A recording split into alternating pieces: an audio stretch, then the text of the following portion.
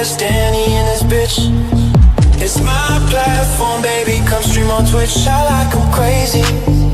Yeah, Danny fucking rich, girls don't be lazy. Put some energy in that clip. Go buy a hot tub, strip down, shawty lose the fit. And Danny's 60, but still wants some off that drip. Don't worry about safety, Twitch con, young, wild and free. These baddies chase me, but don't bring security.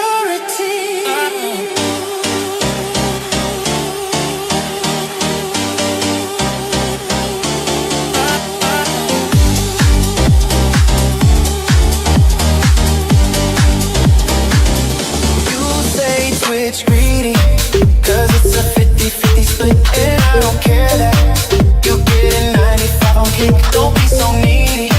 Yeah, this is Gucci coming hit. If you're not happy, you can always leave it quick. Cause we got baddies, that's the most important bit. Come round and blow off. Yeah, right here, it's live on Twitch. It's the softcore side. We got the girlies getting lit. Take all your clothes off. Get down and flash your tits.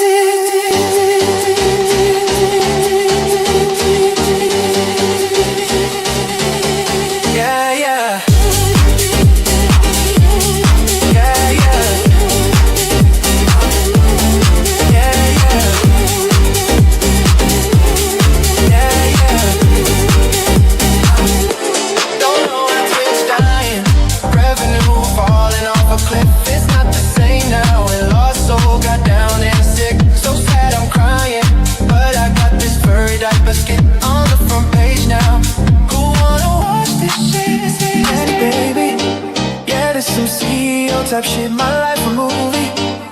TwitchCon, what's off the grid? I'ma watch some streams now.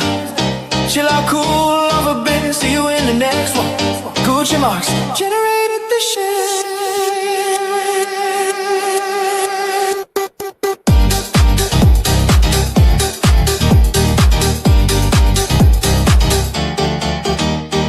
The company store, the paradigm of absolute control.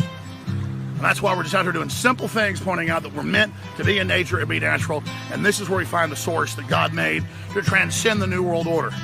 And that's why they want to try to keep us out of it. I'm angry. I've had enough of these people. They're a bunch of Christian murderers, scum. They're on giant death factories, keeping babies alive and selling their body parts. What more do you need to know about these people? I go out and face these scum. They literally crawl out from under rocks. They have green looking skin and they run around screaming, we love Satan, we wanna eat babies. I have them on video. Hillary's in the creepy weird sick stuff, man. She sleeps in the same room with that creepy weirdo woman whose mother wears a hood over her head. What the hell? That woman number one is ugly. Imagine how bad she smells, man. I'm told her and Obama just stink. Obama and Hillary both smell like sulfur.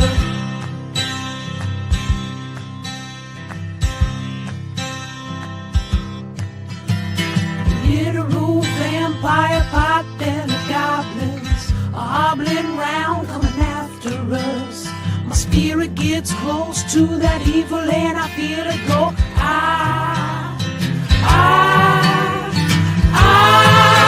We're such self-centered crap. We don't even notice hell itself rising up against us. Millions of pointed people of the very worst type, and I'm so pissed.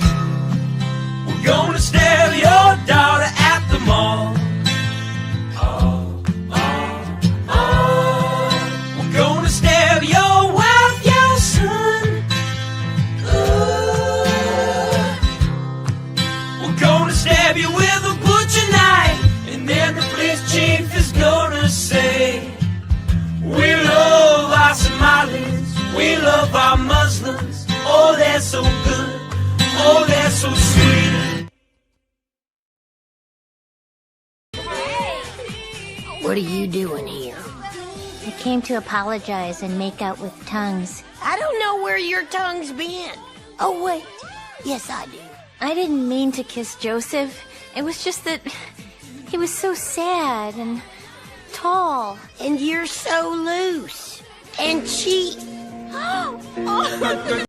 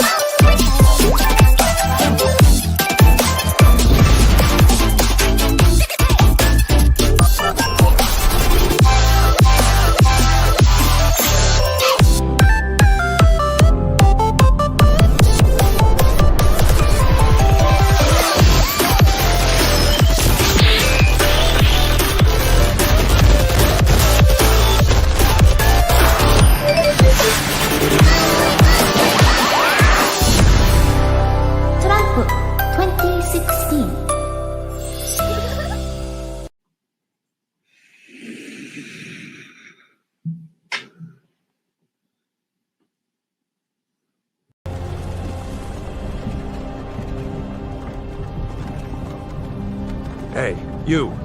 You're finally woke.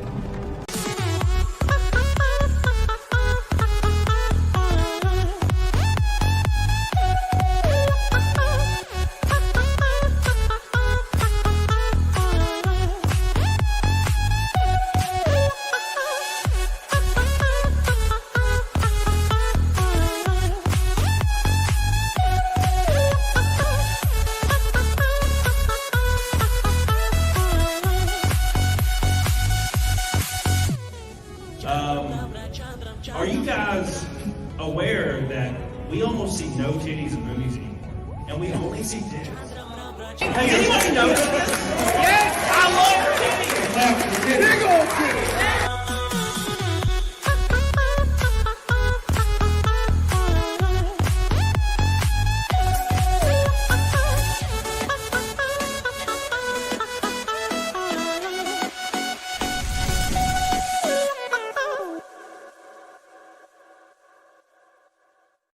What's up, you big old bitches? Hope you guys are doing well on this illustrious Monday. We're going to have some fun tonight and talk about some really interesting stuff that's going on right now that an entire portion of X seems to not understand. I mean, even South Park did an episode about this. And it's been pretty interesting to see. But it's also kind of like the same thing as a lot of people don't understand hypotheticals or per capita. So it's kind of like something like that. We're going to get into that. It's going to be fun. And then we're going to talk about some Xbox stuff. And it's kind of obvious what's going on, to be fair, with the Xbox thing. I held the opinion that Xbox has been dead since 2015 or 2014. Apparently, some people were really hanging on there. So we're going to talk about the Xbox strategy in killing their own brand. So it's going to be very interesting. I hope you guys enjoy it. And we're going to get right into that shit. So make sure you guys are excited. Appreciate you guys joining and whatnot and all that good jazz. So let's get into it and let's party. Let's party, man. It'll be fun. All right. So if you guys don't know about the BAFTAs is what they're called. I don't know what it means. I could give two shits about celebrities or their opinions or anything going on with how they think or how they feel. And the least thing I care about is their political opinions. I've never cared about a celebrity's political opinion at all. So yeah, I don't care about any of that. So the BAFTAs is another award show, of course, where celebrities lick each other's assholes. And this time they brought someone on that was an advocate for Tourette's awareness. Now, the celebrities were flabbergasted when they realized what Tourette's is, which Tourette's is uncontrollable tics, right? So when you have Tourette's, it usually means that you can't control what you're going to say. Usually it's something that's extremely, extremely offensive. And it's usually something that's the most offensive thing to whatever like demographic or people are around you, right? So if there's like a gay guy around you, if you have Tourette's, you're probably gonna be screaming an F slur, right? That's how Tourette's works. It doesn't just focus on certain words. It's specific words for specific situations. That's how Tourette's works. But of course, everybody online thinks that this guy's racist because he said the N-word whilst having Tourette's, claiming that the only reason he said the N-word is because he's racist. Otherwise, it wouldn't be in his vocabulary, which doesn't really make much sense, right? Because you know what I'm saying? Like, it doesn't make much sense. How the N-word is in everybody's vocabulary, right? The N-word's in every single person's vocabulary, regardless or not if they say it or utilize it. They know it exists. Therefore, if you have Tourette's, that shit's coming out, right? That's the whole point. So let's get right into it. And I'm going to pull up some stuff about Jamie Foxx, man. It's been wild as hell to see this shit. What's up, Matt Sicilian? How you doing, dude? So Jamie Foxx claimed that this guy at the BAFTAs meant what he said. He was 100% intentionally being racist, you know, regardless of what Tourette's actually is. Now, obviously, I can't play the clip because he's going to say the N-word over and over. And I don't think YouTube gives two fucks about, you know, I don't think they care. I don't think they care at all about that. So at any rate, we're going to pull that up real quick. And it's like this guy, his name's John Davidson, I think. All right. And of course, I don't like to refer to this side of Twitter as Black Twitter, but it's a thing. Like, you know, there's different sects and different demographics of Twitter that exist. And there's one of them called Black Twitter. I mean, it's unironic. I mean, it's just a thing. There's nothing wrong with that. But they are all in unison saying that Tourette's doesn't mean you can use the N-word. And I'm like, that's exactly what Tourette's means. Now, whether or not you like it is one thing, right? But that has nothing to do with anything. You know what I'm saying? A Dragon Defender says, so many mods. Yes, no one watches my channel anymore except for my mods. I don't know really what happened with the algorithm, but I don't really pay attention to it anymore. It's very strange, but that's just where we're at now. I looked at a stream from last November, and it had 158,000 impressions. My stream from 5 days ago had 8. So yeah, those days are done, brother. But at any rate, so everybody's mad, and they're calling this guy racist, even though he has Tourette's. And everybody's calling on him to apologize. Celebrities are calling on him to apologize. But he actually did release a statement about that. So let's check out the statement of John Davidson, which is a very basic name. Billy Hatcher says, where's PDH? Yeah, we're moving on from that. It's not helping or hurting anything. And it's too much stress for her to be streaming 4 times a week with me, plus working 50 hours a week at her job. So no point in that. All right, let's see. This is about what it's like. See, this is why I need to bookmark stuff. I think I did actually bookmark some stuff. Yeah. This is a good one. This is so silly. All right. Check this out. What's up, Rage? How you doing? Yeah, Dragon Defenders, how it works. All right. Okay. So let's see. I mean, look, Billy, I mean, it's one of those things where if you get like 1 like during a 5-minute intro, like you're it's not going to increase recommendations. So it doesn't really matter what you do or who's on or how it plays out, right? It will probably eventually get to where it's like 25 viewers and it's all mods in like a month or 2, and then that'll be it. Let's see. So John Davidson released a statement today about this, and luckily he didn't apologize, because why would you apologize, right? That makes no damn sense. But here's his statement right here. Beep, beep, beep, beep, beep, beep, boo. That's not the right one. There it is. All right, here's the statement right here. And it's crazy because he was personally invited. You know, he was personally invited, you know. Yeah, Helena, my streams are dead. I'm actually, I'm unironically changing the title of my show to Deadcast, the next show. I meant to do it this show, but I didn't. It doesn't. It sends out almost 0 notifications now, so it's pretty funny. It's funny to. It's kind of funny. I'm in the comedic stage of the dead channel now, not even the sad one. Says John Davidson says he's deeply mortified that anyone thought his involuntary tics were intentional or to carry any meaning. Full statement says, I wanted to thank BAFTA and everyone involved in the awards last night for their support and understanding and inviting me to attend the broadcast. I appreciated the announcement to the auditorium in advance of the recording, warning everyone that my tics are involuntary and are not a reflection of my personal beliefs. Now, in my opinion, what I think happened is celebrities got in their feels and probably thought they had to say something, so they had to all like act, what's the word? Act appalled, you know? Because what else can they do, right? They have to act appalled and then try to score some, some points or some social media points, right? To basically ensure that they get more work. It kind of reminds me of this right here. This is what celebrities do when they actually run into a person of color or somebody that has a disability in real life. Because, right, keep in mind that celebrities, all they do is advocate for homeless, advocate for poor, advocate for other races. And then as soon as they come in contact with one, they do this, right?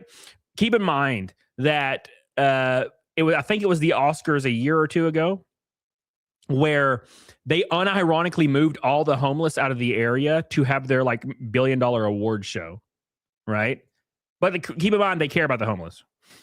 They care about the homeless, although they put billions of dollars into homeless in California, and there's only more homeless now. And suddenly there's 3 companies and 4 individuals that are billionaires now. Very interesting how that all played out. You know what I'm saying? But that's just par for the course for these people. But at any rate, so he says, I was heartened by the round of applause that followed this announcement and felt welcomed and understood in an environment that would normally be impossible for me. In addition to the announcement by Alan Cummings, the BBC and BAFTA, I can only add that I am and have always been deeply mortified if anyone considers my involuntary tics to be intentional or carry any meaning. I was in attendance to celebrate the film of my life, I swear, which more than any other film or documentary explains the origins, conditions, traits, and manifestations of Tourette syndrome. I've spent my life trying to support and empower the Tourette's community and teach empathy, kindness, and understanding from others, and I'll continue to do so. I chose to leave the auditorium early in the ceremony as I was aware of the distress my tics were causing. You know what's really interesting about this whole thing? The fact of the matter is, this guy's like, he was at the award ceremony because a movie was done about his life. And he has to leave because the people that did the movie about his life don't understand what Tourette's is, even though they did a whole fucking movie on it with millions of dollars in funding. Isn't that freaking insane? Isn't that absolutely batshit insane? That's wild, man. Absolutely wild. Thank you, Renee. I appreciate you. He says, it's funny. I got I received notifications from Kick and Rumble, but not YouTube. Yep. But no one watches on Kick and Rumble either, so it doesn't really matter. Thank you. I appreciate you, Renee. I love you, buddy. Thank you for coming in strong with the first super chat of the night. Appreciate that. All right. Boop, boop, boop, boo. It's disgusting. Yeah, it's disgusting, but they don't give a shit. It's never been about any of these things. Look at this guy right here. He says, I'm reading this statement and not seeing any form of apology in here. He doesn't need to apologize. Do people in wheelchairs need to apologize? They can't use the stairs, right? Do people with Down syndrome have to apologize that they have Down syndrome? Do people that are blind have to apologize because they can't see or read, like from sight, or can't drive? Like, this is absolute asinine behavior from a pretty much basically retarded part of Twitter and social media. You know what I'm saying? But did he apologize? Literally nothing but retarded people. How is he going to apologize? How can you apologize for something you can't control? If you're worried that he's going to have tics and he lets you know beforehand he's going to have tics, then what are you doing? Right? If he lets you know beforehand, hey, I'm going to say some shit, and now they're acting like retards about it, this is their fault. And it's unfortunate that half of Twitter literally has subhuman IQ and they don't know how to fucking read into this shit. You know what I'm saying? What's up, Robbie? What's up, Shalifi? They should apologize to him. Yeah, BAFTA should apologize to him 100% because now he's getting destroyed online because they voluntarily put him in front of a bunch of people. Right?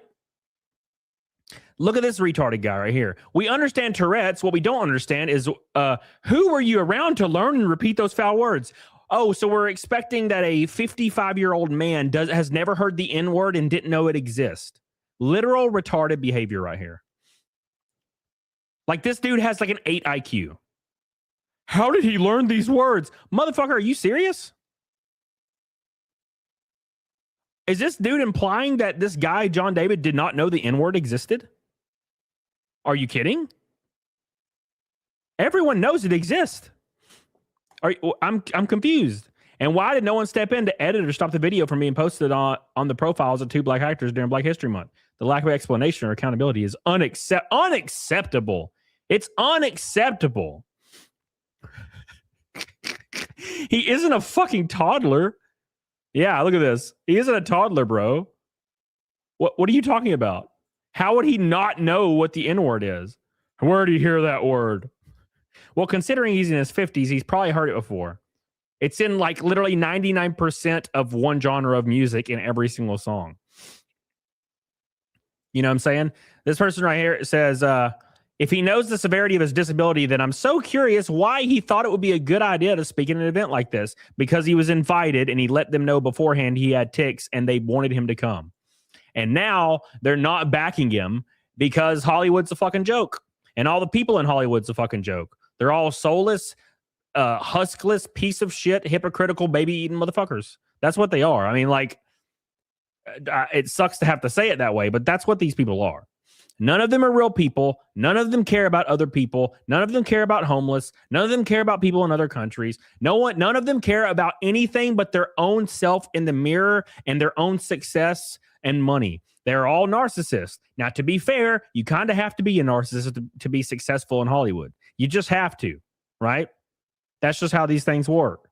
So you got to expect these people to be like this. But for people to unironically take them serious, you're also part of the low IQ crew, in my opinion. If you take shit like this seriously, you're low IQ. Because, like, everybody commenting is people that don't know what Tourette's is. They don't know what Tourette's is. None of them do. They're like, well, why did he say that word? Because he has Tourette's. Do you not know what Tourette's is? You know what I'm saying? So, anyways, let's keep scrolling here. Look at this guy right here. This is crazy. This is going to be insane. Insane. Make sure you guys like the stream. Get the hell on it, doggone it. I know a lot of you forget because you're a bunch of bitches. Go ahead and like that stream for your boy. Helps out a lot. All right. Thank you, Renee. I appreciate you, brother. It finally popped up. Thank you, man. All right. Where am I? Where'd I go? Here you go. Check this out right here. This says, if I had Tourette's, my tics would be shouting trans rights, vote, and Black Lives Matter because I'm a good person. Yeah, see, you don't know what Tourette's is. You have no idea what Tourette's is. You would be saying the N-word and the F slur 24/7 if you had Tourette's. Because what words mortify you the most? Okay? What words mortify Ainzu the most? Probably those words. Therefore, that's what you'd be saying. You don't say things you like to say. That makes no damn sense. It says coprolalia is an involuntary symptom that doesn't affect a person's beliefs. Paradoxically, the more inappropriate they consider a word to be, the more likely the brain is to trigger it as a tic. The OP's post propagates harmful ableist misconceptions. Shocking, right? Absolutely shocking. We got a retard that think that Tourette's means they just shout things they like to say. Absolutely dumbass behavior. It's wild to see, in my opinion. But that's just where we're at, man. That's where we're at in life. You got absolutely dumb people that have no idea what Tourette's is. And now they're angry because it just so happens, just because the N-word is bad doesn't mean Tourette's cares. Tourette's is involuntary.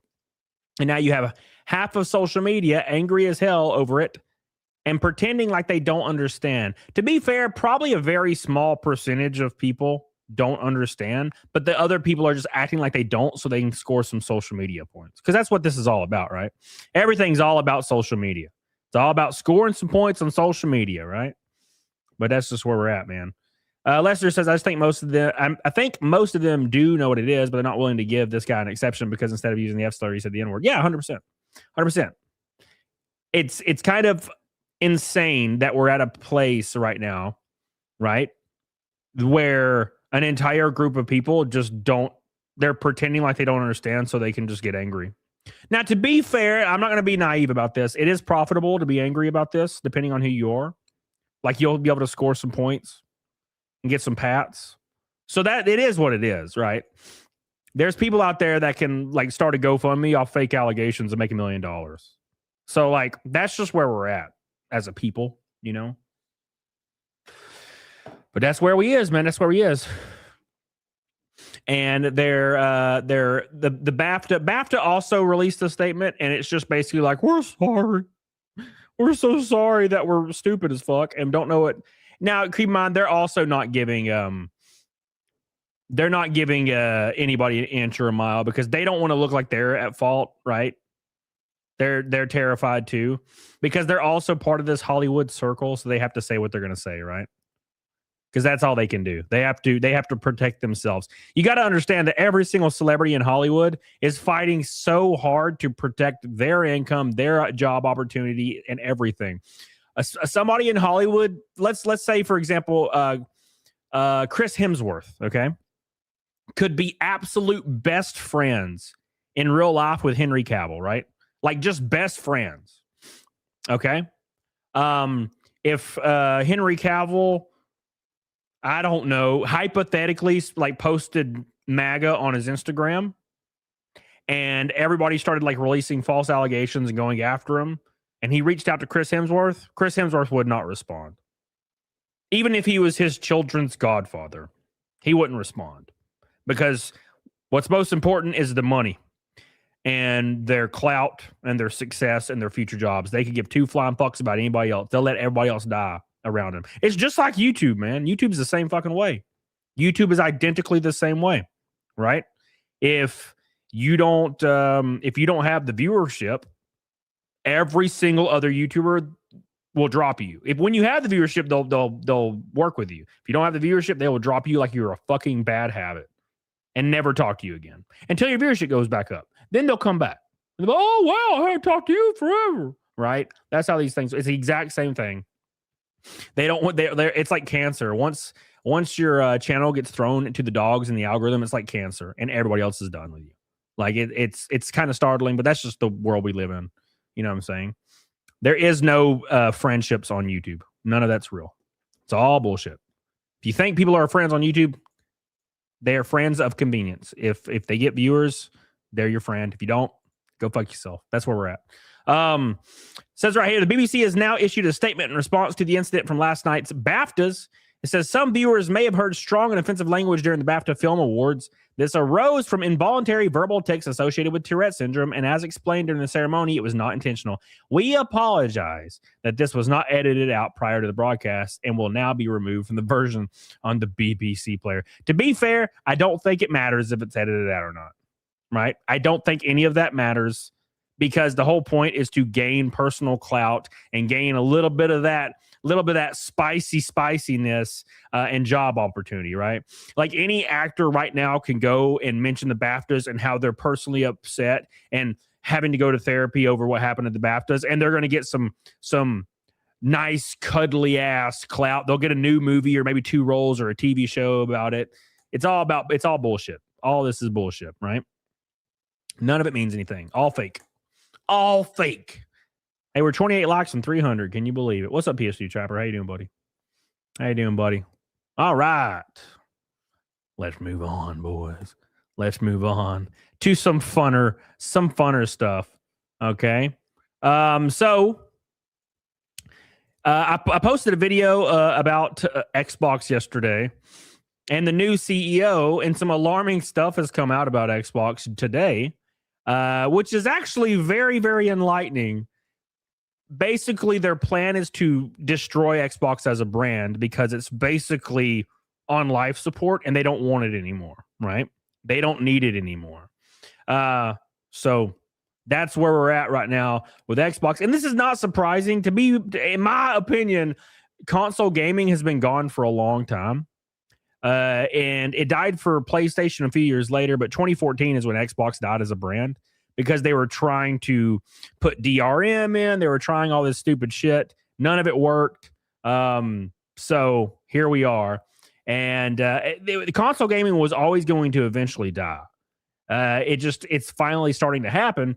And Microsoft's been on the train for a long time. So it looks like they're intentionally getting rid of Xbox. And that's the point of their new CEO. Thank you, Ones, for the gift of membership. I appreciate you, brother.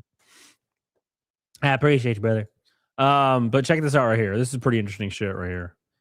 It says the Xbox will be sunsetted under the new CEO. Original Xbox co-founder and console designer Seamus Blackley expects Xbox, like a lot of businesses that aren't the core AI business, is being sunsetted. They don't say that, but that's what's happening. I expect that the new CEO, Asha Sharma, her job is going to be as a palliative care doctor who slides Xbox gently into that night. Rest in peace.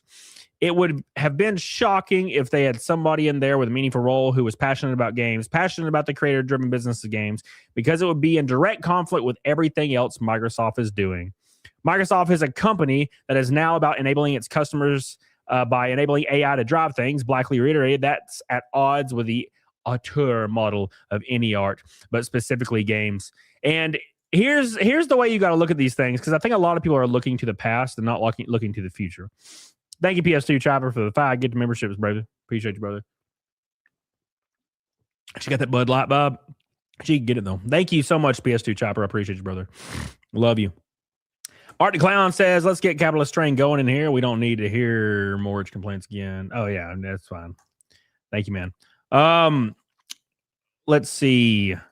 So here's the idea around this whole sunsetting thing. There is no reality. There is no reality, okay, where consoles or games or software or hardware or anything to that nature in the next 3 years isn't going to be utilizing AI 99% in everything they do.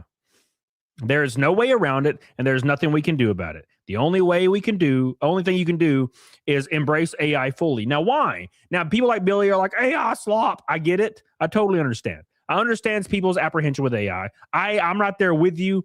I understand the usefulness in tools for AI, right? I understand why AI can be useful. I use AI in editing.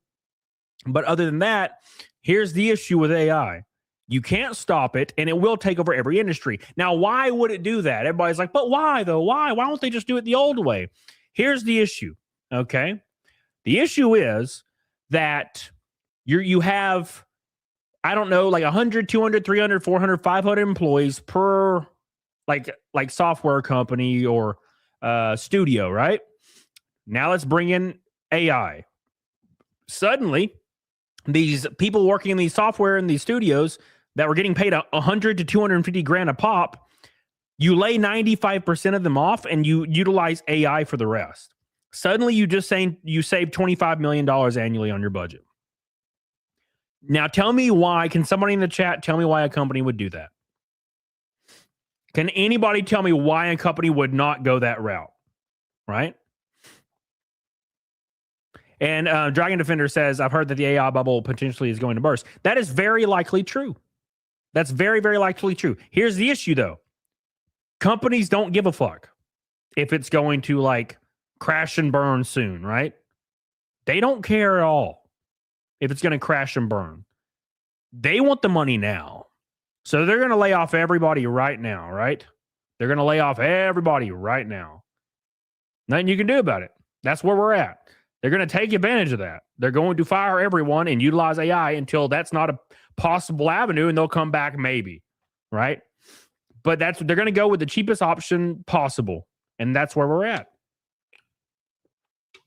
utilizing AI entirely. You know what I'm saying? Keep in mind we're 20 likes from 100. Damn, almost an hour in. That is definitely a record. This is a record. This whole stream's a record. We're killing it. All right. But it looks like Xbox is down bad and it's over. And I'm not shocked. And there's been a lot of startling things coming out about the old president of Microsoft, right? And how she was apparently having an affair with Phil Spencer, which is the craziest shit I've ever seen in my life. And now they're throwing her under the bus for everything. It's getting very, very spooky over at Xbox. What's up, Charitard? How you doing, brother? OpenAI had a major hack today. I'm not shocked.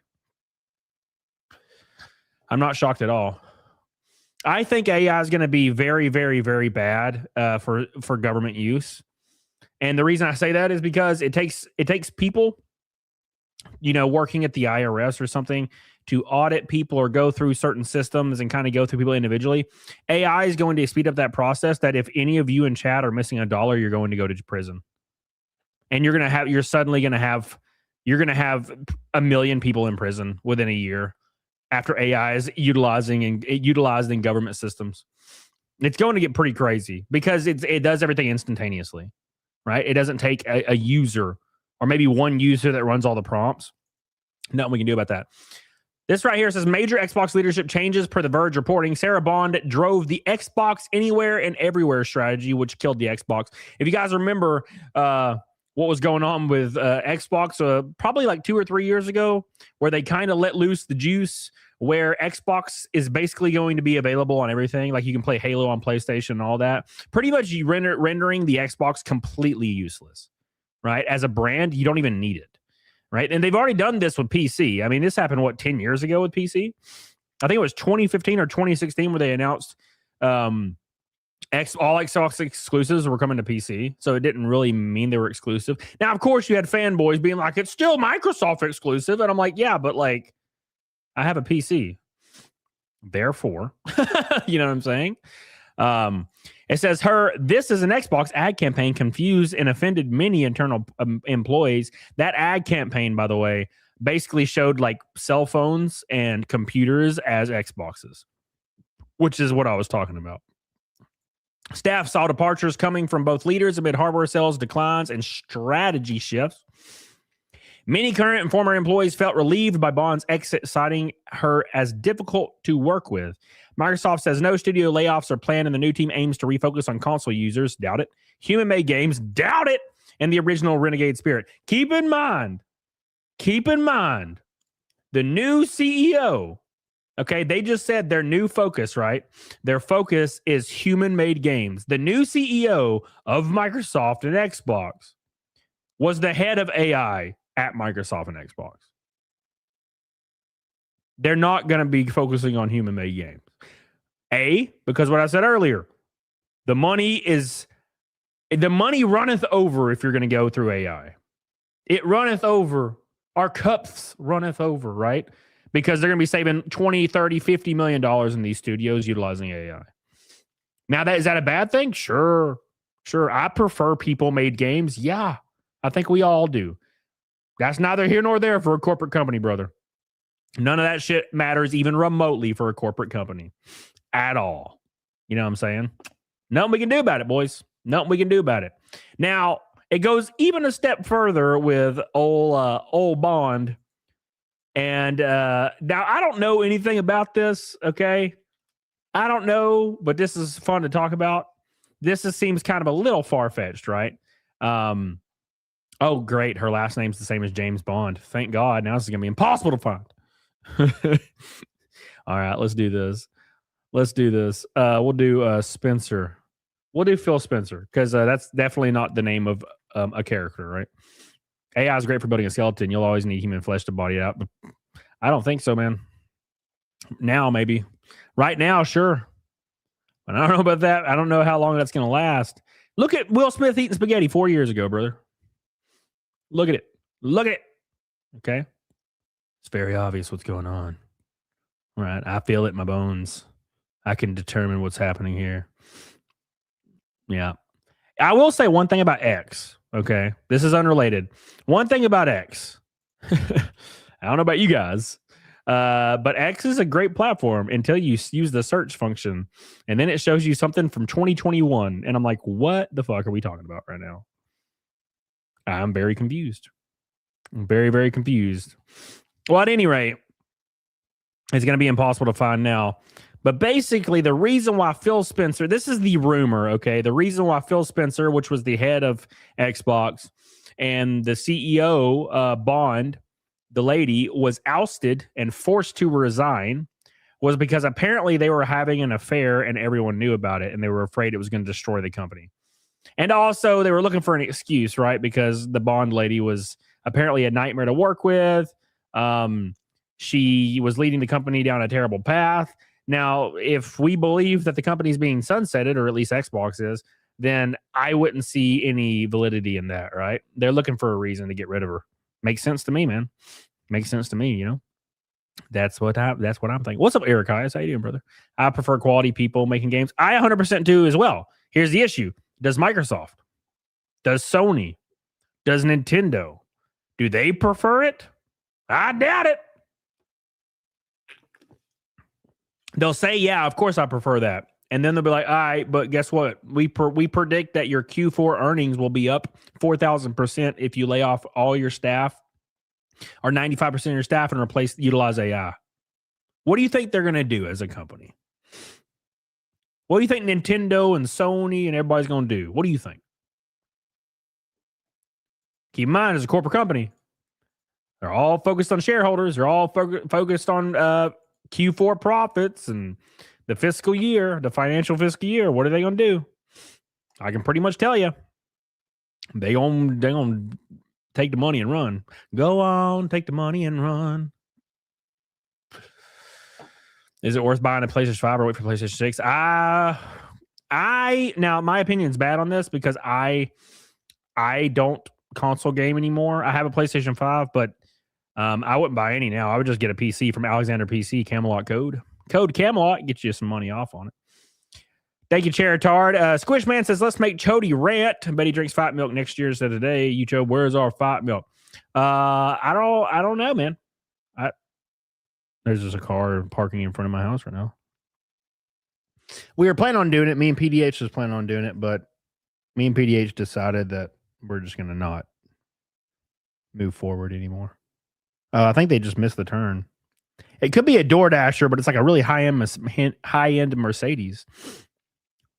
Maybe you would DoorDash with a high-end Mercedes. I don't know. Maybe you would. Shit. Thank you, Squish. I appreciate you. We're getting close to PS6. The PS6, in my opinion, if I was Sony,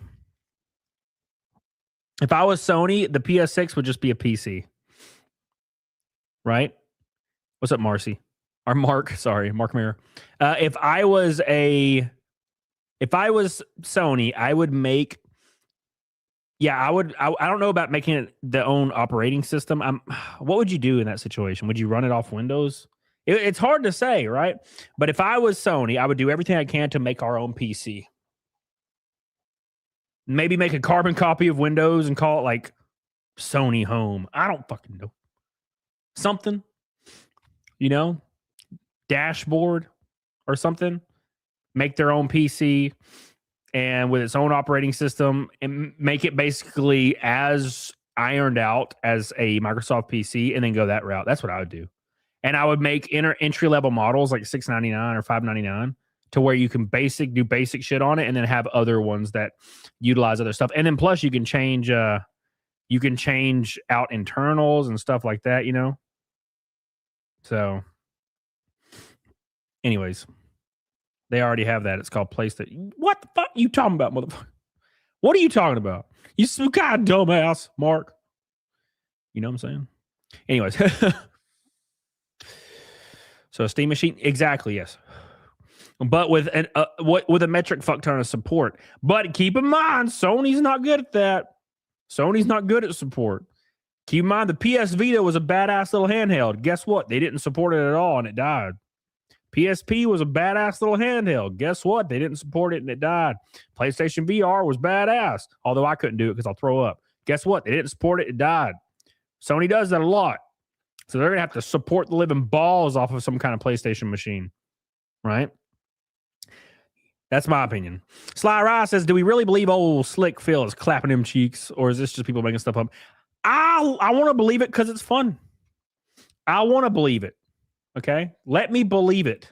I want to believe. I want to believe. Let me believe. It's fun to believe. Who cares? Like, you know what I'm saying? It's like executives for a company. Who gives a fuck? Let me believe. I don't care. Right? I don't care. Bring back the 3D TV. Yeah, dude. The 3D TV, gross. I'm so glad 3D died so fast. 3D was the dumbest shit in the world. You know, like, look, I understand that some movies did utilize it. They did try. You know, they did their due diligence. Okay? I totally get it. But 99% of movies threw a 3D filter over their movie and released it for like $25 in theaters. And everybody's like, why the fuck would I pay for this? You know what I'm saying? Why would I pay for this? I don't understand. Okay. But that's just me. 3D was lame. Just got here. What's left code for DSP? Yes, sir. What's up, None of Your Business? How you doing? What's up, Chase? How you doing? How you doing? Nintendo will be the only console that remains. I think Sony will. I don't know what they're going to do with the PlayStation 6, and there's a huge market for it. I mean, look how many units the PlayStation 5 sold. There's a huge market for it. I don't know what's going to happen, but my thought process is Sony will make a PC machine for the PlayStation 6 that does more, that you can have a browser on, even though they all have browsers. I get it, but where they have like it operates like Windows, so it will replace your PC. That is the only move forward for longevity, in my opinion. The only move forward. So we'll see. But they might just release another console. And to be fair, it'll sell a few million units, but I don't think it's going to matter, you know. The Verge report says the pivot away from consoles led by Bond under Spencer's direction hasn't gone well for Xbox. The strategy has been failing internally and been questioned multiple times.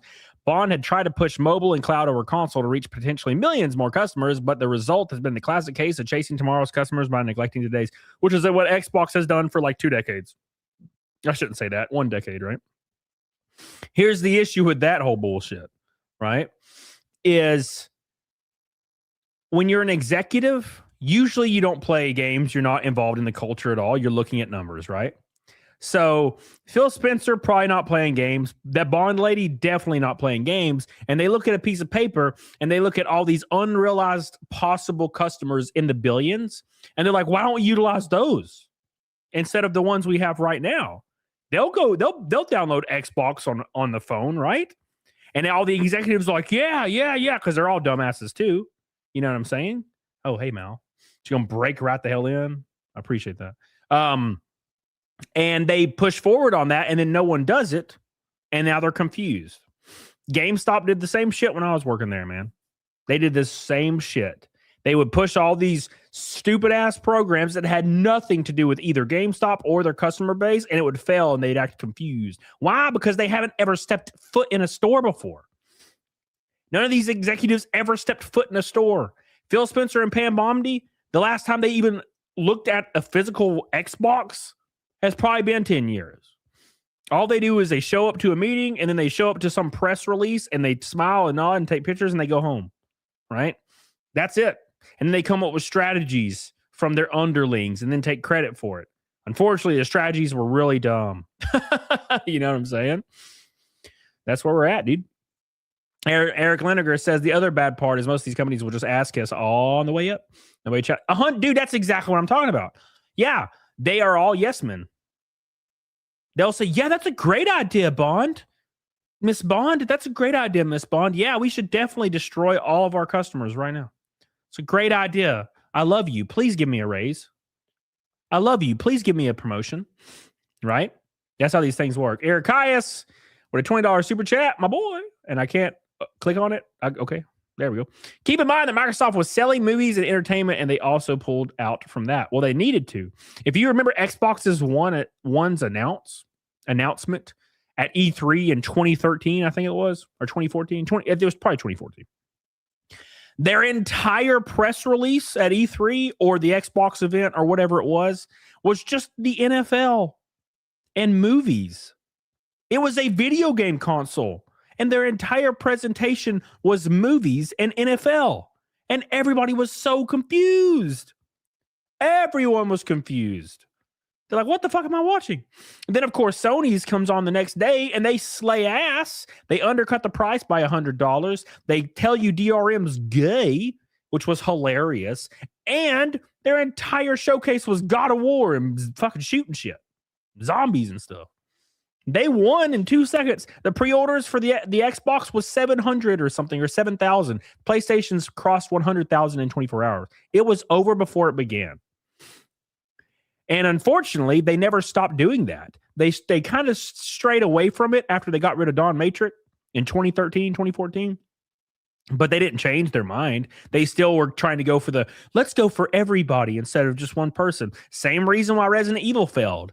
And the fact that Resident Evil came back and survived blows my mind.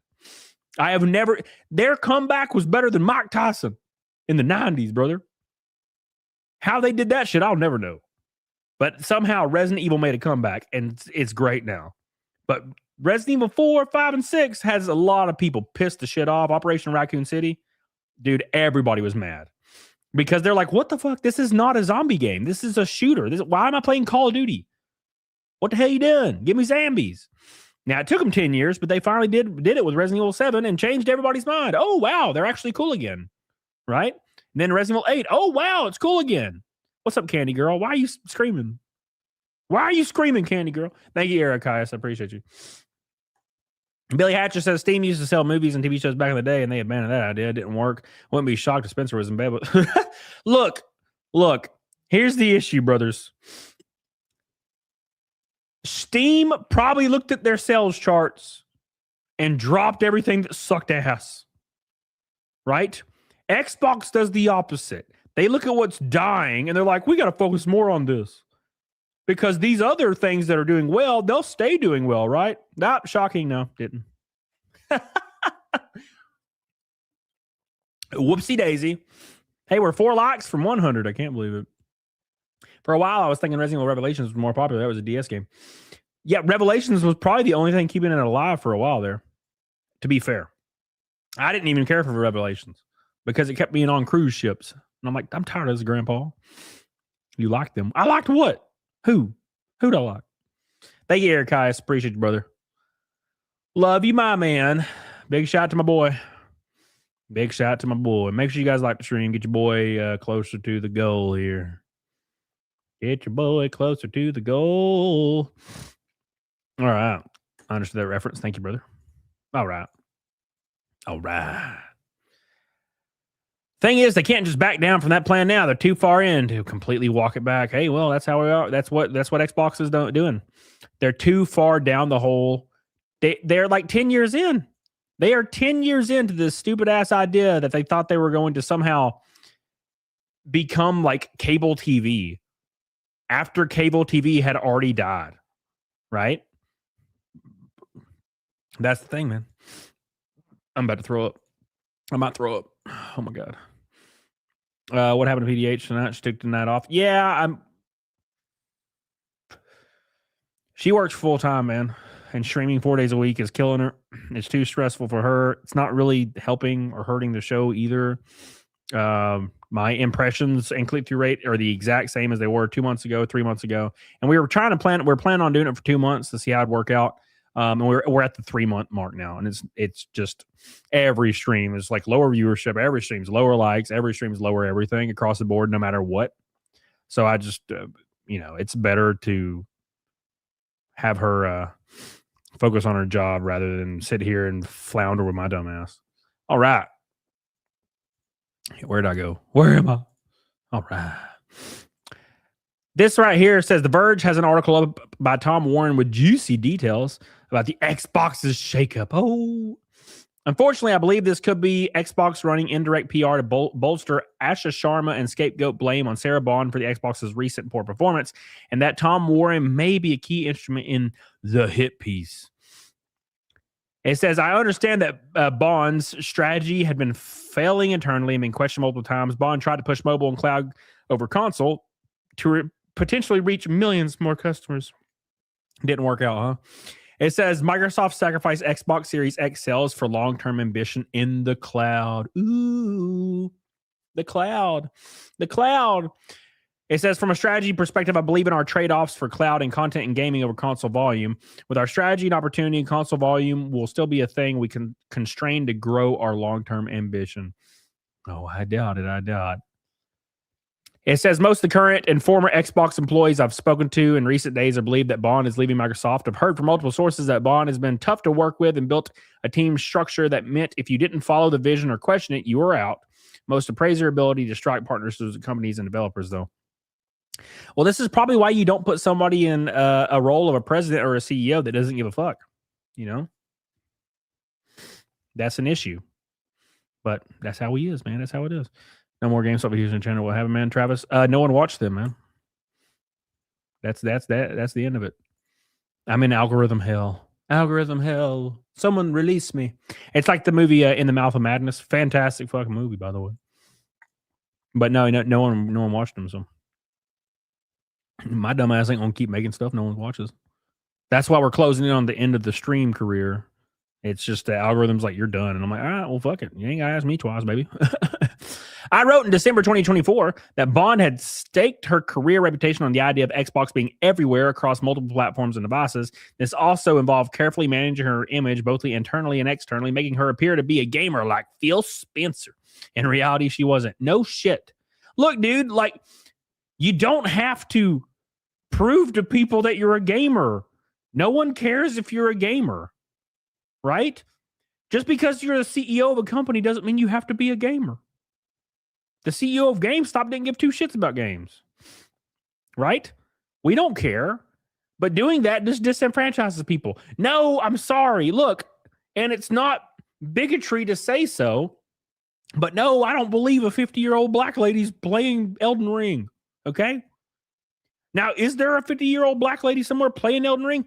Yeah, but not many. And so, no, I don't expect the CEO of a company that works 100 hours a week is playing Elden Ring, especially not a 50-year-old black lady. Not even a 50-year-old white dude that's the CEO. I would think he was playing any games, right? Because you're in a high-stress position, right? But even less likely for an older lady to be doing it. You know, when's the last time you saw an older lady playing a video game? Other than the Skyrim grandma. It doesn't happen. You know what I'm saying? So, of course not. You don't have to lie to people. You don't have to lie. No one cares. M. Demo says, I'm a useless piece of shit. My life has no meaning. I pray daily. God dispatches me no redeeming qualities. Dude, I agree with that shit. Me too, man. Me too, M. Demo. Me too. I pray daily. Thank you, M. Demo. I appreciate you. I disagree. I love you. I think you're beautiful. Even though you don't like chickens. Chair Tar says Bond is her government name. Her real surname is Bafanda. What the hell does that mean? Thank you, man. I appreciate you. I know older women who play Pokemon Go and Candy Crush. Yeah, well, yeah. That's one of those hey fellow children things where it's like, I also am a gamer. It's like, oh, what do you play? Pokemon Go. I don't think you know what that word means. You know? No. I don't think so. Not into it. Not into it. I don't care. I don't believe you. I don't believe you. Oh my God. Thank you, Charitard. Thank you, M. Demo. I appreciate you, brother. All right.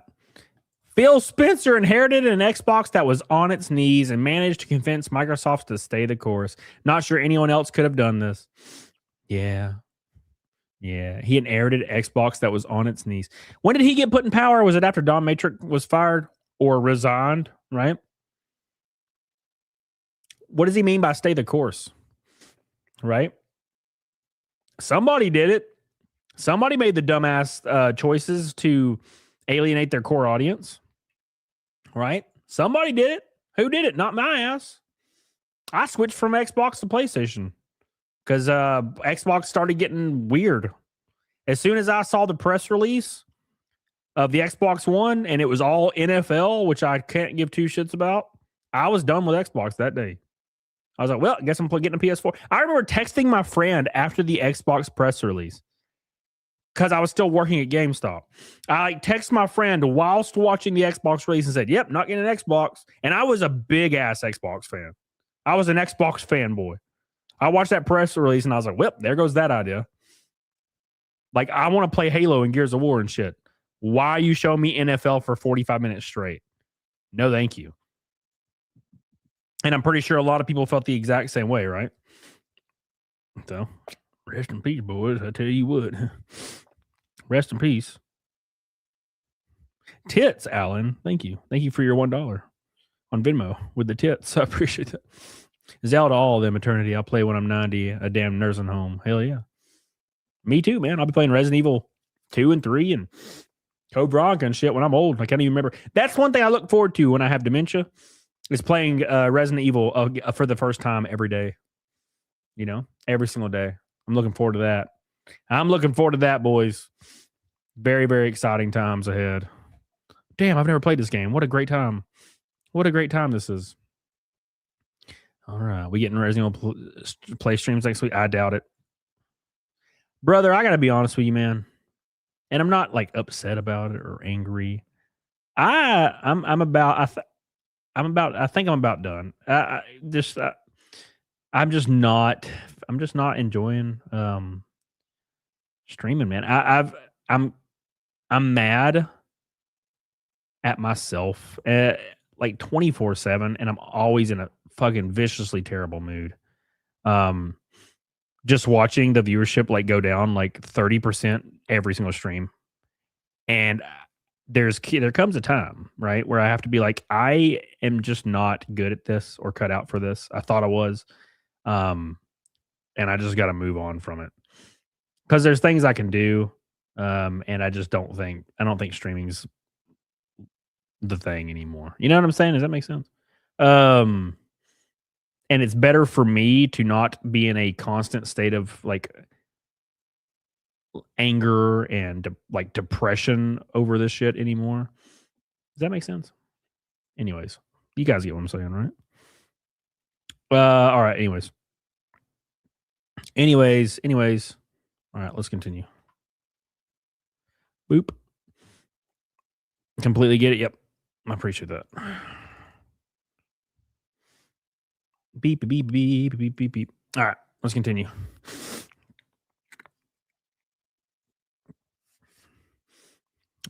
What's up, Saul? Well, I appreciate you, brother.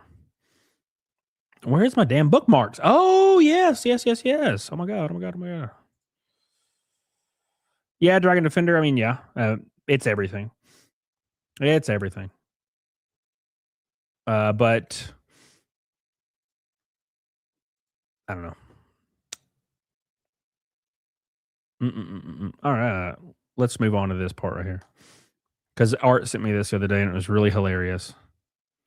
It says a 21-year-old man has ignited a heated online debate after saying he refuses to work because he was born without his consent. He thinks he's such an edgelord. Look at him. He argues that since he never chose to enter this world, his parents are responsible for supporting him financially for as long as necessary. According to him, expecting someone to work for a life they did not choose is unfair. The statement has drawn millions of reactions, with critics calling the view irresponsible and supporters framing it as a philosophical critique of modern workers. This is literally just a 14-year-old kid that thought he had a very, very enlightening moment when in actuality he's just being a 14-year-old kid that is saying the same thing that 14-year-old kids have always said. I didn't agree to be born. It's just cringe edgelord shit that's being postured as some kind of philosophical awakening. Every one of us in chat has said this. I didn't agree to be born. Every one of us. Every single one of us has said this. I didn't agree to be born. Right? We all have. But he's like, oh, it's an epiphany. And like people are unironically saying it's an epiphany. Absolute retardation. Absolute retardation. I've always said this. I never asked to be born to work my ass off. That's an old lady saying that shit. Damn, brother. Actually, he did give consent to be born. He chose his parents as part of his soul contract. Everyone does this. So his claim that he doesn't consent is a lie. Ooh. He consented to Jesus. Never ceases to amaze me what this younger generation will come up with. Parents coddled kids like this way too much instead of doing their job as parents. Yeah, my dad would have just beat my ass, you know? Look, dude, when I was growing up, my dad went and forged an application for Piggly Wiggly and made me work. Right? He forged an application and made me work. And so I did. I worked and it sucked. Right? And if I told my dad I didn't consent to being born, my dad would have just beat my ass with a belt. Then I'd been like, never mind, I consent. Right? But I don't know if it's the current generation, but the current generation is like a very, very soft, like they raise their children extremely soft. You know what I'm saying? Like a 2-year-old will throw something or slap somebody's leg and they're like, we do not hit. We do not hit. Okay. That is wrong. That is morally unjust to strike another human being. And the 2-year-old's like, dirt. Like, these people are unironically saying this shit to a 2-year-old. When in actuality, you need to slap him on his little cheeky. Because what does he realize? What does a 2-year-old realize? Me doing a slappy gets me a slappy, right? We can comprehend this. The kid can't comprehend the moral philosophy behind striking another human being. It's dumb as shit. Slap him. Slap little boy. You know? Eric Ios, when an orange boy says, I kept living out of spite towards people that told me to drop dead. Fuck these weak-minded idiots. Oh, man, I'm there. That's been me for a while, dude. That's been me for a long time. They're starting to win. Everybody, every ounce of negativity has been slowly chipping away at me for like a year. It's been rough. Thank you, Eric Ios. I appreciate you. I love you, Eric Ios. Big shout out to Eric Ios for his orange boy. I appreciate you, man. Still throwing down on the dead stream. We got a true blue in here. Appreciate you, brother. Alex Kane says the Alpha generation more like beta. Yeah, dude, I agree with that shit. Yeah, that's my grandma beat me. My dad beat me. My mom didn't beat me, but my dad beat the living piss out of me. And I think for good reason, because I was kind of a shitty little kid, right? I'm a shitty little kid. Now, to be fair, this guy could 100% go to Canada and get on MAID and be put to death voluntarily, right? I mean, doesn't that make sense?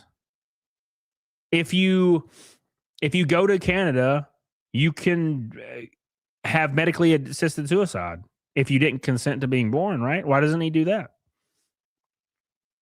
House of Ragnar says, Skull, good folk. Skull. Thank you, House of Ragnar. I appreciate you, brother. Thank you, man.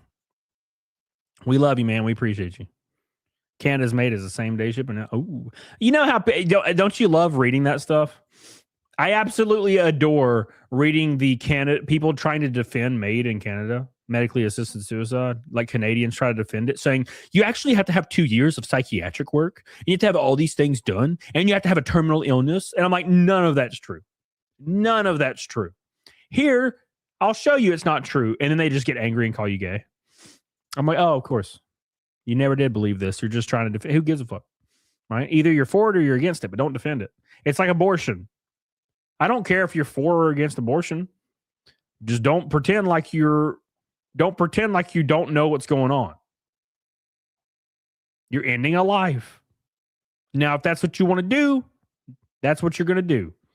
But don't be like, well, technically, it only has 23.8 cells, and the egg is currently in this pre-stage of 3.66 weeks. So technically, the mother, you don't do all that shit. You're in and alive. Who cares?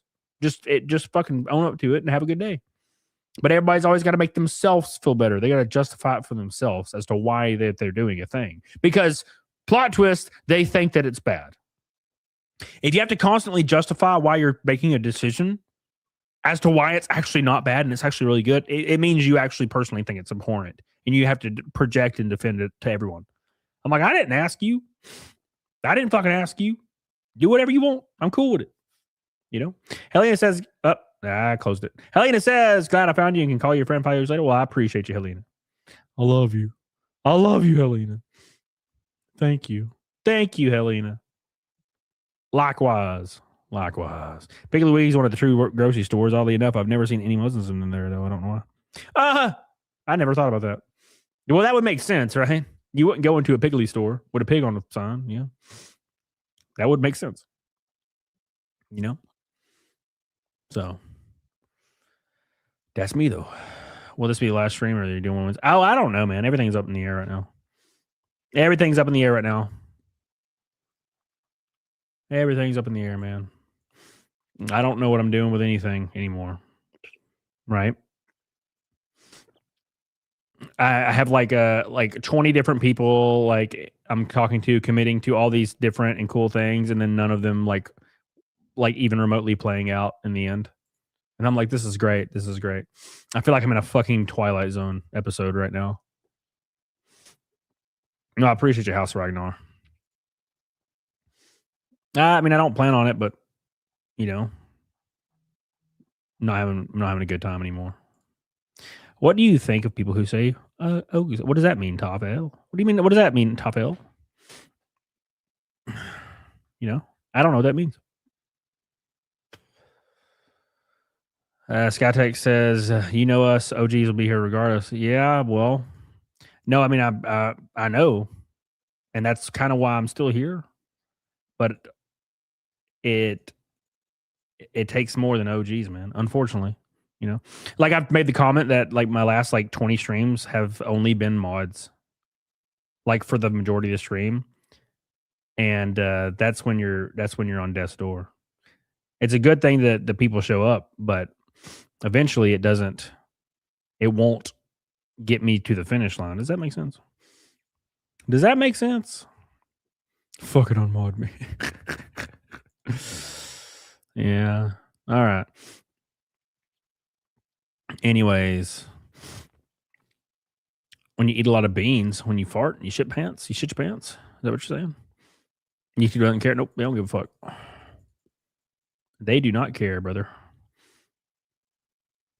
You're chopped liver. Yeah, you're damn chopped liver.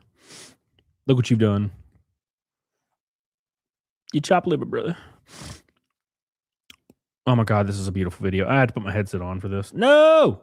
Hold on. I think you actually recommended your channel. I'm pretty sure it was a GameStop video. Oh, yeah. YouTube used to recommend me, but that ended like a year ago. Amateur! What's up, brother?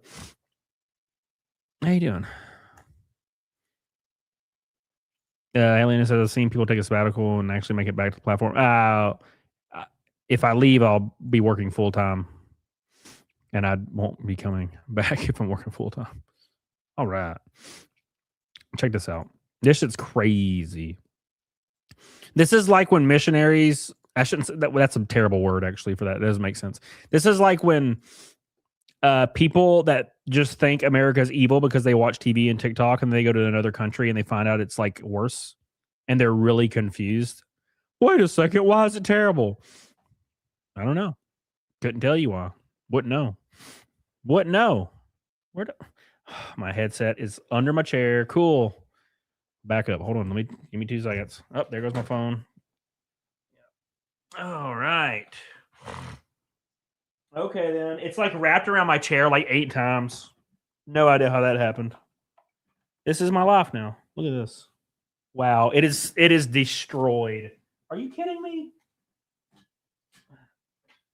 Oh my God.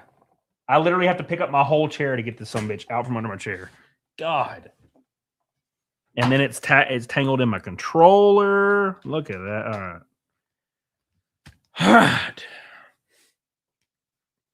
Okay. Now let's try. Okay. Check this out right here. Hey, look, it's muted. That's cool. Oh. I'm a scholar of the far right who has fled the United States to Canada, and I need help.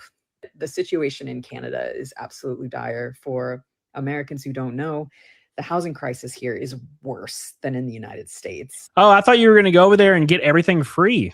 That's what it says on TV, right? Just go to Canada, you get free food, free housing, and free healthcare, right? Right? Wait a second. The cost of living is like 5 times higher there? Who would have thought that? The TV said opposite, though, everybody. The TV said I was gonna get free everything. That's so weird. What happened? I lived in LA for 6 years, and I have not faced rent as bad as here. I'm so shocked. Live in LA and move to another high cost of living place. This is the thing people do. Instead of Googling what's the lowest cost of living state in America, they don't even Google it. They're just like, I saw a TikTok that said I should move to British Columbia, so that's where I moved. It's like, you can Google this stuff, right? Right now I can Google lowest cost of living states. Mississippi, West Virginia, Arkansas, Oklahoma, Alabama. Mississippi being the lowest cost of living state, right? Oh, but I can't move there because evil MAGA, right? Evil MAGA is in Alabama, right? And Mississippi, right? That's what I saw on TV, right? It's a red state. Therefore, everybody hates me, right? I've had people unironically text me and be like, man, I would love to move to Alabama. And I'm like, well, do it. And they're like, but isn't it really racist in Alabama? And I'm like, no, it's not actually. Actually, we have one of the most diverse states in the fucking union, right? But you wouldn't know that because you just heard it on TV. You didn't actually research it at all for yourself, right? Now, unfortunately, when these people do go to those states, they vote to increase taxes on everybody because that's what they are used to. Because they're the same type of people that gets really angry when Kash Patel or President Trump or anybody in any kind of right political seat, they get really, really angry if they fly to an event and they're like, wow, he's flying to this event on our taxpayer dollars. He's using our taxpayer dollars to fly to this event. And all they talk about is all this corruption around their taxpayer dollars and conservative politicians wasting their taxpayer dollars. And then they move somewhere and vote to increase taxes again because they literally can't even think further than their fucking nose. It's the craziest shit in the world. People on the left and people on the right complain about taxes, right? Guess what? They vote for more taxes. Why? I couldn't tell you. What's the logic? My roads and my schools, everybody. Well, you see, it's my roads and my schools, everybody. It's the roads and the schools, you see. I need to keep my roads and my schools alive, everybody, because that's where our taxes go, especially your federal taxes, right? I mean, don't Google it because, you're going to feel like a dumbass, but just believe it, right? Same thing with your property taxes. It goes to the schools and roads, right? Don't Google it, though, because you're going to feel like you're a dumbass right when you Google it, okay? Completely, just ignore that, okay? Where's your sales tax go? My schools and my roads? Nope, don't Google it, though. Where does your toll roads tax in places like Indiana go? The roads? Nope, don't Google it. It actually goes to the salaries and the housing for the people on the board of the toll roads. But that's fine. 99, probably 98% of your taxes go to the military industrial complex, or they go into the pocket of the people on the boards for every organization that puts these taxes and levies them on you. But let's pay more, right? Because that'll fix our problem. My schools and my roads, right? You'll ironically see 50-year-old men saying my schools and my roads. The shit that I used to say when I was 12 years old. There are people right now repeating the same political opinions I had when I was 12 years old. And I was stupid and had no idea what was happening. And people would be like, why should we pay taxes, Cody? And I'd be like, I don't know, because your schools and roads. Right? And then I turned 16 and did 48 seconds of research. And I was like, oh shit, our taxes don't go to that at all. Right? And then we learn more about fraud, especially with Minnesota and New York and LA, right? And now almost everybody in rural America understands where your taxes is going. It's going to fraud. Guess what? There's still 50-year-old dudes out there. They're like, my schools and my roads. My schools and my roads, boys. Oh, really? You have toll roads? Yeah. What does your toll road taxes go towards? Upkeeping the roads. Wow. Interesting. Why is your roads the lowest rated road in the U.S. as far as quality? Oh, weird. It's almost as if every single state and or territory that has higher taxes on a specific area has the worst performing organization in that specific area. You know where a lot of your taxes, your local taxes go in California? To fight homelessness. Guess what? Homelessness only increases. Why? Because your taxes are going to UBI for these homeless people. They get like a check every month of like $1,000 or more that they can spend on anything. Right? Is that helping homelessness? No. We're at the current state where we look at everything from our perspective, right? What is your perspective, everybody? What is the normal perspective that you would think immediately if you did not know any better? How do we fix homelessness? We just give them money, right? If you were a 9-year-old and somebody said, hey, there's a lot of homeless people, how do we fix it? And you're like, okay, Dad, what does homeless mean? And he's like, it means they don't have a place to live and they don't have any money. So what do you say when you're 9 years old? Well, give them money and give them a house, right? That's what a 9-year-old would say. Well, we have 48, 58, and 68-year-old politicians that repeat the same thing. Because either A, they don't get it, or B, they're expecting us to believe that just throwing money at them makes them somehow not homeless anymore. Right? You know how many individualistic social experiments exist where people give $10,000 to $100,000 to homeless people and they document it and the homeless person is bankrupt within 7 days? And then they ask them, they interview them about it. Why did you give away all this money? Why did you spend it? Guess what they say? Because I prefer it on the streets. I prefer life on the streets. So many of these people choose this. And our dumbasses, because we try to do better and make money and have a place to live. We try this. People that are not homeless, we're paying our rent, we're paying our mortgages, we're trying to do the right thing, or what we perceive as the right thing to keep going in life. They don't have that perspective. They don't believe that. So if you throw money at them, they will take all their bros to a strip club and spend 20 grand in one day. Because they're like, this is useless to me. This is just paper. And I get to go to a strip club for a day. Right? That's what happens.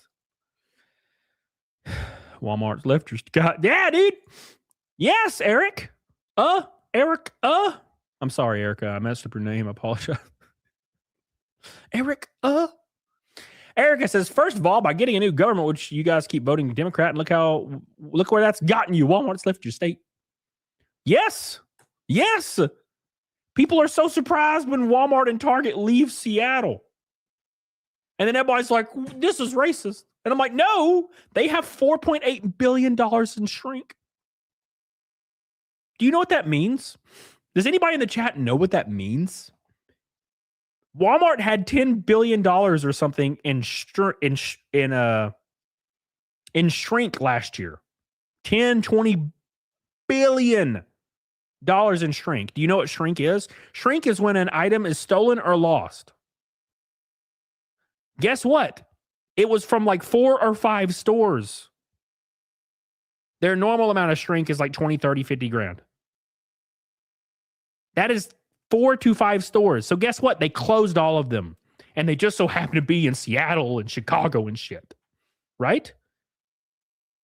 It's easy to decipher what's going on. My happy ass would do the same thing, Erica. Right? If you were the CEO of Walmart, Erica, and you were like, hey, this one store lost $7 billion in Seattle, what's your first thing you're going to say? Erica's going to be like, well, fuck these people. Right? Fuck them. Give 2 shits. You get your shaving cream at Dollar Tree, brother. No more Walmart shaving cream for your ass. All right? That's the easiest way to go about it.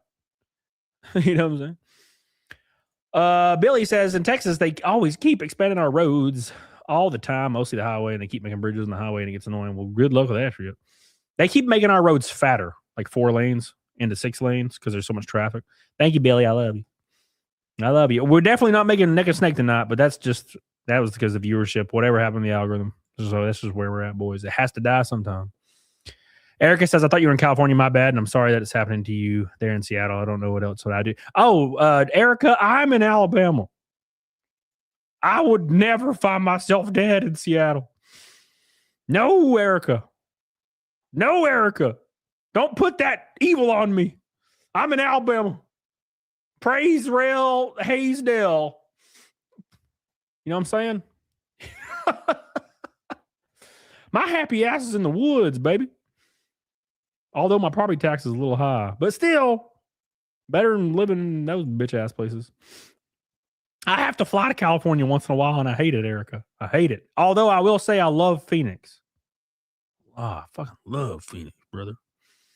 I love it. Phoenix is the best. Something about it just makes me feel good.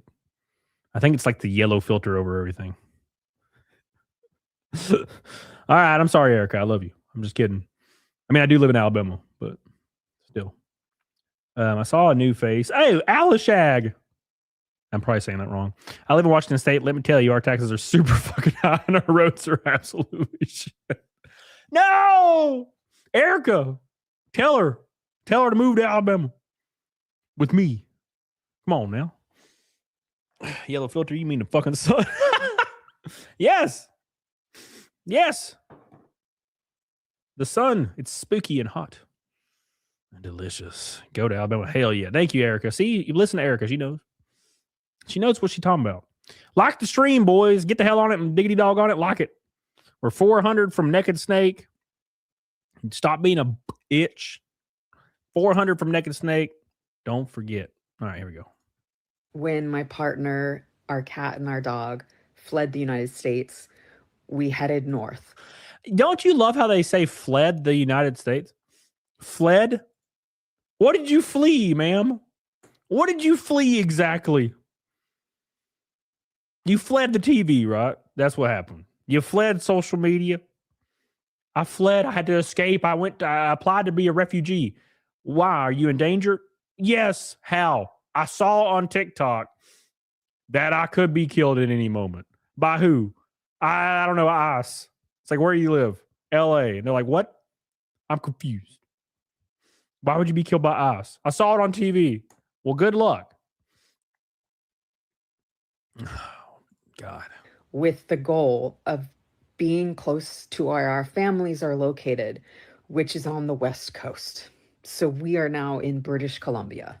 More specifically, we are in the Sea to Sky Highway in the Greater Vancouver area. We are attempting to find housing in this, the western side of this region. My partner and I are here on a visitor visa, which is a 6 months possible stay for Americans. But while you're here on a visitor visa, you can't work. That's weird. Just go get a job, right? That's what they do in America. Isn't it funny how like people will adhere to immigration laws in other countries, but be angry that we have any in our country? You ever think that's weird? How short-haired ladies with just absolutely beautiful eyes, by the way. What the hell, girl? You don't deserve these. Give them to me. I want beautiful eyes, ma'am. She got beautiful eyes. They're like ice blue. Love that shit. But that's beside the point, okay? Listen. Why is it that you adhere to immigration laws in Canada and respect them, but you don't respect immigration laws in America, your own country? Very interesting. You can fix it. Yes. Sorry. I'm sorry, guys. Art says post-Civil War created these shrinkers. Thank you, Art. Appreciate you, brother. Mal, chill out. My dog is staring at me. You're loud. Can't wait to see you in Phoenix, dude. Raking. I'll text you tomorrow because there's what is the word?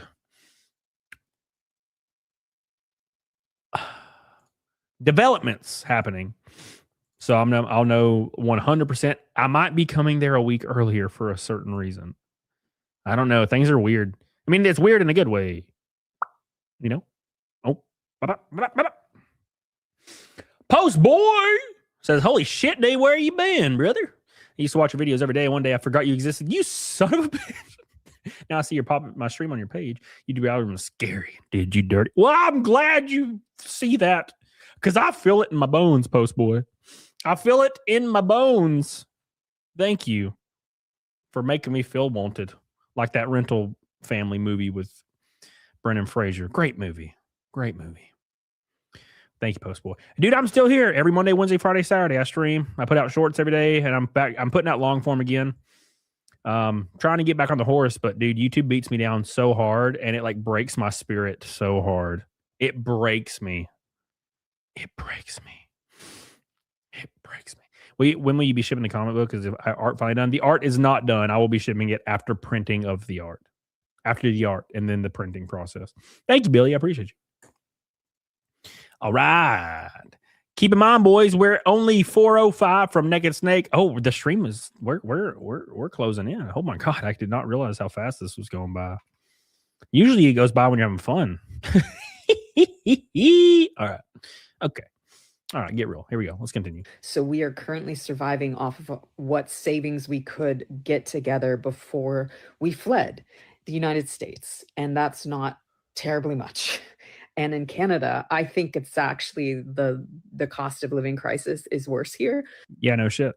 Especially when you are shut out of the healthcare system. That's weird. When you can't access any of the resources that Canadians have access to. That's weird. And that's understandable. You know, I'm not a... What?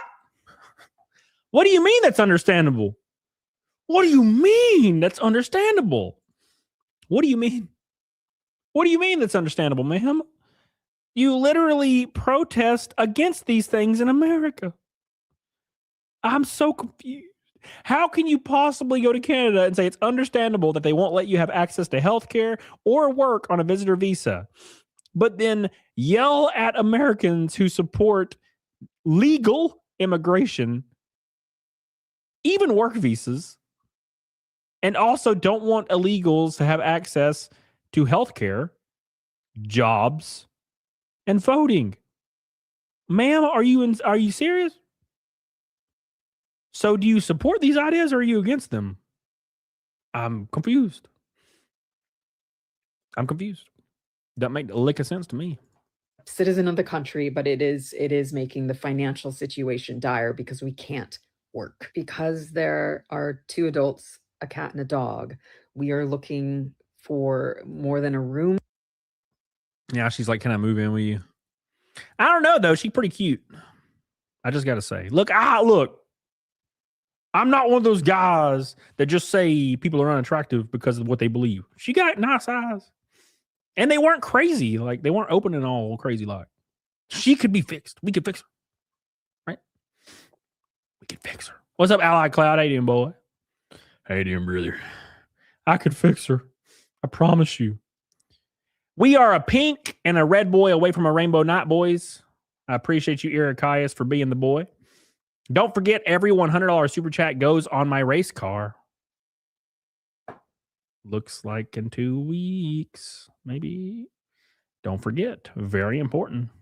Don't forget, boys. It's coming. Every $100 super chat. We have 24 people on there already. What's your opinion? Oh, if you guys don't know, I race in NASCAR. Erica, I don't think I've seen you in here before. A few of you guys. I race in NASCAR. Full-time last 2 years. This year, I'm setting everything up still. It's all depends on sponsorship. But we are setting things up right now. So don't forget about it. Don't forget. Fled, the self-importance of display of narcissism by anyone who flees a U.S. location is the apex of wretched, sure, humanity. That's what I'm saying, JM. Using the word fled, bro, you're like putting yourself on the same like playing field as people that like flee like North Korea. Bro, stop. You know what I'm saying? Stop. It's so silly. So silly. It blows my ass out the water. Oh, yes, we fled. Why? The TV, you see. It was the TV, JM. The TV told me it was scary in the U.S. The TV said that white people are evil. I just so happen to be one, but it's fine. Okay. All right, baby, whatever. Oh, the TV, it changed me. It changed me. Let's see what's happening in Mexico. Some crazy shit. Phil Collins, they're like brat kids who run away because their parents are mean. But when they go to the cool kid's house, they find out the parents are worse and they didn't know how good they had it. Dude, 100%. 100%, man. You know what I'm saying? I did that shit one time when I was 18. I had just turned 18 or 17, maybe. Maybe I was 17, right? I moved out of my parents' house because I got in a fight with my dad. And I moved in with one of my buddies. And it was the worst experience of my life. I lasted 2 weeks before I moved back out. Because like the house was a wreck. and the room that I had was a storage room. It was a normal room, but they were using it as storage. And when I say storage, I mean it was like a hoarder's home. You couldn't walk in the house. You could literally not walk. There was just trash on every square inch of the house, like shoulder height, and there was a pathway carved out throughout the house into the room. So I moved. One guy lived there, and it was one of my buddies. So I moved into the storage room, but I cleaned it out. So I unironically cleaned out the storage room and made it spotless, and put my bed and computer in there, and I decorated it, and it was spotless. The only room in the house that was spotless. And I was excited. And then my buddy, his room, you couldn't even walk in his room. Same thing. It was, same thing. And he just stopped using his room, and he stayed in my room 24/7. And then started like building trash in my room. And I was like, nope. And I moved out after 2 weeks. That was all she wrote. I was like, no, thank you. Can't do it. And then I moved back home, and I was like, oh, thank God. Thank God. I mean, I only lasted like 3 months when I moved back, though. Then that's when I moved out and got a house, or I got my first place. Alex says, Cody, you can't fix dumb. How many times I got to tell you, Obama butt these things, damn it. Maybe you could. Alex, let me believe.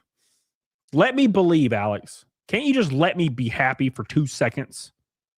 God. I'm sick of you, Alex. My daughter and I are in Guadalajara. My daughter and I are in Guadalajara. My daughter and I are in Guadalajara. We are safe from the narcos blockade. The cartel has kind of shut down the whole city. It's been an interesting day. When we first went downstairs and it was first happening, my daughter and I saw nobody on the street, and somebody said that the owner of the Airbnb said that we should, stay put, but we're not good rule followers. So we were starving, and we went and walked to find this restaurant. Nobody's on the street, except we did pass this one couple who had some food, and we asked them where they got it. We get to the restaurant. They said we had to come inside. They were closing the restaurant, but they'd make us some food to go. And my daughter decides it's a great opportunity to do a photo shoot. So I'll share some of those. Anyhow, we're good. We have no idea when we're going to get out of Guadalajara. But it's always an exciting adventure with my daughter. White people, not even once. White people. White people. What is wrong with us? You go to a war-torn area and you're like, we'll be fine. We're from Kansas, We're from rural Kansas. We don't have anything to worry about. We'll be totally fine. And then they go out and put their lives in danger because they're not they don't understand how dangerous the world is. They don't get it. You know what I'm saying? Like, you have all these people that have no idea how dangerous the world actually is. And it's like those, Erica, you know what I'm talking about, right? It's like when these white chicks go to sub-Saharan Africa, and they're like, we're going to prove that it's safe because what you hear is actually propaganda. And then they get beheaded 10 minutes after they get off the plane. And what were they thinking? Like, were they actually like, oh, damn, they were right? Yeah. Yes. Yes. Yes. What were you thinking? No. I want to travel to a war-torn area. It'll be hilarious. It's totally safe. Oh, I died. I can't believe this happened. Yeah. That's why I don't leave. Okay? I go to safe places and I come home. And if I go to an unsafe place, my happy ass goes into the hotel and I lock the deadbolt. I lock the deadbolt, boys. No, thank you. I'm not dying today. I'm not dying today. It's not happening, Erica. I won't die for these boys. All right? I don't believe it. A man caught his wife cheating with that man. Oh, I'm excited for this video. Let's go. Let's go. All right, where'd you go? Erica says, if people just don't use common sense and they think they could travel the world in unsafe places when shit's not too good right now. Yeah, like there's people that unironically will travel to, they'll get advisories. Like the government puts out advisories on where to not travel, right? And they won't condone you traveling there. They won't stop you, but they'll give you like an advisory. If you're planning on traveling to this place, be aware that you may be captured. And if you are, the American government will not negotiate your release. That's what they'll tell you, especially if you're a government employee, they might not let you go. But people will go to these places and then die. And I'm like, what were you thinking? Okay. Go to Scotland, right? Go to Scotland. Go to Japan, brother. Rural Japan. That'd be fun as hell, right? Don't go to Cairo, right? I know Egypt sounds great. Don't go to Cairo. Okay. Yeah. What's up, Sean? How you doing, brother? Sean. Savior of the universe. All right. Look at this video. This girl was caught cheating. Let's see how she reacts.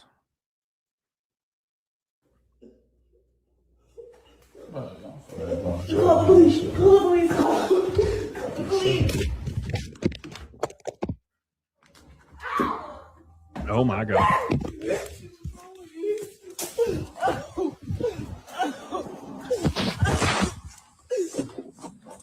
Chasing him?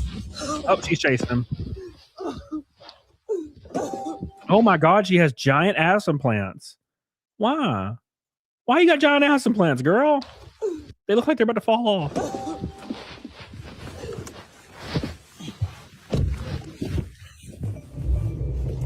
Oh, she gonna get in front of the car. Oh, my dude has an AMG, brother. What's up? Oh my God.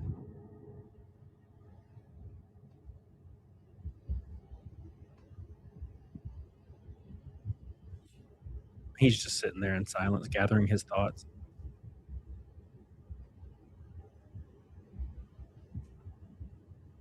Imagine this, right? Imagine, all right, get out of there, guy. Come on, be safe. Run, hurry, run. Ah! Oh, she busted the window on the AMG. Brother, no. Oh, now she's running. She's like, fuck. Well, that's gonna be expensive. You enjoyed that, girl? He's keeping his composure really well. Look, dude. I don't know how some of you girls out there, when you get caught doing some shady shit, you start like bawling. Baby, just be stoic. Right, Art? Just be stoic. Just be like, yes, I took this dude's pee. I just couldn't resist it. I'd respect that. I mean, I'd still gonna dump your ass, right? Right, Erica? Like if it was me and you, Erica. And I was like, I saw this dude send his giant damn shillelagh in a text message. What's going on? And you're like, dude, look, it was glorious, right? I couldn't say no. It was too delicious. And I'd be like, well, all right, I respect that. Now get out of my house, right? I ain't gonna yell. I get it. Look, dude, chick walks up, tiny waist, giant ass. I don't know what I'd do. I'm right there with you. So, like, I get it. You know, I'm rocking like a pinky, so I'm gonna understand if you go for the damn forearm, but just be honest about it. Ammo cool split, and if you're honest, there might be a future. I don't know. You know, I might be down bad one night. I'm like, Eric, look, I got the incher ready. You know what I'm saying? And then things might be okay. But if you freak out and start crying and fall on the floor and break my windshield, I definitely ain't going to be thinking about it again. Right? I will never be down that bad. You know? That's how it is. Wishmaster. Sir Lunkin, there's no stoicism in trash. Trash. Hey, boys, we are one pink boy and one red boy from a Rainbow Night. That's a $50 super chat and a $100 super chat. That'll put us exactly halfway to Naked Snake. And every $100 super chat goes on my race car. Don't forget, boys. Don't forget. It's going to be awesome. Awesome. Yeah. I'm excited. Oh, yeah. Make sure you guys like the stream, you plebs. I've been with my woman ever since 2008. I told her that if she cheated, I'm leaving. Yeah, that's how it's going to be. That's how it's got to be. You know what I'm saying? That's how it's got to be sometimes, brother. I get it. I get it. I'm right there with you. Look at that burrito. Holy balls, brother. Look at that burrito. Oh, my God. I'm so hungry right now. Oh, my God. Oh, by the way, guys, I'll be playing Resident Evil 9, of course, and my birthday's next week. I'll be having a birthday stream. So maybe you guys can come hang out with your boy. Oh, Irikaios! Oh, my God!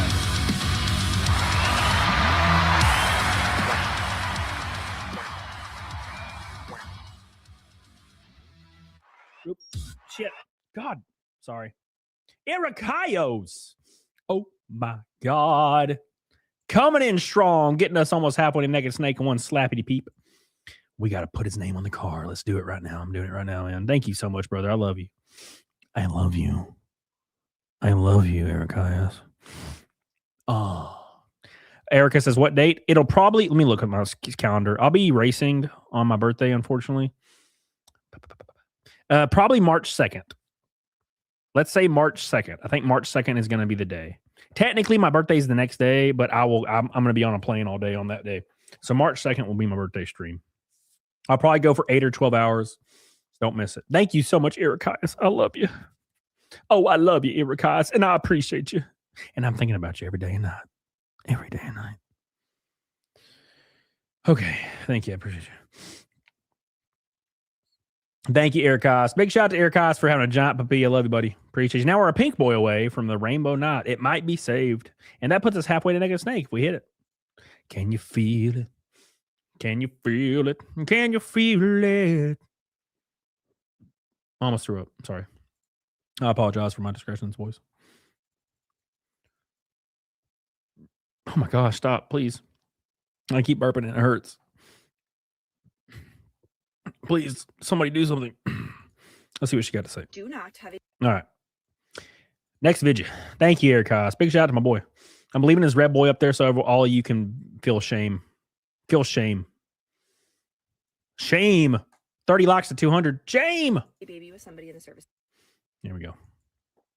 Do not have a baby with somebody in the service industry. You have a baby with somebody that is either a server or a bartender that makes most of their money off of tips. Don't do it. It is a personal kind of hell trying to get any ounce of child support from somebody that makes the majority of their money in tips. And I'll tell you why. I'll tell you why, baby. For one, have your babies with good men that got the money. All right, this should be level 1 chick stuff, right? I'm a guy, but if I was a girl, you best believe, okay? You best believe that I am going to 100% only have a child with a guy that's got a little bit of money. All right, that's just common sense now. Now, that being said, if a guy's getting money in cash tips, guess what? Guess how much he makes on paper? Guess how much a guy that makes cash tips as a bartender, guess how much he makes on paper? $15,000 a year. That child support going to be about $400. Good luck. I'm just saying. Just saying. Just have a kid with a good bed. No, Michaela. Don't you know? Don't you understand, Michaela? Don't you understand, Michaela? I'm saying if I was a girl, I would only have a kid with a rich man. I don't care if he's good. I'm saying. This is level 101 stuff. Okay? I need the money. It's all about the money, baby. You know what I'm saying? You have to claim your tip. Shit.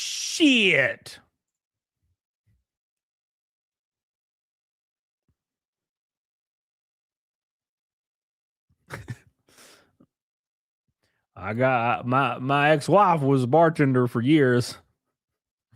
You best believe she didn't claim anything unless they were a credit card. Okay. All right. Okay. Don't you pretend like you don't know. Nice try, Fed. That's what I'm saying, Tislor. Michaela's a Fed. Banner.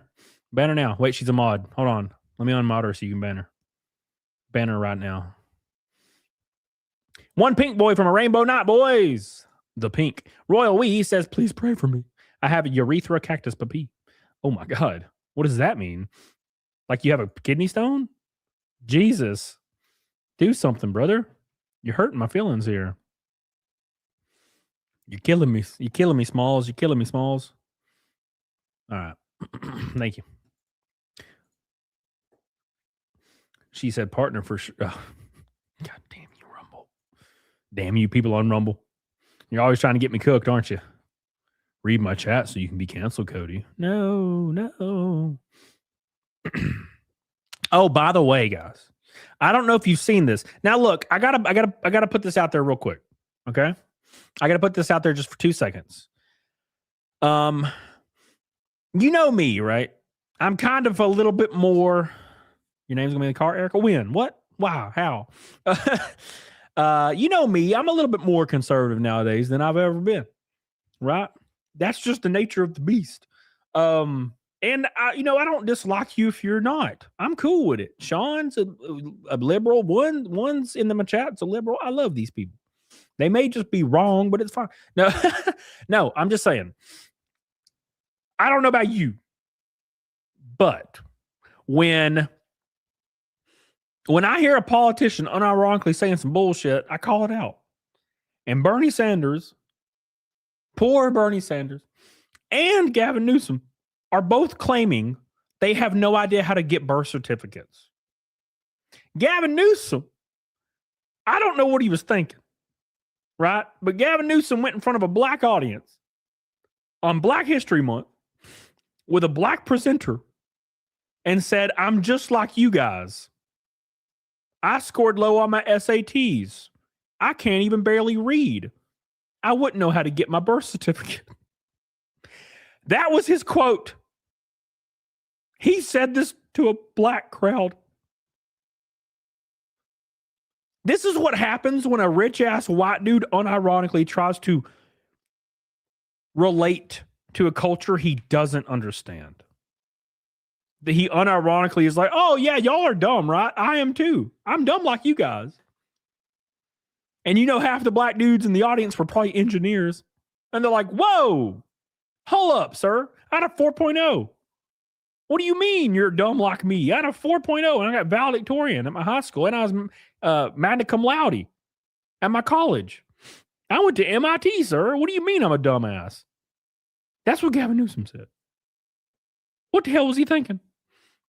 I'm so confused. What are you doing, brother? What are you doing? And then when people started yelling at him, Gavin Newsom responded that Trump is racist.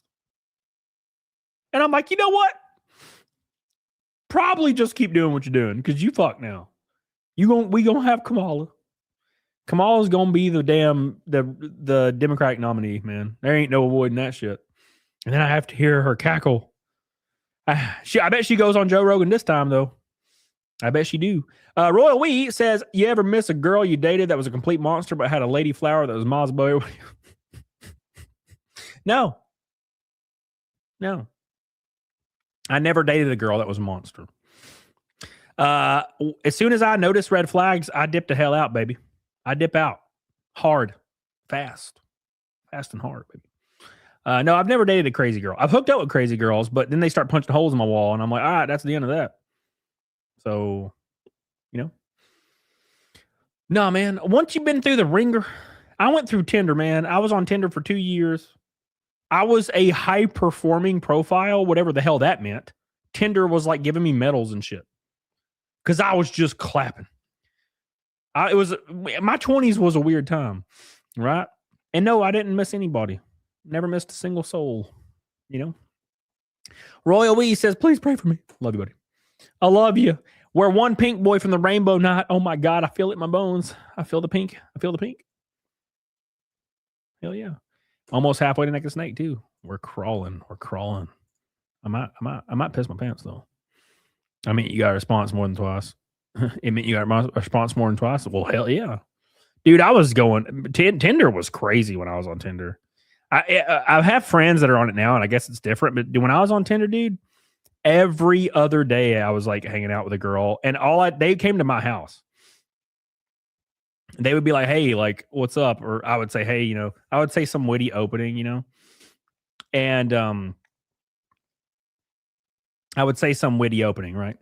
And they would talk to me, and then they would be like, "Hey, what are you doing?" And I'd be like, "Hey, I'm just hanging out, but you can come to my house and we'll watch a movie." 95% of the time, they came over. Yeah, every once in a while, a girl would be like, I'm not comfortable with that. And I'd be like, that's totally fine. I totally understand. But most time, they would just come to my house, which I still to this day thought was pretty strange. And I would end up I think I hooked up with every single one of them with the exception of like 2 in 3 years. And then I deleted Tinder because it got to where it was feeling like a job. It was weird. you know?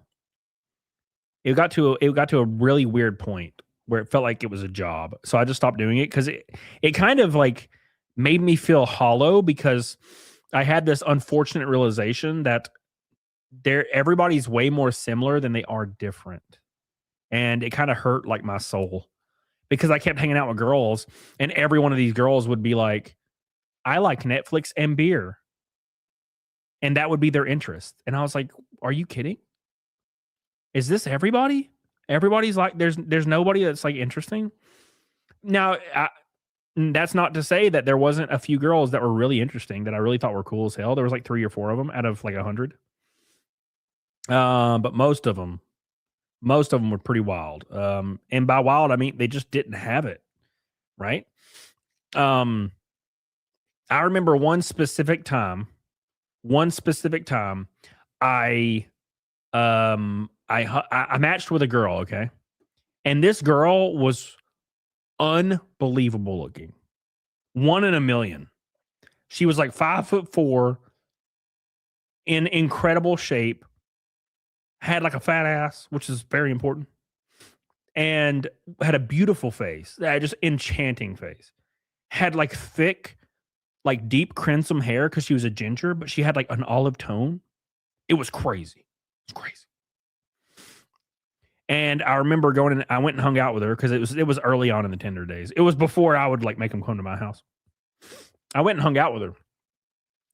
And I shit you not, 5 minutes in that hanging out with her, I was counting the seconds until I left.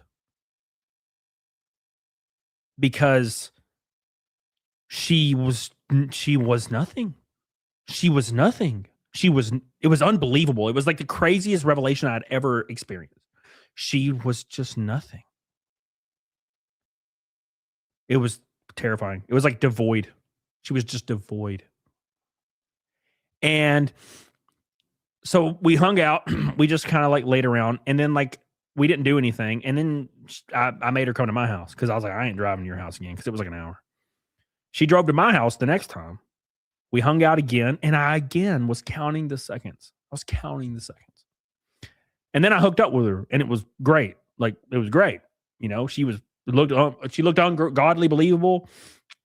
And it was great. But I never hung out with her after that again because I could not be in the room with her. And it wasn't because she was mean or anything. It was because she was like sucking my fucking soul out. I don't know what it was, man. It freaked me out. And that was a lot of the experiences I had on Tinder. I counted down the minutes till they left. Now, there was 3 or 4 girls that were badass.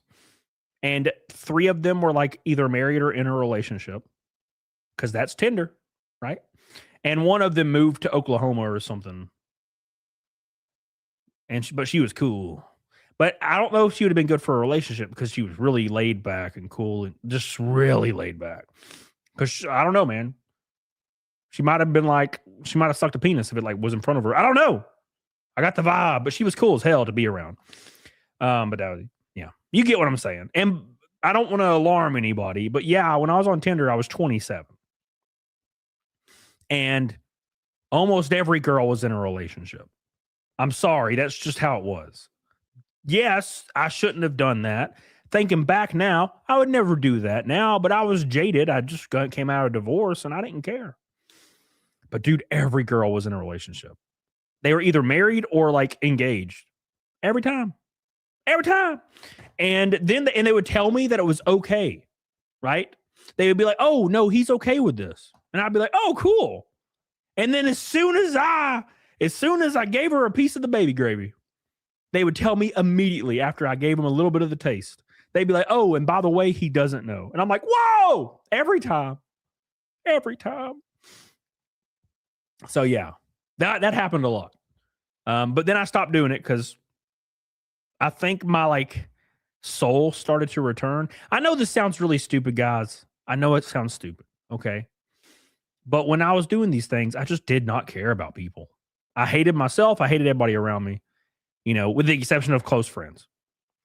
And so, no, I didn't care I didn't care at all. They were in a relationship. Didn't care at all. I was like, fuck them. That's how I felt about it. Now, obviously, after a couple years, my soul My crushed soul and blackened heart started coming back, and I stopped all of it. You know, but at the time, I just didn't care. You know. Erica says only one person gets to choose. No, every single $100 super chat goes on the race car. Every one of them. Every single one. Royal Wee said, can you remember specific girls that you had amazing? What the hell, Royal Wee? What is up with you and vagina today? Every single chat's like, hey man, what about that vagina though? Brother. I would say 2 out of 3. I thought you been next level. Royal Wee! This is a family show. God, Jesus. It's a family show, Royal Wee. What are you doing? What are you doing, man? Stop. Lips to grip. Oh! r/lips to grip. Oh, shit. You're killing me, Smalls. That's pretty funny. Hey, man, do you know any girls with great vagina? Yeah, man, sure. Sure. Okay. All right, anyways. Who's got the pink boy? One pink boy from a rainbow night. I love you. I appreciate you guys. You guys are goated as hell. Big shout to your boys here. Big shout to Allied Cloud. Hold on. I wish I could pull this up. I hate how I can't pull this up. Maybe I can do this. I know what I'm going to do. No, that doesn't say the time on it. It might. Actually, I'm going to do this. I want to shout out Allied Cloud. Hey, Jeff, you guys, are you getting some followers on Facebook? I know I spammed your stuff on Facebook earlier. I really, really spammed your Facebook earlier. I sent it to everybody, man. Everybody. Everyone. Everyone I know, you know how much I love you. All right, I'm sorry. Don't unlock the stream. But make sure you like the stream. Okay. Hey, big shout out, guys. Like 40 dude? Well, we're going to get more then. I'm going to do it again. Big shout out to Jeff Cancock and Allied Cloud, the most beautiful boys in the world. I love you. I appreciate you guys. You guys are goated as hell. We got a $500 PayPal. Oh, my God. I love you, dude. I appreciate you, brother. I appreciate you, brother. I'm excited. I hope you're excited. We're all excited, man. He's the GOAT. The GOAT. Brother, I'm so excited. Oh, and I got something. I got something that I need to tell you. I don't know. I'll tell you tomorrow because it's not official, but it might be official. It might be official. Big shout out to Mr. Jeff. He's the GOAT, man. He's such a good dude. He is, well, I think he might be my biggest supporter of all time, like when it comes to racing. Thank you, brother. I appreciate you. Of course, you know, at my next race, his company, Allied Cloud, will be featured beautifully on the hood of my race car. I'm so excited. What the hell is freaking Hannah doing? Sorry, I just seen a random post by Tiny. She's still alive out there in the ether. Post some weird posts. All right. Thank you, Allied Cloud. I love you. I appreciate it. Let me pull it up. I'm going to pull up Allied Cloud's post from earlier. Everywhere you go, people stop and they pee. You know how much I love you. There it is. Damn it. Where is it? There it is. There it be. This is roughly what it's going to look like. Roughly. I don't know about the flames yet, but this is roughly what it's going to look like. Going to be cool as hell. It's a fire car design. Yes. I hope we can do that. It's so short notice right now. I'm trying to figure it out. But man, it's very like there's a lot of moving pieces right now. I had a long call. I had an hour-long call today about it. It's going to be interesting. It's going to be fun. I'm excited, but there's a lot of weird stuff going on. So things might even get more interesting in a good way in the next day. So I'll let you guys know. All right. Thank you guys. Oh, make sure you don't forget we are one pink boy from a rainbow night. One pink boy. Yeah. Oh, yeah. Giving RAM and HD processors and all AI. Dude, I'm telling you what, man. Processors are crazy. They're crazy. They're crazy, brother. It's insane. It's insanity. Yeah, dude, PCs right now are delayed because of RAM prices and stuff. It's getting crazy, dude. Chronic Carlos says, yo, what happened to your face? Bro, I'm old. You probably have. When's the last time you saw a video of me? It's probably when I was in my 20s. Bro, I'm almost in my 40s. You know how long I've been doing this? I'm old. I'm decrepit and sad. I'm dead inside. All right. There you go. Thank you, guys. I appreciate you. Don't forget, a pink boy from a rainbow night. Oh, my God. Oh, yeah. Oh, yeah. Shout out to Ally Cloud. Thank you, guys. We love you. Have you learned nothing? Have you learned nothing? All right. All right, let's pull up another video. Sorry, guys. I'm too busy talking to the boys in chat.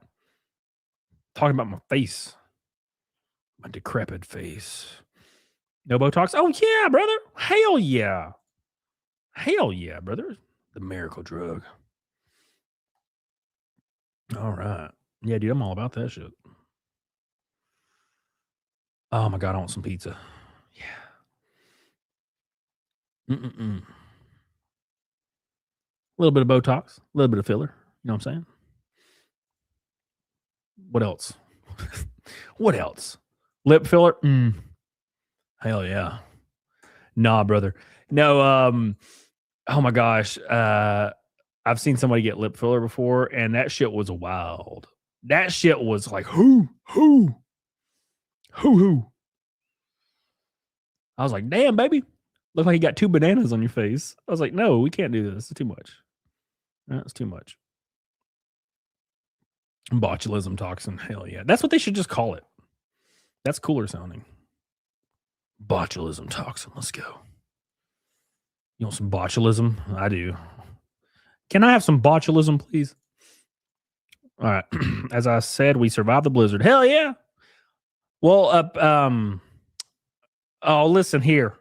You listen here. Okay? I'll be the judge of this. Okay?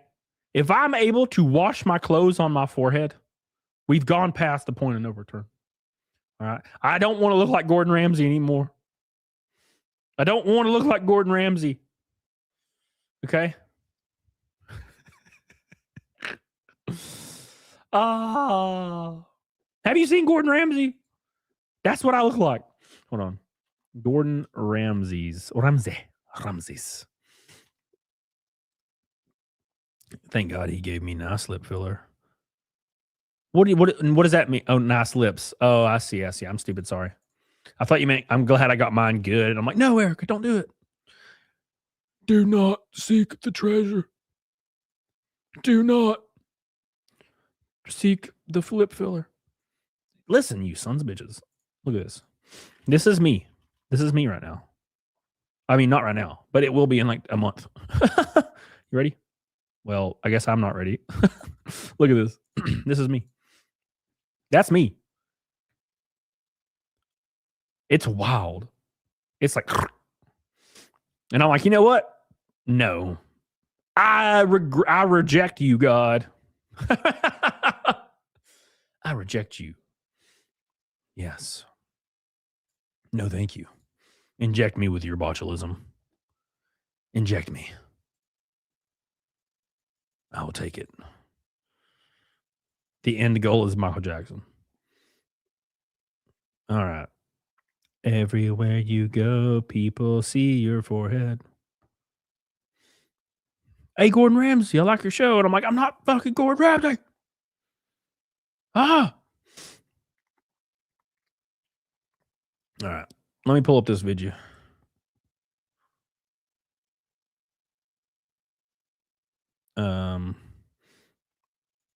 Can't watch that. It's a little too harsh.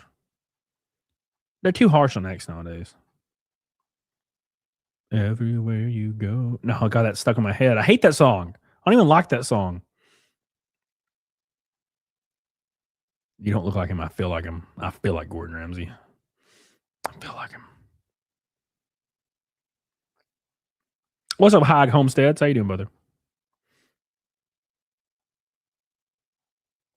Oh, I'm excited for this. We're doing this one now. I'm excited. Okay. One pink boy away from a rainbow night. What do I think of jazz festivals? What in the hell are you talking about, brother? I just want to fly. Jazz festivals? Do I look 50?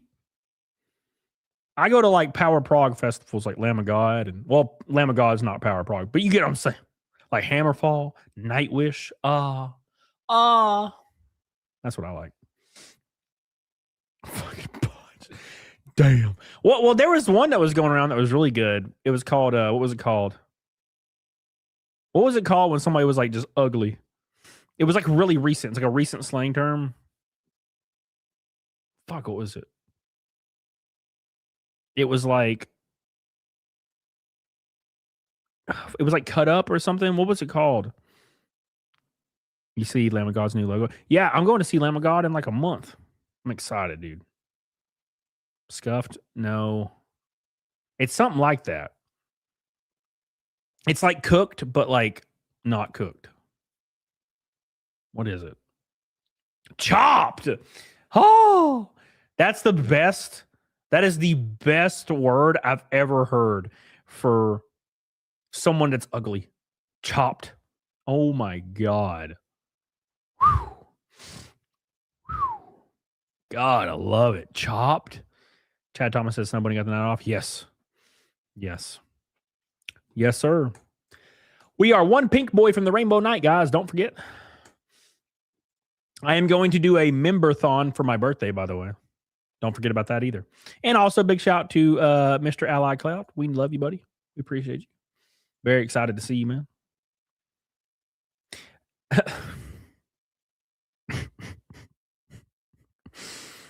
Oh, my God, Royal We.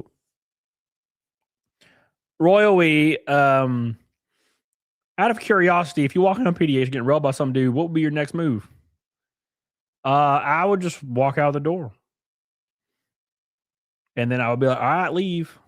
Very easy. I don't get mad, man. You know? I don't get mad. You know what I'm saying? The girl's okay with swapping, Michael. What the fuck are you on about, brother? Swapping with who? There's no swapping. Swapping who? There's just a guy there. Are you talking about you're about to get in on the guy? Is that what you're talking about? I'm not judging you, Michael. Okay. Chati says I stole your pizza. Oh, man, I wish. I'm probably going to get some tomorrow, I think. I think it's time for some pizza tomorrow. Yes.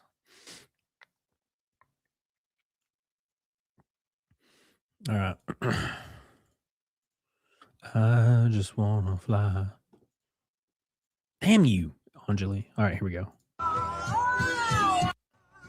It says went 7 months without sugar. Here we go. Yeah. Is she working with something good? Nice. Unbelievable. Unbelievable. It does not take much, man. Now she looking slick as hell. Slick as hell. That's all it takes, man. That's all it takes is 6 months. And that's if you're overweight as hell, right? People don't realize. They're like, well, I'm too far gone, right? It's like, no, like it takes 6 months if you're morbidly obese. And now, obviously, there's a line. Like, if you're 400 pounds, that's a little different. But if you're 250, 280, that's 6 months, dude. And you'll look great. But that's 6 months of no cheats, low carbs, high protein, right? Super easy. If you just commit to it, you do it. Now, that being said, as far as if you're like only 30 pounds overweight, that's only 12 weeks. If even that, you can do it in 9. I did it in 9. Yeah, I did it in 9. I lost 31 pounds in 9 weeks. I got down to 170. My abs were popping. It's not hard. It's just people, they have it in their mind that it's too hard because they've never done it. You know what I'm saying? What's like something that people think is hard? It's very relevant to today. People think it's hard to get your birth certificate. I thought the exact same thing. Exact same thing, right? So I had to get my birth certificate for my real ID. And I was so stressed about it, dude. And I finally Googled it. And then there was a link. And I go to the link. And I type in my information. And it's like, ask for a credit card. I put in my credit card. 2 weeks later, I had my birth certificate in my house. And I could not believe it was so easy. And now I know, right? If I ever lose it, I'll just get another one. It's no big deal. But that's how we see things from our perspective. So people that have never got in shape ever in their life, they think it's hard and impossible, but it's actually really easy. It just seems hard. And then you have people saying, well, I just love food. And I'm like, yeah, we all do. We're humans. We all love food. You know? Not gonna lie, I get the vibe you would throw a punch. No, I wouldn't. I'm not that guy. I'm not that guy, fam. Chad says went from 190 to 155, no carb, no sugar, and run. That's how you do it. It's that easy, brother. It's that easy, brother. All right. Thank you, brother. Appreciate you. Appreciate you. All right. I don't eat a lot, so I need some help. It's all about going to the gym, and it depends on what you're trying to do, right? If you're trying to drop 30 pounds, you got to set the diet, set it and forget it, as Ron Coe would say. You set the diet, you don't stray from your diet even a little bit, and you do it for 90 days. You hit the gym 4 or 5 days a week, do some high intense cardio, you'll be there. It's that easy. It's that easy. It feels like it's like a once. I know, like in the first 3 weeks, you'll feel like you're not making any progress, but you will. It takes about 2 months to notice where you're like, oh shit, I'm losing weight and I'm getting toned and sexy. You know? All right. Anyways, let's move on. Let's move on. All right. Exactly, Erica. You won't think you're making progress, but you do. The issue is you cannot outrun a bad diet. You can't outrun a bad diet. It's not a thing. Not a thing, man. It's never been a thing. Can't outrun it. I'm sorry, guys. That's just how it is. Nothing you can do. It's a very sad time. Anyways, Death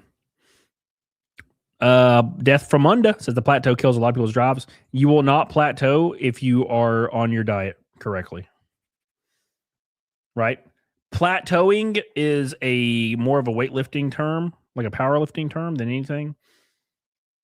If you're 300 pounds, you're on a 1,400 calorie diet for 6 months, you will continue losing weight until you hit 180 pounds. It will not stop. Right? Now your body might adjust a little, right? It might adjust a little. But all you do is do 10 more minutes of high intense cardio. Right? There is no one out there that gets stuck at 260 pounds on a 1,400 calorie diet. A clean 1,400 calorie diet. You're not getting stuck on it. Plateauing's like people will get on like bench press, they'll get to 225 and they can never surpass 225. That's a plateau. And that does happen. That's more of a genetics protein intake thing, you know, like hyperextending thing. You know what I'm saying? That's just me. We are one pink boy from a rainbow night. Big shout out to PS2 Chopper for the 5 Get to memberships, puts us to 8 today. You know? You know what I mean? You know what I mean, boys? 15 likes from 200, by the way. Don't forget. Don't forget. Very important. I can't wait to start working out now my surgery is over. Thank God, yeah. That's like the scariest thing to me is like getting injured or having surgery and not being able to work out. It terrifies me. It like literally scares the living shit out of me. Like I remember I was at Tim Pool's compound and I wanted to drop in on his half pipe. And I was like, I can't do it. Because if I break my leg, I'm fucked for 6 months. I can't work out. Or if I can, I'm going to be in a damn cast and I won't be able to race. And I'm like, I don't have the willpower to go forward over that. You know what I mean? I would rather die. Die. All right. Thank you, Chad. It's a lot of fun seeing your body and your strength go, but then you get frustrated when it stops and doing the same thing you were doing to get there. Oh, yeah, sure. It also depends on your age, F in chat. You know? What's up, Michael Superbacker? So, like, if you're like an older guy, I mean, if you're an older woman too, obviously, but testosterone dropping is like more extreme when you're an older guy, right? Yeah, it's way harder to grow muscle mass when you're an older guy. You know, that's when you start to look into things like tests and stuff like TRT. Because that gets you right back on track. Gotta have the fart power. Hell yeah, brother. What's up, Haybreed? Erica says, I semi hit my car and broke my femur, ruptured my spleen, broke my pelvis. Oh, my whole left arm, broke my hip. It was worse. A semi hit your car. Oh, it was the worst full year of my life. Holy balls. Holy balls, it's terrifying. TRT is money. I mean, it's not that much. It's not that much. How much do you think it is? Oof. Hell yeah, House Ragnar. Hell yeah. Hell yeah, brother. Everywhere I go, people see my PP. Yeah, I'll add it on there. I'll add the 500 on there. What surgery did you get once? On your neck? Why did I think it was not on your neck? 150 a month. I mean, that's a high end, but yeah. You know what I'm saying? It's high end. But your arms around me. You know what? How about y'all eat my ass?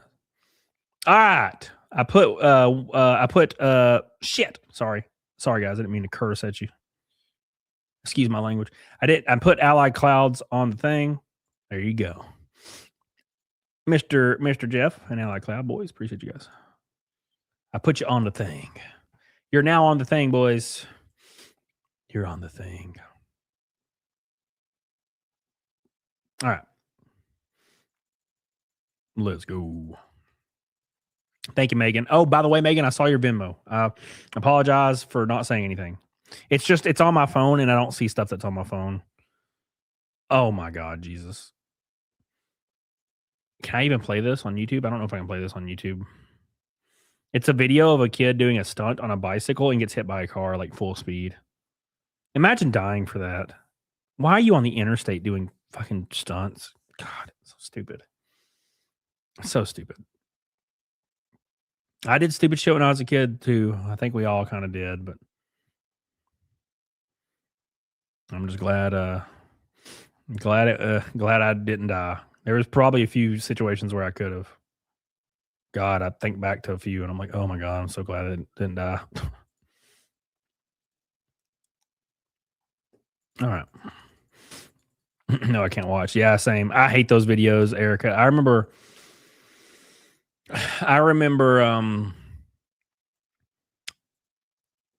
being, like I'm 36, right?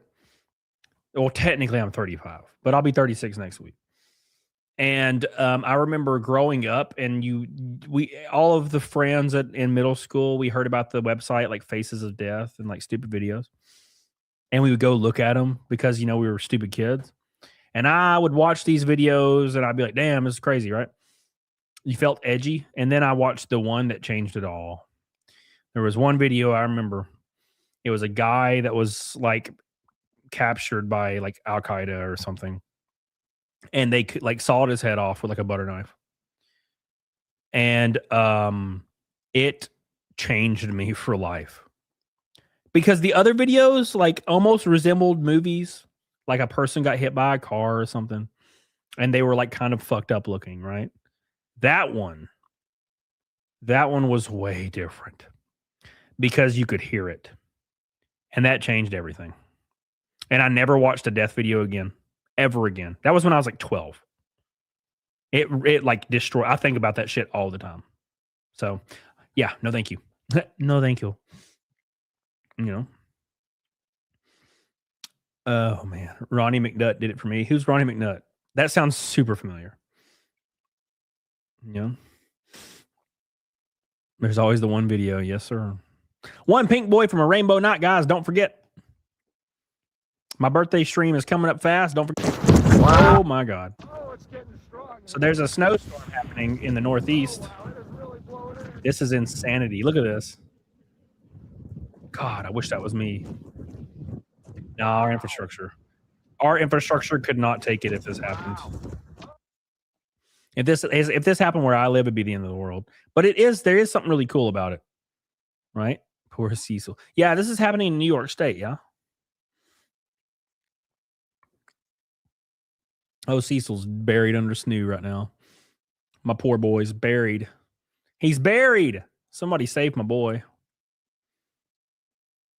Love you, Death from Under. I appreciate you, brother.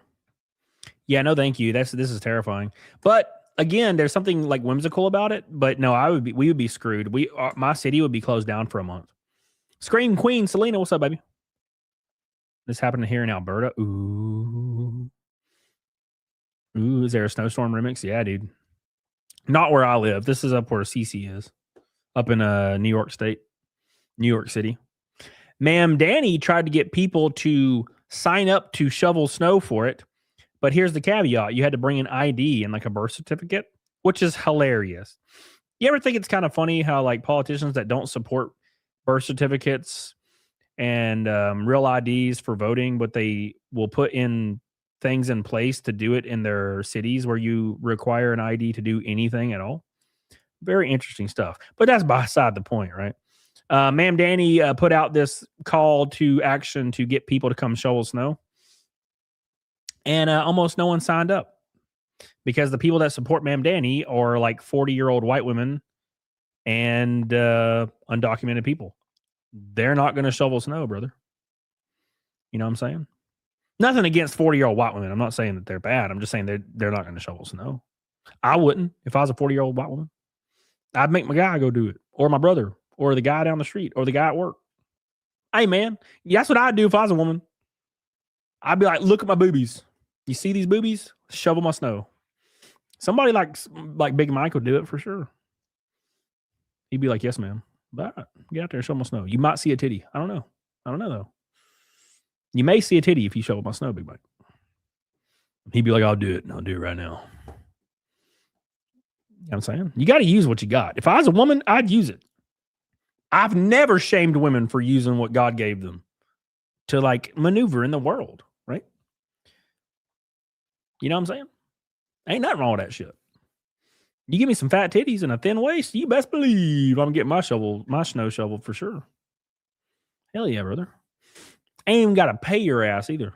Just the thought that you might see my like side boob is enough for you. For some of these guys, it'll be enough. You know? What do you think, Eric? It's like the day after tomorrow there. Yeah, dude.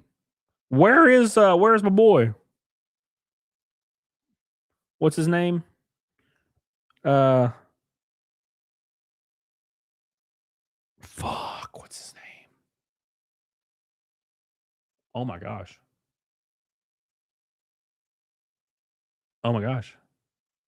Jake Gyllenhaal.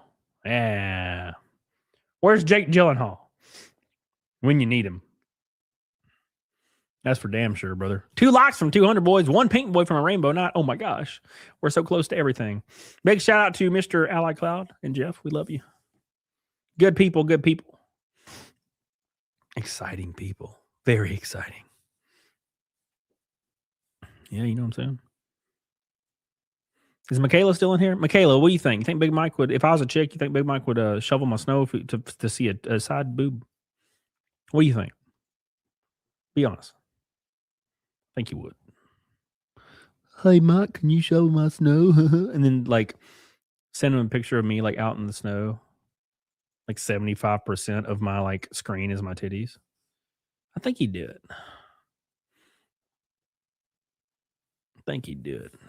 Josh, yes, sir.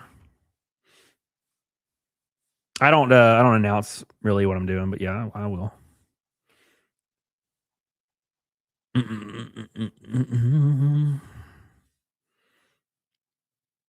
Beep. All right, let me go. Sorry.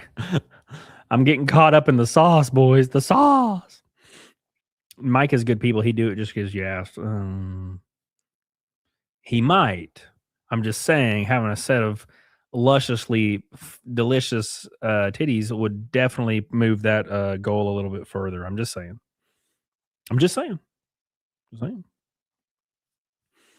Don't act like you don't know.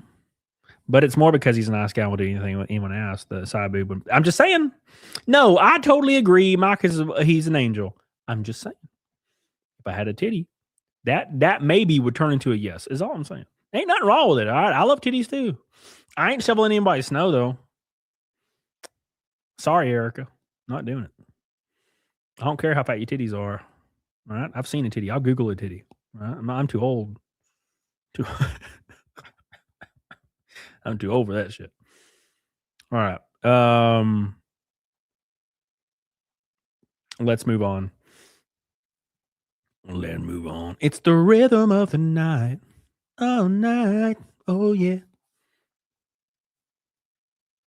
It's the rhythm of the night. Oh, yeah. I'll be willing to come on stream shirtless. They will donate to put me back shirt back on. Yeah, we could go back and forth. 500 for me to take my shirt off, 500 for you to put yours back on. You know, I think it'd work. It's a good plan. It's a good strategy. You know, it is good strategy.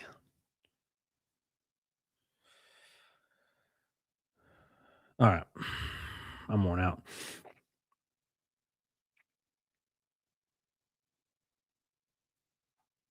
All right. Ma'am Danny. Well, that's good.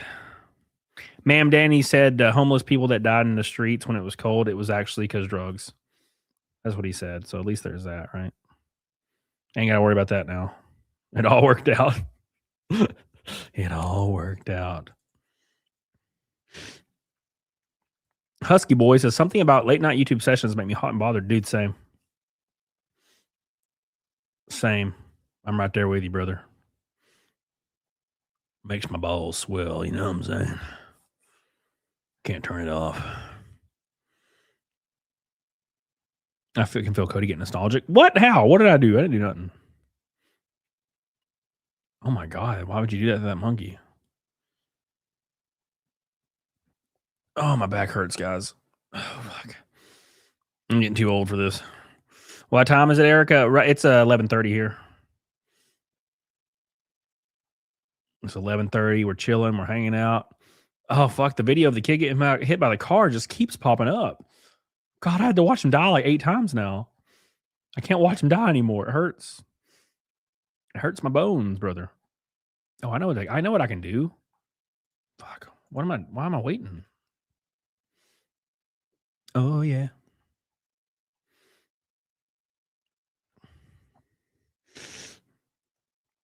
All right, we're going to pull this up. All right, Chad Thomas says, you seem a little down, boss. You good? What's up, Rockstar? I'm fine, my brother. Appreciate that. I'm okay. I appreciate the concern, though. I'd be better if there was a pink boy to get the Rainbow Knight. Damn you, Chad. I demand it. Support for the silliness, okay? All right, check this out. That's a joke. Here we go. So this lady was caught in bed with a student on Valentine's Day by her husband. Middle, end of January, something like that. Is this the first time you've had a physical relationship with a student? This is the third time that I've been with him. Oof. Not like before he was 18. Because it's the third time I've physically been with him. Have you had sex with any other students? Oh, no. Are you sure about that? Yeah. Did you ever send him pictures? Yeah. But you've never had sex with him? No. Never met him at dollar store parking lot? Yes, I have met him. But I never slept with him. Oh.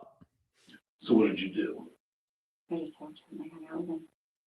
Not for very long. Oh. Okay, what is your stance on this, guys, in the chat? I got to know. Erica, let me know.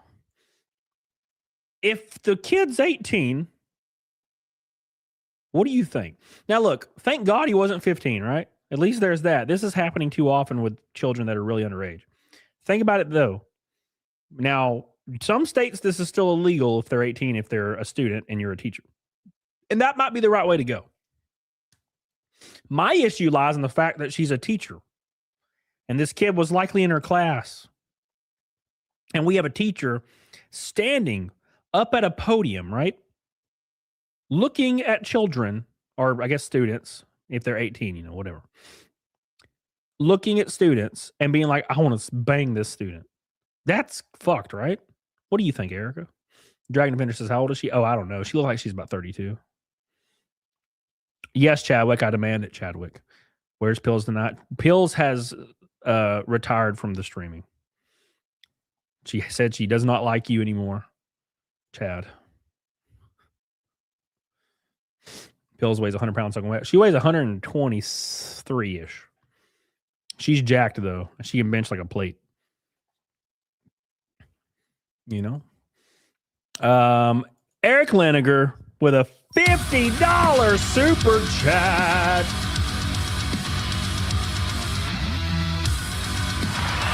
My man.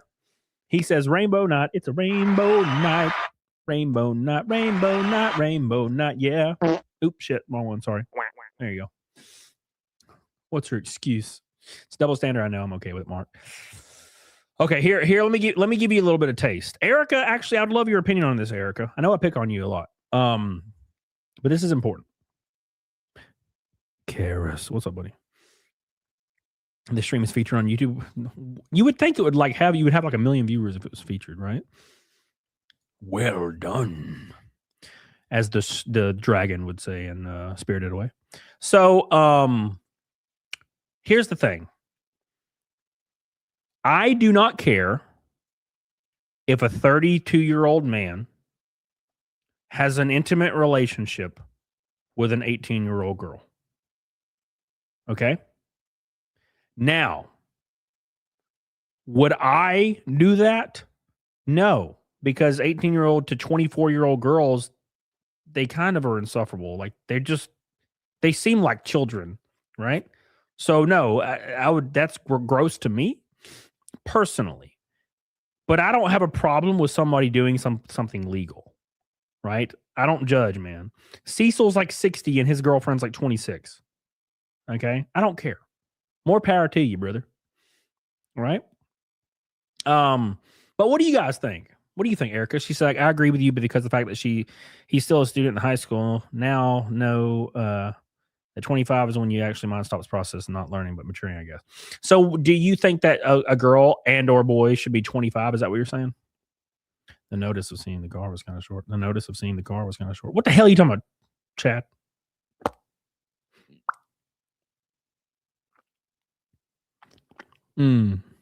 Yeah, I have to print off the names in like a day, probably. So this might be the last day for the first deal, but not for the second. It's going to be real close. I'm kind of stressed actually about this, but we'll do it. Big difference between 18 and 26. Sure. I don't have a problem with it. Look, if you're doing something legal, that's cool with me. I wouldn't do it. Do I think you could probably, you're probably like a little bit void of like game if you're like dating an 18-year-old girl and you're 28 or 30. Yeah, you probably a little bit void of game. I don't know how you could be around a girl that young because they're just annoying. They act like teenagers. Like they unironically like act like goofy little teenagers. You know, and I have like nieces and stuff, and they act no different than like a 20-year-old girl. They're like, right? So I wouldn't be about that life. So, but I don't care if somebody's doing something legal. Doesn't bother me, right? I just wouldn't do it. I mean, the thing is, the teacher is his teacher, and she has an oath to withhold, and he's 18. Now, let's say he goes to college, and I happen to meet up with it. I think it's still gross. Still think it's gross, right? But do you think it should be illegal? That's where everything gets a little spicy, right? Because I think people sometimes conflate gross with it should be illegal. Do I think it's gross personally? Yeah, I wouldn't do it personally, but I don't think it should be illegal either. You remember that teacher that went with her 13-year-old student and they had kids even after they're out of jail? And there's something I cannot stand. Yeah, dude, that was wild. That was like in the 2000s, right? That was a very weird time. You know? Look at the moon. The moon. That looks great.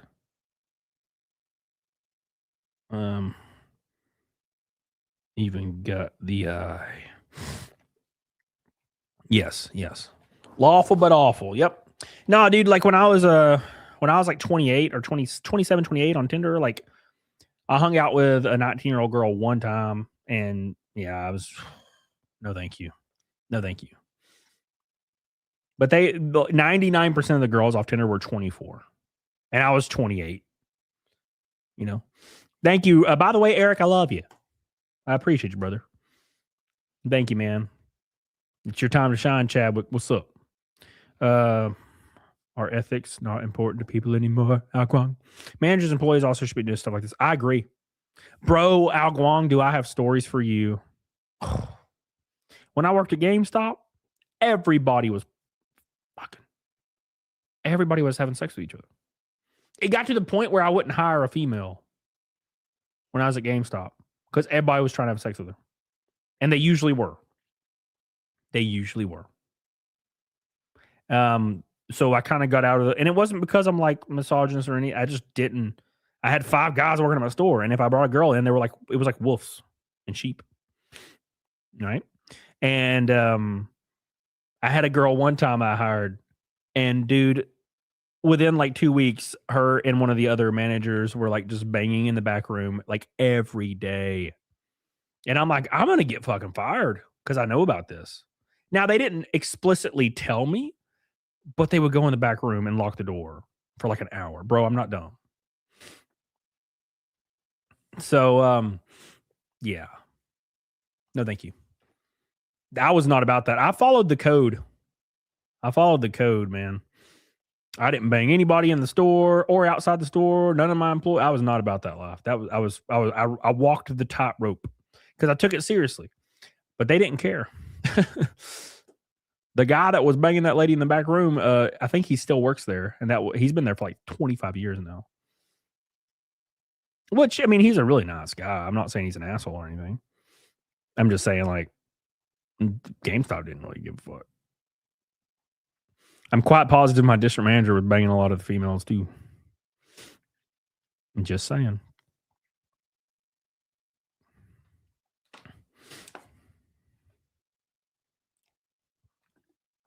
That happened with Lowe's back in 2009. Store manager was fired because of DM shit. Shocking. What DoorDash means? I'm from Brazil, Ira. What the hell? What are you talking about? Crazy world, Erica. Yeah, dude. Look, dude, and I'm not pretending like I don't understand. If your girl got a fat ass, I get it, man. But I took that job so serious. I took it way more serious than I ever should have, though. You know? I probably shouldn't have taken it so serious because I know my people above me weren't. Being friends with me. But that's just me.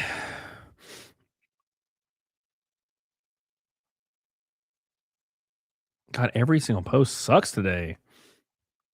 Entertain me. I want to be entertained. Entertain me in the chat.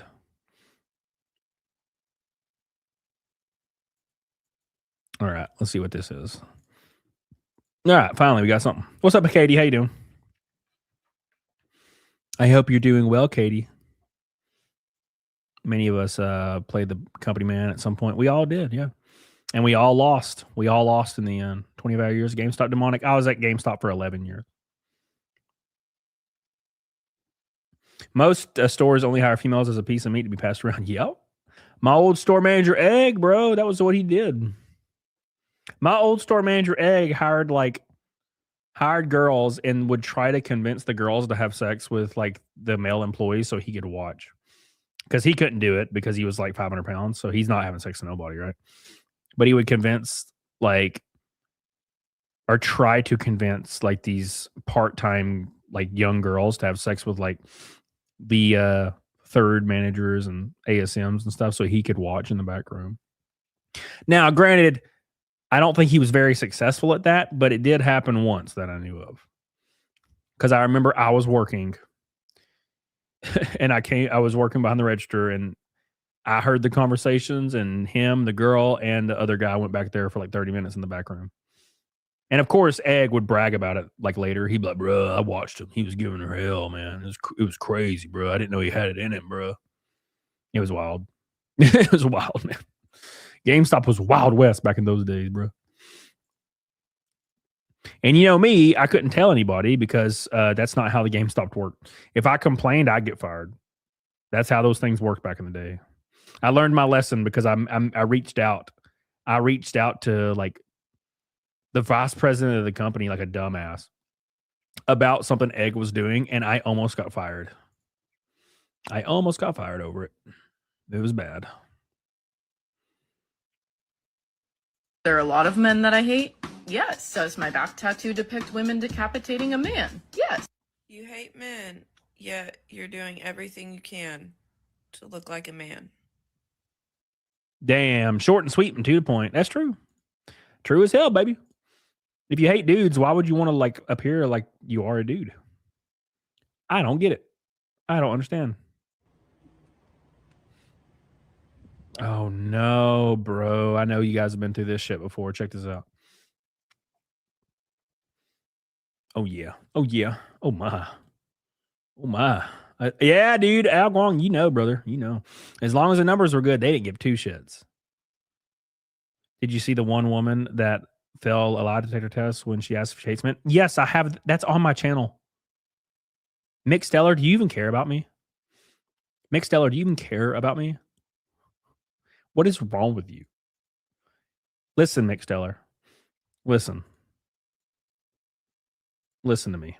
You ready? You ready? You ready for this, Mick Stellar? You ready for this, Mick Stellar? You ready? Would you say you hate men? I hate the patriarchy. There's a lot of really good men. Judd? Answer the question. Do I hate men? No. That's a lie. She goes, Yeah, Mick Stellar, you bad friend. You're a mod on my channel. Don't even realize this is my channel. That's me right there. Look at me. I'm right there. You see me? See my face? It's me. Come on, brother. Where you been? Oh my God. Erica says it's crazy because after that, I was a store manager at Title Loans, a Bank of America direct district manager. But then I worked at Homeland Security, had 2 security clearances, got paid less. What the hell? You got that government job and they lowered your ass down there. That's wild. That's wild as hell. Keep in mind, everybody, we're closing in. We're almost at 3 hours here. Every $100 super chat, Rumble rant, or anything goes on the car. This is probably the last day, I would think, for the first deal. There's some stuff happening behind the scenes. So if you want your name on the car today, this is probably the last show for the first deal. And then I'll have another deal after that. And then the rest of the names will be on there and so forth and so forth. But if you want your name on there for our first deal, today is the day. Oh, yeah. What's up, Promise? How you doing, baby? How you doing, baby? Like the stream. We're almost at 250. You should totally cover GameStop stuff. You wouldn't believe what they're doing. Yes, sir. Oh, I'm gonna get back into the game, like making some GameStop videos and stuff. I've already have some stuff planned. I'm a little behind on some stuff right now, but I'll do it. Don't worry, it's coming. It's coming. It's coming, boys. All right. Slam them likes beaches. What's up, Promise? Hope you're doing well, buddy. I want a big titty goth girlfriend. They don't exist anymore, man. The only girls that still do the goth look are doing it, like, ironically. The real goths are gone, buddy. I grew up in the 2000s. You know, I was growing in the 2000s. But you know what I'm saying? Like, I was in high school in the 2000s, and there was a whole clique of goth girls. 20 of them. All of them goth. It was awesome. I mean, I was obese, and they didn't like me. This was back before I was jacked. I was a fat kid, a fat little jacked kid, or a fat little kid. But now I'm 100 pounds lighter. So now it's totally fine. But they're gone now. I dated a scene girl though. If I wasn't fat, I'd still be doing it. What are you talking about? You could still do it. You could still be a big titty goth girl. Right? You can do it right now. Dye your hair black lipstick. What else? Black eyeshadow. Some pale face. Nihilism.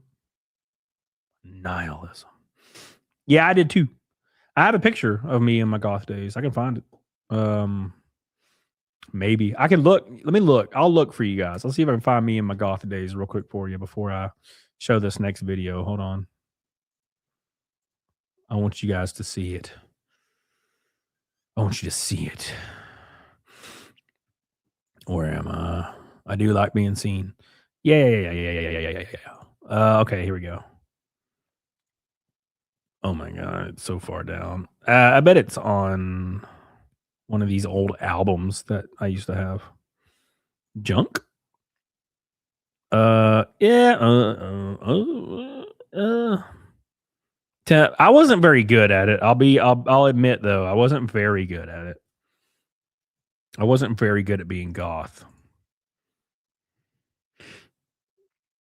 Goth girls are OnlyFans now. Yep.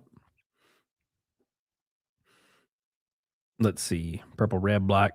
They still exist. They do exist. It's true. All of it. Hold on. Did you have Leon hair? No. I had long, goofy, like scene hair. This is a really pixelated picture. But I was like, I think 17 here. Yeah, I think I was 17 right here.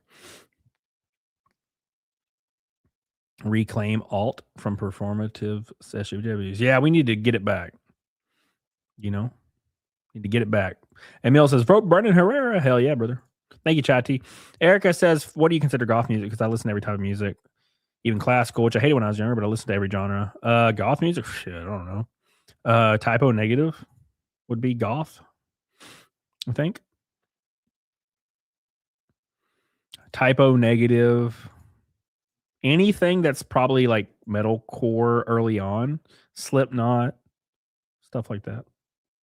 I didn't listen to any of that. I listen to Typo Negative now. I love Typo Negative now.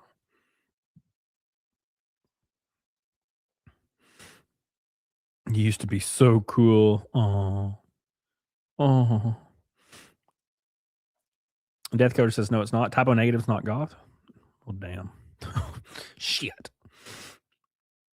That was after I had lost like 100 pounds. That was like my first time being thin. And I had girlfriends. It was really weird. It was really tough.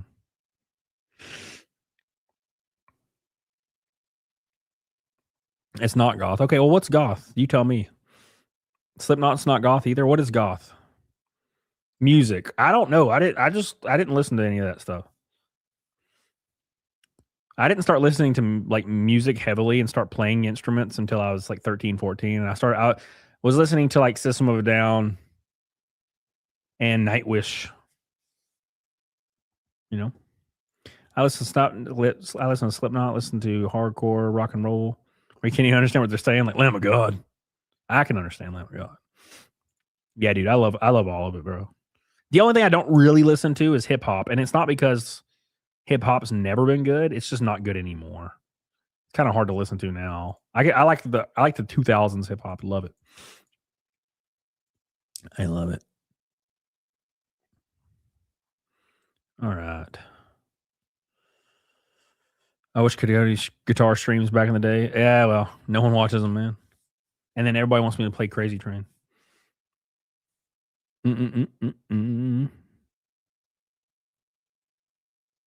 Yeah, it sucks now. All right, let me move on.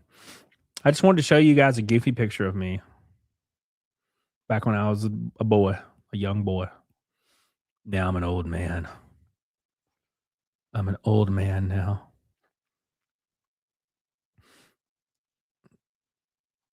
I'm old and decrepit. Now I'm old. I'm much thicker nowadays, though. Much thicker. I'm a thick boy now. But old. Thick but old. That's me. All right. All right, let's move on to the next video, boys. Yeah, I didn't know what I was doing, Michaela. I gotta be honest. Oh my god! Wow, that's what you do. That's what you do. You want to talk shit about GameStop, Angry Filth? Hey, what's up, brother? What's up? Rosetta Stone, Bauhaus, Sisters, Mercies, Goth. I have no idea who any of that is then. Shit. All right. Let's move on. Here we go. This says, when she says we're just friends but can't show you the DMs or their snaps. Yeah, you already know what's happening. Keep your DMs and your secrets. Is he kicking her out? Oh, bye. Kiss goodbye, no? Rest in peace. Oh. Yeah, brother. Now, look, I do have to say, if your girl's texting somebody and like 24/7 and like giggling at the text, you're already fucked. Right? You're already kind of borked, in my opinion. But still, I mean, you shouldn't have to request that, right? But I would wager that if your girl's talking to a dude 24/7 and like laughing and cutting up at the text, yeah, you're boned. You're boned, brother. You're boned. Thank you, Claudian. You're older than me? Well, yeah. Everyone's older than me. Except I'm old. I'm old. I'm so old. All right, boys, I'm gonna go for a little bit longer. Keep in mind, today is the last day for the Red Boys on the car, $100 super chats on the car. Today's the last day for a little bit. And then we'll go. Chris McGough, what's up, buddy? That one Christian Death album was the ultimate goth cool album. After Nifetamine Cradle became goth darlings. Thank you, Chris McGough. It hadn't started yet, Johnny, but it will soon. It will soon, brother. It's coming soon. It's coming soon, my man. Am I crazy? I might be dumb. Where am I? Hold on.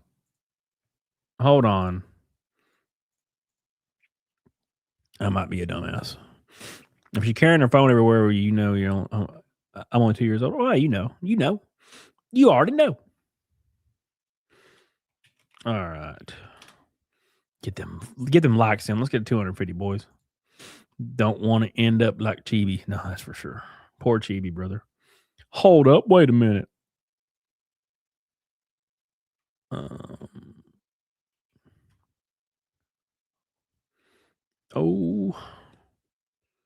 have a timer on my phone that's off.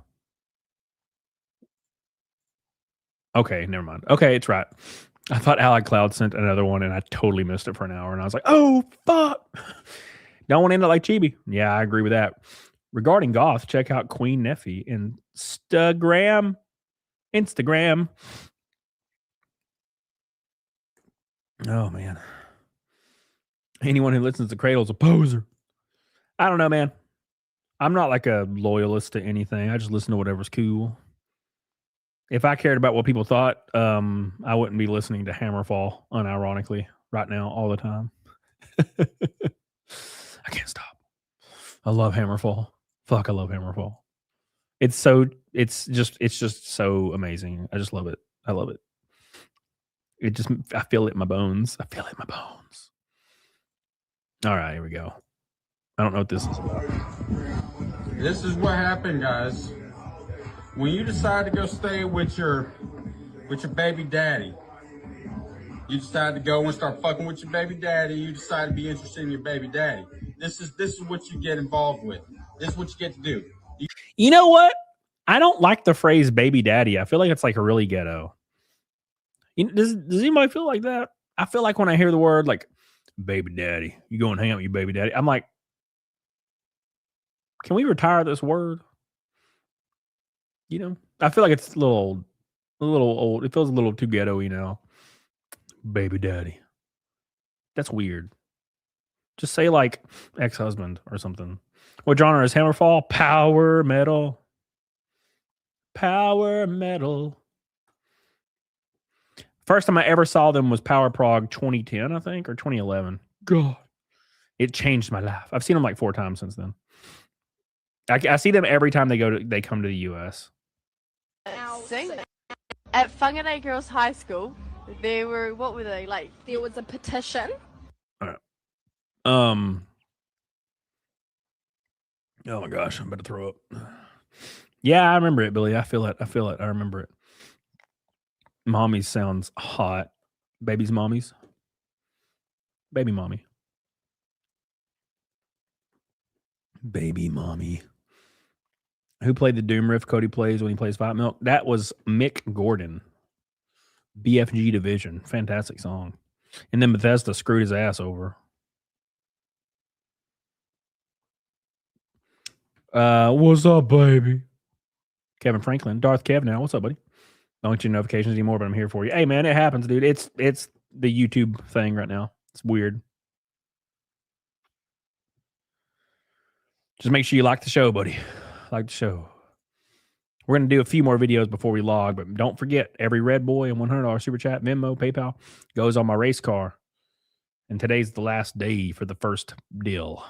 At Whangarei Girls High School, there were, what were they, like, there was a petition to get litter boxes in our bathroom for furries, girls that identify as cats and dogs and whatnot. The principal went on leave because of the stress of this, and they ended up taking shits in the sink, in the toilet sink, because they wanted to identify as cats and. Yeah, this is where the world's going, brother. This is where the world's going. Look, dude, if you adhere to like some of the insanity, you got to adhere to all of it. That's where we're heading. Like, and I don't see it slowing down. Like, you can get somebody in office that you think's like reasonable and whatnot, and they'll push back on it for a few years, but then the tide will turn. You know, it'll turn. It'll eventually turn, and things like that's going to happen. One says it's been proven to be BS, but it's believable. No, yeah, for sure. I mean, it doesn't matter if it's BS or not, right? These kind of like, the more you adhere to things like these, the more it'll be pushed, right? Why would it be so crazy to say that if you can identify as anything that you need to be treated equally and have equal rights if you identify as a cat? Why would that be such a hard thing to see a path that is totally there in front of us? Right? And it's coming. It will come, because the left will come back into power eventually and start adhering to it again. You know? The only thing you could probably do, I don't know what you could do, but you'd have to ban this type of stuff. Like now. Maybe. I don't know. I don't know what you do. You know? Shit, Skytex. Shit. Identify as a cow. All right. Let's make music together. I don't know who that is.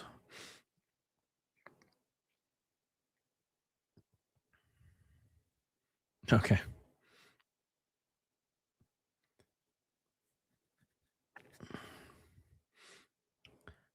Oh man, I'm worn out, boys.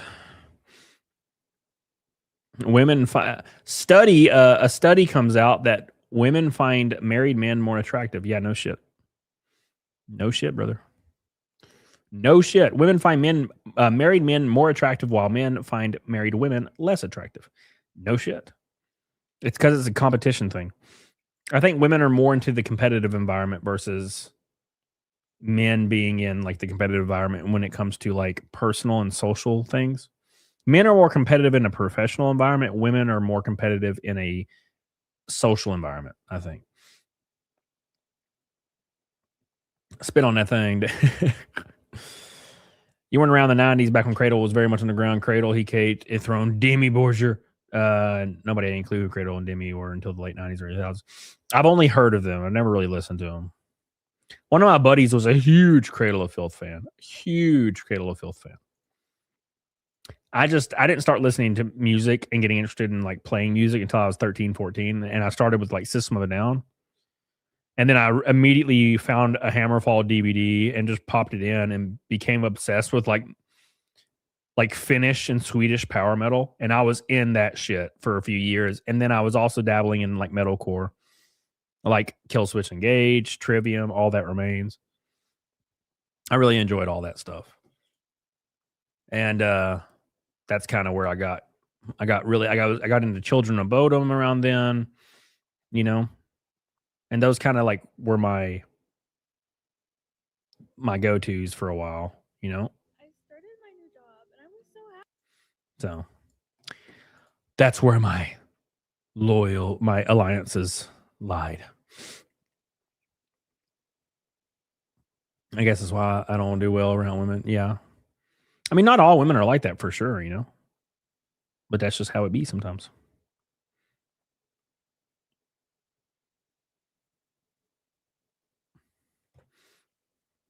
Have you ever heard a band called Mother Mother? I don't think so. I don't think so, man. Yeah, I was a big fan of Bodom. A lot of my friends were kind of into Bodom when I was into Bodom. And not like friends from school, because I was about out of school, but like friends at work. Like one of my buddies, he got me kind of into Bodom. And we would get like jam on Bodom together. But everybody, like a lot of people I knew did not like Bodom after Fall of the Reaper. They're all like, they sold out. And I'm like, what? I love every album. I love them. Love them. You know? Like Hate Crew, Death Crow, loved it. Loved it. It's like they're too metal now. They got away from their neoclassical roots. And I'm like, I mean, but I like that. I like both, you know. And there's still some of it, you know, it's still happening. I saw Bodom the year before Lexi died. Whew. Sad, man. Very sad. Has anyone else noticed how toxic it is to work in an all-female workplace? Like, I started my new job and I was so happy because I'm like, oh my god, it's gonna be all girls. During my training, my manager asked me a question and I forgot the answer, and she was like, you decided not to remember that? Like, you chose not to remember that? Oh my god. Every time one of the girls clock off, all the other girls are talking crap about her. And then they think I'm weird because I won't talk to anyone. Like, I go there to work and I will not talk to anyone. Because, like, they hate each other. And the worst part is that they pretend to be best friends. That's just girls, bro. There's a reason why women usually don't have long-lasting, like, female relationships. Like, you ever hung out with friends and and now this is not 100%, right? This is not across the board, but most of the time when I've ever hung out with girls, they don't have any childhood friends that were female, right? They've always had a falling out, you know? And I don't know, it's something with the competitive environment. There's this really interesting piece that this lady did where she intentionally started a company, and the company became really successful. And she was like a feminist, right? So she was like, I'm only going to hire females from now on. So she basically, the company becomes all female. And she claims this is why she's not a feminist anymore. Because the women would not work and they would just bicker at each other. So in an attempt to save things, she hired a couple of men. And it got way worse because the women started fighting over the men and like spreading drama about the men. And within 1 year, the company went bankrupt. And she wrote like a book on it, I think. I can't remember. You guys might know more than me about it. But she wrote a book on it, and she was like, this is why I'm not a feminist anymore. And I'm like, look, there's nothing wrong with women. It's just you can't have all or the other, right? Now, you could arguably have all men at a company, but there would still be negative drawbacks from it, right? But not as much as like all women, right? I mean, you saw what happened to game studios when they just moved to all women, and then suddenly the games are just garb. And it's not because the games suck themselves. It's because they start putting messaging in the games instead of focusing on gameplay, right? Like everything needs to have an allegory or a message, right? Make sure you guys like the stream and honor the message.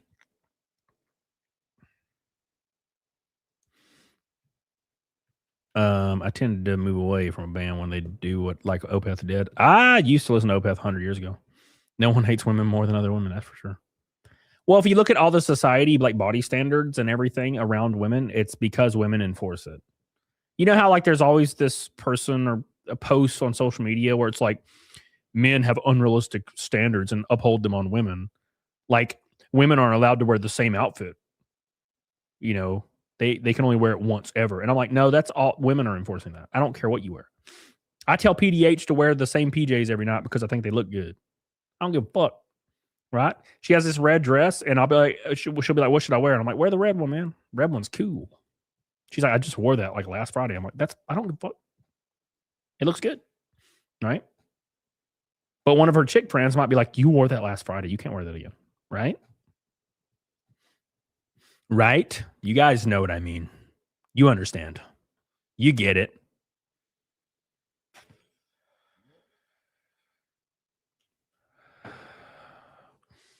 Look at Billy over here simping. Simp. Simp. Simp. I've been cycling through the same 5 sweaters. Yeah, dude, I wear the same shit every day. My mom's the reason I don't like women, but also I'm not good with emotional shit. Yeah. No, I get it. I mean, I work better with dudes too. I mean, it's not crazy, you know?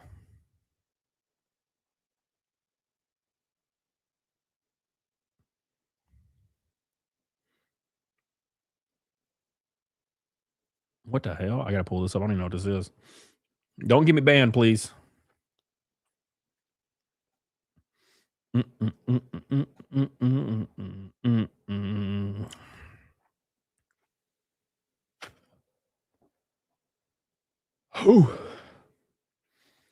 Beep, beep, beep, beep, beep, beep, beep, beep, beep, beep.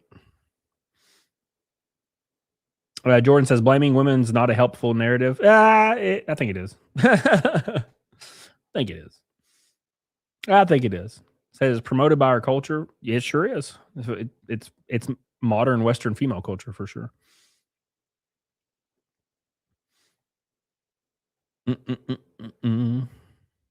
Consumerism and capitalism. Yeah, this can all be explained by these things being the consumerism and capitalism aspect of it being aimed at women, formulated by females in marketing. Women know what women like, and women know what women want to buy. What was the most successful female film in the last 5 years? Mm-hmm. Now, think about this, for example. Right? Why do people get angry and don't watch movies that have female leads when it's forced? Like a Marvel movie, for example. Not Alien, because it's good, but a Marvel movie. People get angry because it feels shoehorned in and it doesn't make sense from a marketing perspective, considering 82% of their demographic that watches their films are men, right? What was the most successful female film in the last 5 years? It was Barbie. And it was directed by a woman. It was written by a woman. And it was all about pink and shopping and woo party, right? Because the marketing was on point. They knew what the hell they were doing. It was all reinforced by women. All of it. And that's fine. You know, do whatever you want to do. Do whatever you want to do. I'm glad Ryan Gosling was in it. I love that motherfucker. I love him. 20 likes from 250. Remember, boys, every $100 super chat, Rumble Rant, or whatever, goes on the race car for the whole year. The dates are coming fast. So this will be the last stream for the first date. But the second dates are obviously going to be open as well. Obviously. You are not his father. I'm sorry. Oh, dude. Oh, Ron, get her. Yeah, calm down, babe. It's okay. We're all here. We're all here. I'm here. God, Jesus, Mary, Joseph. That is depressing as hell, brother. Oh, I'm not trying to get back on the subject matter, but you know the one. You know the one. The subject matter where 31% of men who suspect they're not raising their child, their actual biological child, are 31% of them are correct. 14% don't even know.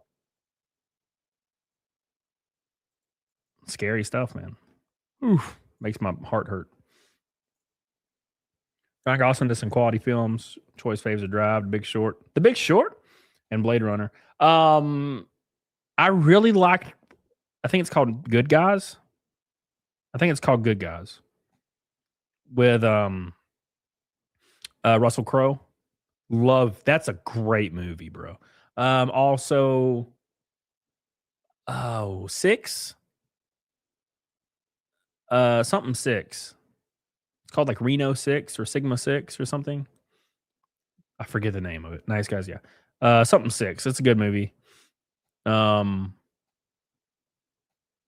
There's a lot of goofy ass Gosling films that are hilarious, but they're good too. The comedy one where he's a stuntman's great. Yeah, that one's called Fall Guy. The Fall Guy. That's a great movie. Fuck, I love that movie. When that dude like takes off his shirt and he is shredded, and Ryan Gosling's like, "You need carbs to live, man." It's like, you need some carbs to live. It's cooking your mind. It's cooking your mind. Love that shit. God, it's awesome. It's a great film too. He does a lot of good films. He was good in that one film with Steve Carell from a long time ago. It was a good film too.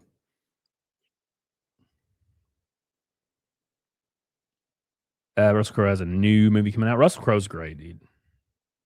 I do like how he shit on the new Gladiator film. That was funny. Crazy Stupid Love. That's good. Yep, good one. Stop. What the hell am I watching? See, that's why I'm recording. Because the cops ain't gonna believe this shit. Oh my God, dude. Bro, mental illness is running rampant. It's running rampant, man. Gosh. This is somebody that was never told no once in their life. That's for sure. Jesus, you freaking... Ooh. She ran right into the wall, brother. Oof. Oof. You killing me. 19 likes from 250, boys. And if he wasn't recording, she'd tell the cops he assaulted her 100%. What's up, Daniel? That's a zombie from COD. Yeah, dude. How you doing, brother? How you doing, brother? How you doing, man?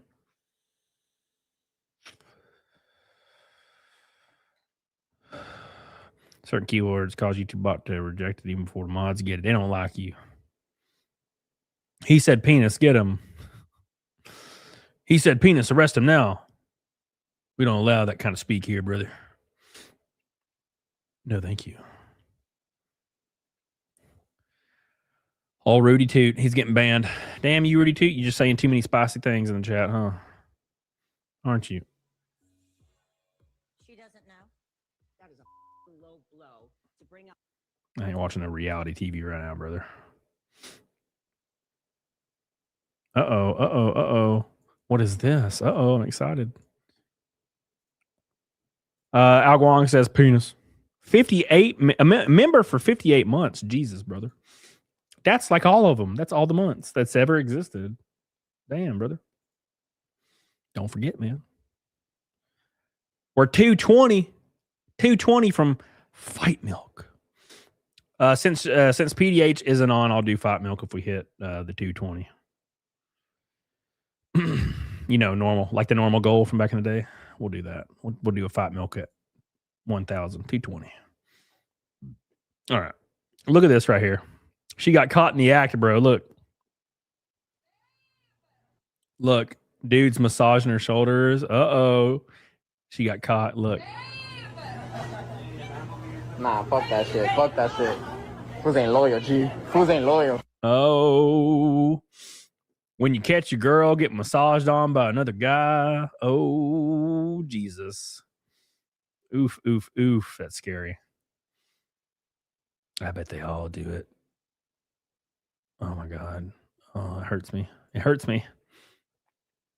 YouTube mob blocks a higher percentage of my comments than men who raise another man's child. Oh, yeah, McSteller, yeah. Go for a little while longer for fun. Let's check this out. Serve my wife paperwork for $20 to serve my wife paperwork for a divorce because I caught her cheating last week. You want to do it? Yes, sir. I don't like cheaters. Yeah, Yes, neither sir. the fuck do I. I really appreciate this. Not a problem. I just filed this yesterday. Okay. And so I got to get it served today because I'm going out of town tomorrow. No worries. So I'll fill this out for you. So this is the case number. This is where it's going to be served at my house. Okay. I just got approached by some random dude whose fucking bitch was cheating on him. This dude's a beast. Fucking, he's in that Porsche Carrera right there. That's what you do, though, man. Like that's what you have to do because, like, if you're married and your wife knows something's coming, you can't, like, she's gonna avoid you like the plague, right? So just get a random dude to go serve it, brother. So I get to go break it to this bitch, and it's all gonna be on footage. Oh no.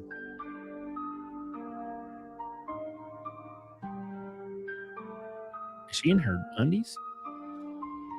Oh, damn. You got served. Nice. Nice. Hell yeah, brother. The ultimate disrespect. Although I don't understand what's the point. Just do it yourself. But still, let's do it. Oof. Oof. If you're in New York or California, it's a no-fault state, so cheating will still be 50% lost income. Well, it's also completely up to the judge, right? So I remember I saw this guy online a long time ago. It was like on TikTok or Instagram or something. And he found out his wife was cheating on him. He was in like a flyover state, by the way. And he found out his wife was cheating on him for like years with the next door neighbor. So he filed for divorce, and she obviously got a lawyer, and they started battling in court, and she won everything. She got like full custody of their kids, and he had to pay like max amount of alimony, and she got his house, and he had no idea what was happening. And he built a huge Instagram or TikTok following off of it. Like he got like 1 million followers off of it. So it was wild. It was wild. It probably just depends on like how savvy your lawyer is, right? Might get you to accidentally agree to some shit, you know. Look what happened to Cecil. Well, he's in New York though. That's one thing.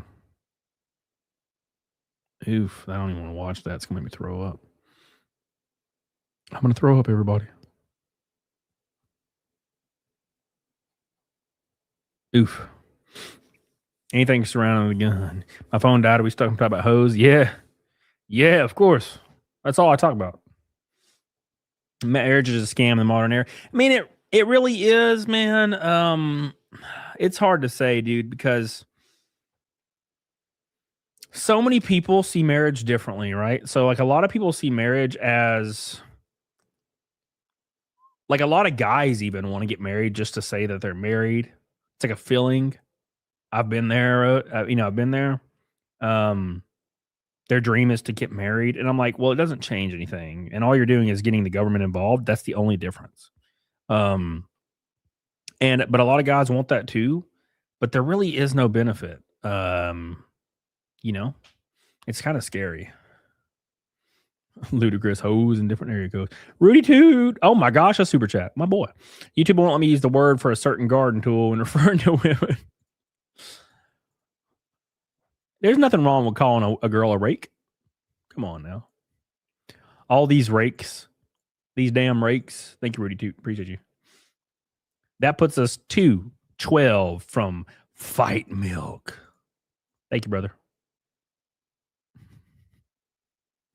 Oh my God.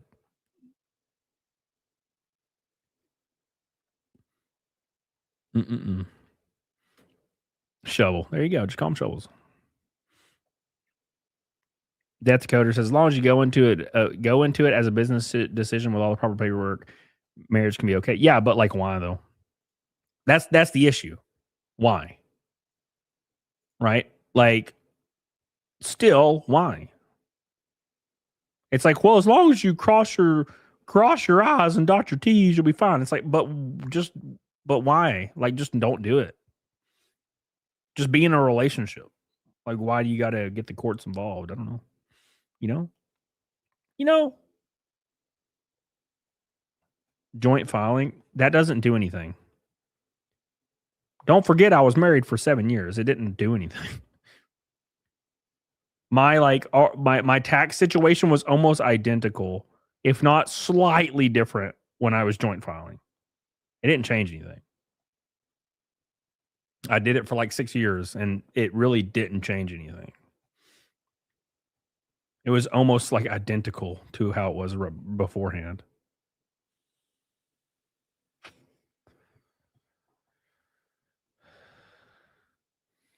Did I see a rack is using your teeth when blowing? What?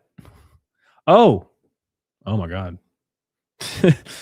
Yeah, raker. Oh my god, that's an old term. Rake. It's a raker. All right.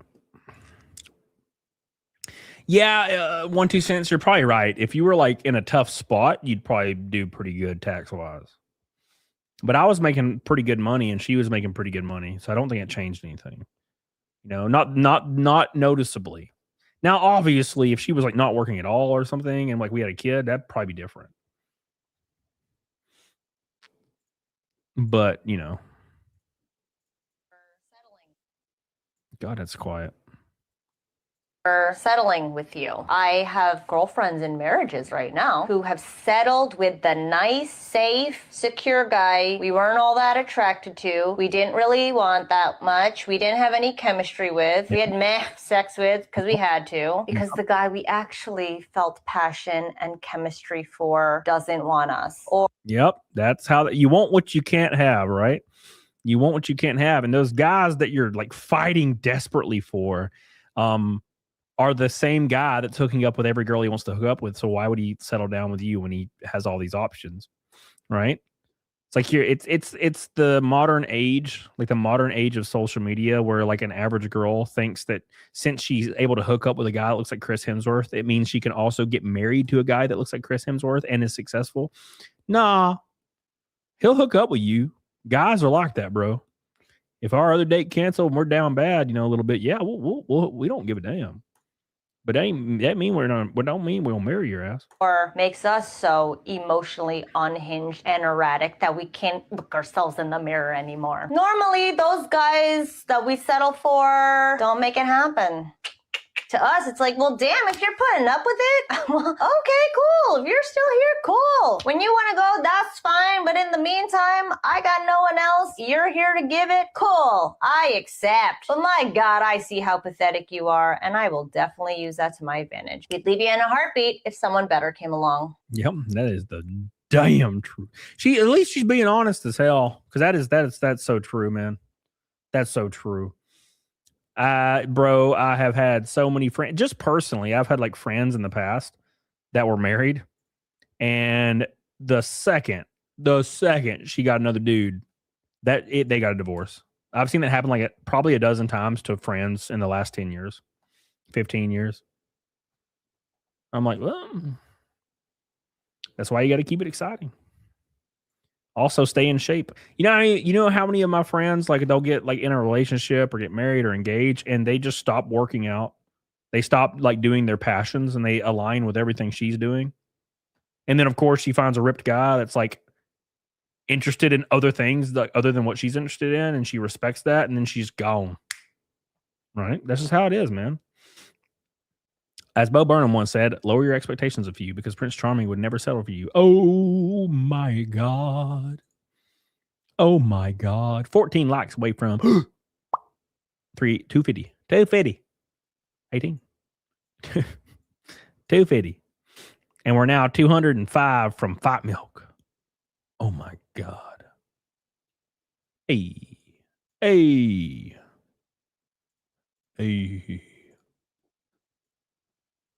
All right, boys.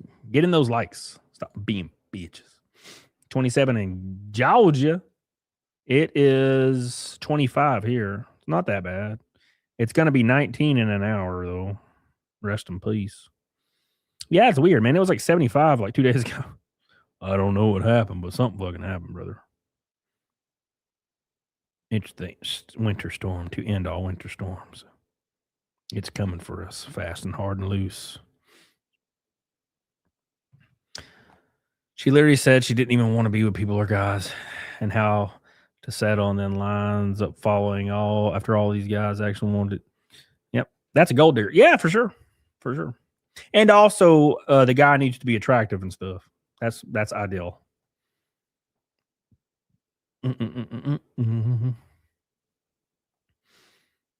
It's still hot in Texas. Everything's hotter in Texas. Us guys know. We've been there. People don't understand how to have real relationships anymore. It's partnership. You should both exist together. Yeah. Yep. The most important thing about a relationship is if you can sit alone with each other. You know? Because you got to be comfortable with being alone with each other and not feel like you're obligated to do something, right? That's kind of the point.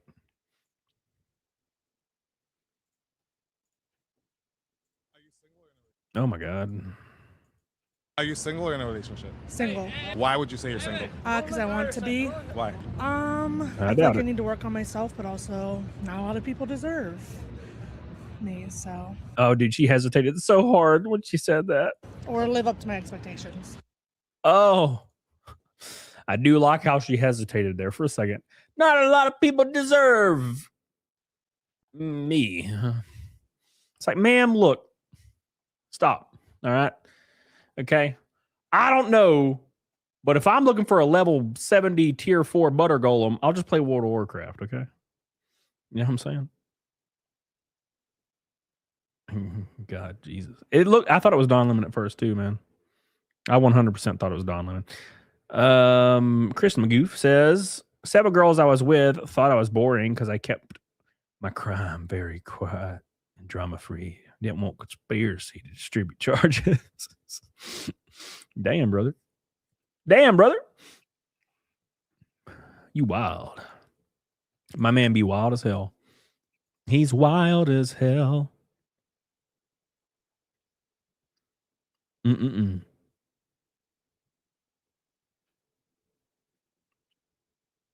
Oh.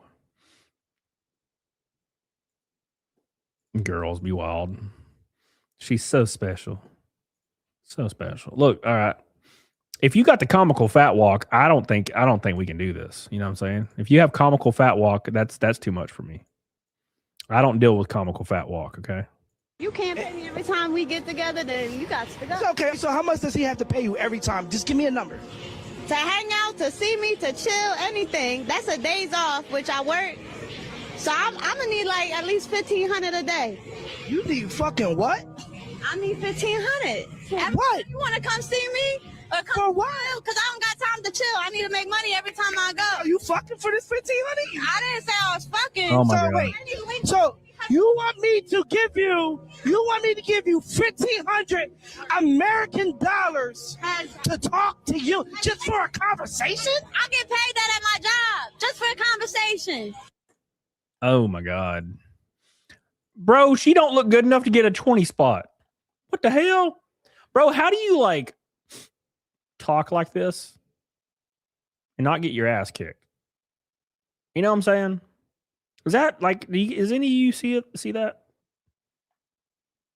How do you like be like a dainty little white girl and like go up into places and be like, hey, shit, I need about $1,500. I ain't gonna say shit. I'm like, how are you not getting your ass kicked? That's what I would do. No, I wouldn't do that. But I'm saying like, if I was like a black guy and I was just chilling, getting me some steak and rice at the near Mexican joint, and a girl walked up to me and she was talking like that, I'd be like, ma'am, you need to stop. All right. You know what I'm saying? Why? Come on. You need to stop that shit. You're freaking me out. You're freaking me out. Shamir. What's up, Shamir? Says, what's your favorite car? Shit, I don't know. I don't know. I had an R8. I had a gated manual R8 like a year ago that I sold. And that was really cool. I'd love to have another one. It was a great car. It really tore some ass. It was cool. You know what I mean? Is she pretending? I don't know, man. I don't know if she pretending to be good. Like, I don't know. That's the weird thing. Like, I don't know, man. I feel like if you talk like that unironically, like, I feel like it has to be an act. You know what I'm saying? Like, I grew up in rural Alabama, like rural ass Alabama. Okay. And everybody was hunting and dipping in, like, there was people dipping in high school, in class, in middle school, even like dipping like tobacco. And even like, I know I have an accent a little bit and I can hide it pretty well when I want to, but like, I should, given the correct theory, I should have been like, I should be like, but I tell you what, do you hear about GameStop? You know what I'm saying? Like, I should sound like that, right? But I don't. So I don't understand how people like sound that wild. You know? I don't know. Where'd you go? What model R8? It was a 2010. It was a 2010 gated manual. R8. It was Phantom Black. God, it was awesome. The girl was Busty Spokes, and she's known for 33. What the hell does that mean? You sound like freaking. You sound like Charizard right now. I'm confused. All right, we're about to lock it up here. About to get the hell off here. About to die. I might die tonight, boys. I'm fucking starving. Got the bow GameStop. Let me tell you. Right here, spokes. Oh, the spokes, the asshole spokes. Yeah. I get it. I remember. How many people do you think nowadays know how to drive a stick? Nobody under 30 I've ever met knows how to drive a stick. Well, every race car I drive is obviously like a 4-speed. They're all 4 speeds. You know, it's the same like Jasper transmission, like the 4-speed. It's like a dog box. So everybody I know drives a stick because you have to when you're racing. But other than that, I mean, in real life, I mean, PDH can drive a stick. Most of my friends can, but most of my friends are my age, you know. Ow. About passed out. It's really weird too because driving a stick is super easy. It's the easiest thing in the world. Like, all you have to do is kind of try. And once you try for 5 seconds, you can get it. I don't care if you have a girlfriend. I taught my sister how to drive a stick, and she got it in like 5 minutes. You know? So Shamir said, did you buy the car after seeing Iron Man as inspiration? No, I've always liked them. And I was looking at getting a Ferrari, like an F430. But obviously a gated one is going to be almost impossible because that jacks the price up like 100 or 80 or 100 grand. And they were just a little bit out of my price range. When I started looking, they were in my price range, and then the market went up like 30 grand, like in 6 months. So I decided to not get a Ferrari at 430. So I went with an R8, and I got a gated one, which was awesome. If I had to do it again, I don't know. I really still want a 430, but I'm not going to have it. I won't be able to have a gated one, and that just sucks. But I might still drive a 430 even if it's not gated. I might just get me a trashed out, just completely clapped out like Coyote. Yeah, brother. Bald tires. Let's go. Just for the funds.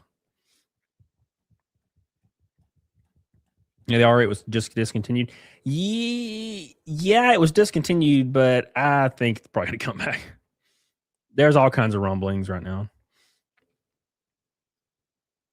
My two sons, Cannon, they're 21 and 22. The clutch was a war. It wore out. Hell yeah. I learned on an 88 VW. I learned on a Beamer, like a 79 Beamer. And I think I did a GMC Sonoma. I played a little with the GMC Sonoma. 9 likes from 250. Hot diggity damn, boys. Do you want to live a convenient life, or do you want to live? I don't live a convenient life. It is not convenient. Stressed to the gills 24/7, brother. 24/7. It's killing me, Smalls. It's killing me, Smalls. I'm dying, but I'm trying. You know what I'm saying? Dying, but trying. My grandpa taught me to drive stick when I was 6 years old out on the farm. Hell yeah. Holly says 911 GT3 RS. No, I'm not into Porsches, unfortunately. I just have never, ever, ever even remotely liked what they look like. I don't know why. They've always looked like little mouses. And I like my cars to be wide and long and ridiculous.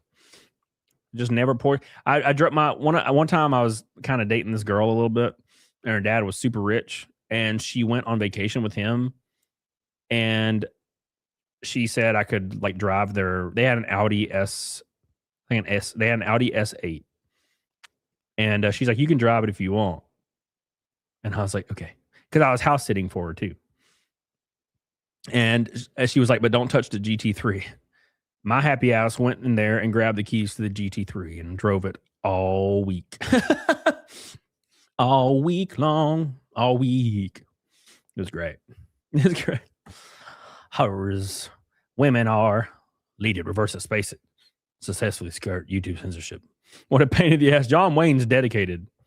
He hates women so much that he's dedicated. Thank you, John Wayne. Appreciate you, brother. He's like, my hate will supersede the YouTube censors. Yeah. Audis are cheap, but Audis are fun, but trash for reliability. Yeah, that's why you don't drive your R8 daily everywhere you go. My R8 had 9,000 miles on it, and I put 4 on it. Yeah, you don't want to put now. I've seen R8s with 140,000 miles. I don't know why. You can find them online for like 48 grand for like 100,000 miles. I'm like, damn, brother. Hell no. What are you feeling as some paddle shifters? I'm not about that life. I mean, but if you get a 430, it's gonna have paddle shifters in it. But now, to be fair, they're gonna have like an F1 box in it, and they're gonna be really tight. So it's a little different. Like the sequential box in a 430 is not the same as the sequential box in a Hyundai Sonata Sport mode, right? Completely different. I've driven like a race car with paddle shifters, and it's pretty fun because it's like a sequential box. So when you click that shit, it's like a fraction of a millisecond, man. And it's like high rev. And it's like jerking you around. Love it. Love it. But like as far as like most cars with paddle shifters, it's literally like a goofy feature that's not meant to be used, to be fair. You know? You're whispering, Erica. Well, go to bed, Erica, you goober. After 100K, they leak out every single hole. I'd imagine so, yeah. Yeah, that's the name of the game, bro. If you're buying an Audi or if you're buying any German car, you're buying a Mercedes or something, yeah, you're not going to buy one of those with 100K miles on it. You're going to buy one with 20K or 15K. That's it. You can buy a 5.0 Mustang with 100,000 miles on it and tear it up and drop another Coyote in it when it goes out. They're like $3,000. Those are fun little goofy cheap cars, in my opinion. You can get you a 2011 genuine Coyote Mustang with 100,000 miles on it for like $8,000 with some body damage or like faded body paint. Put a wrap on it, blare that bitch around town. Coyote blows up, buy another one, drop another one in. I got an engine hoist in my garage, pop that bitch out, put a new one in. Takes about 4 hours. Hell yeah, brother. What's up, Kyler? You harassing people, buddy? How you doing? I'd love to get an S2000. I had a Del Sol. I had a 93 Del Sol. That was a goofy little car. It was fun. It wasn't bad. It was fun. It had no power, obviously. You know, but it was a fun little car.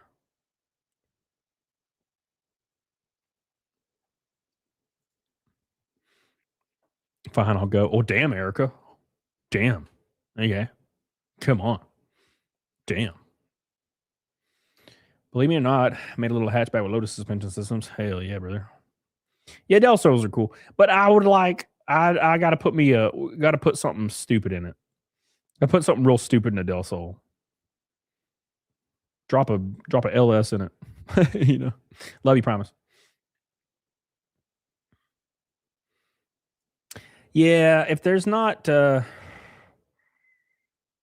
only thing I don't like about like Subarus and like modern day stuff like Subaru, like the BRZs and like most Toyotas, most Hondas, most Hyundais, all these cars that look sharp as fuck and you can get them with a stick, man, they usually got balls for power.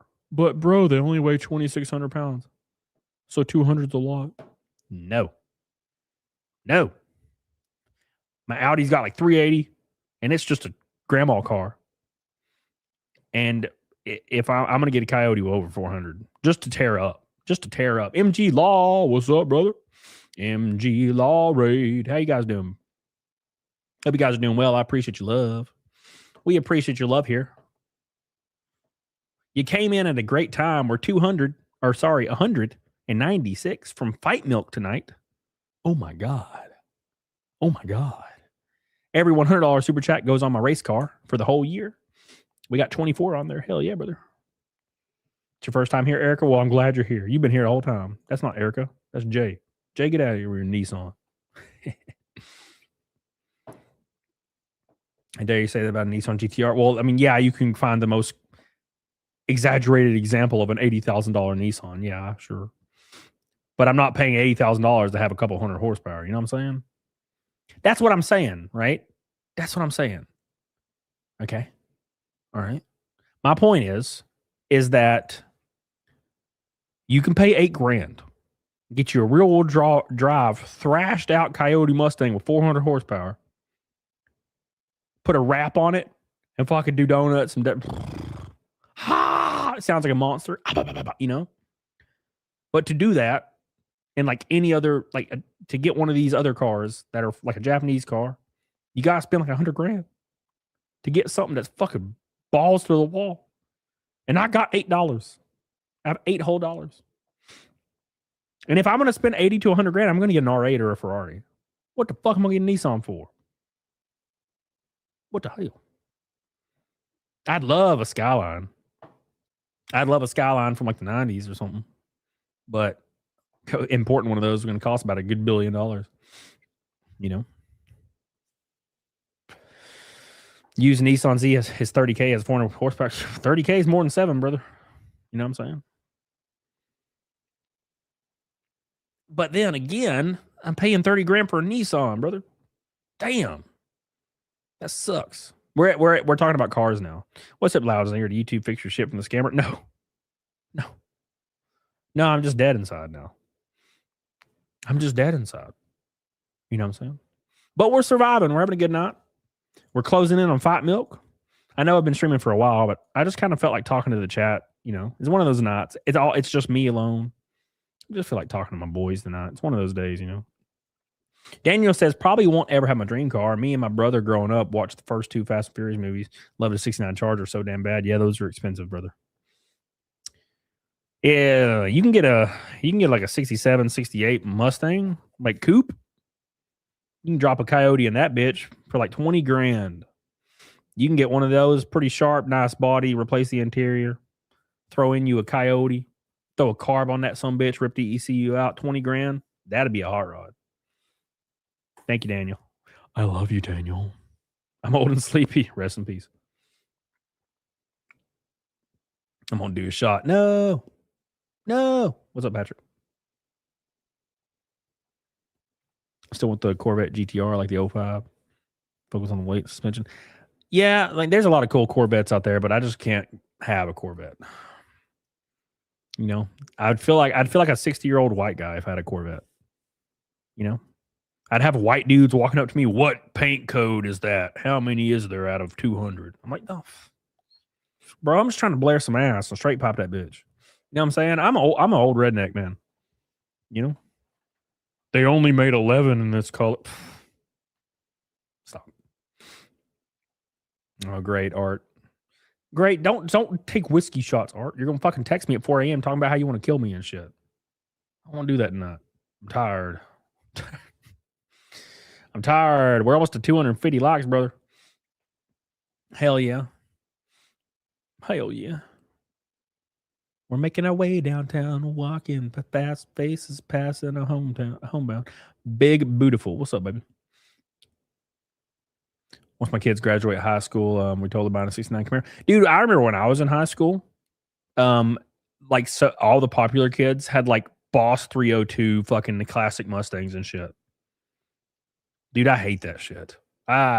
It made me livid that all the rich kids were getting like fucking super high-end cars, classic cars, Corvettes, and my happy ass was driving a 1993 long wheelbase F-150 that I had to repair myself.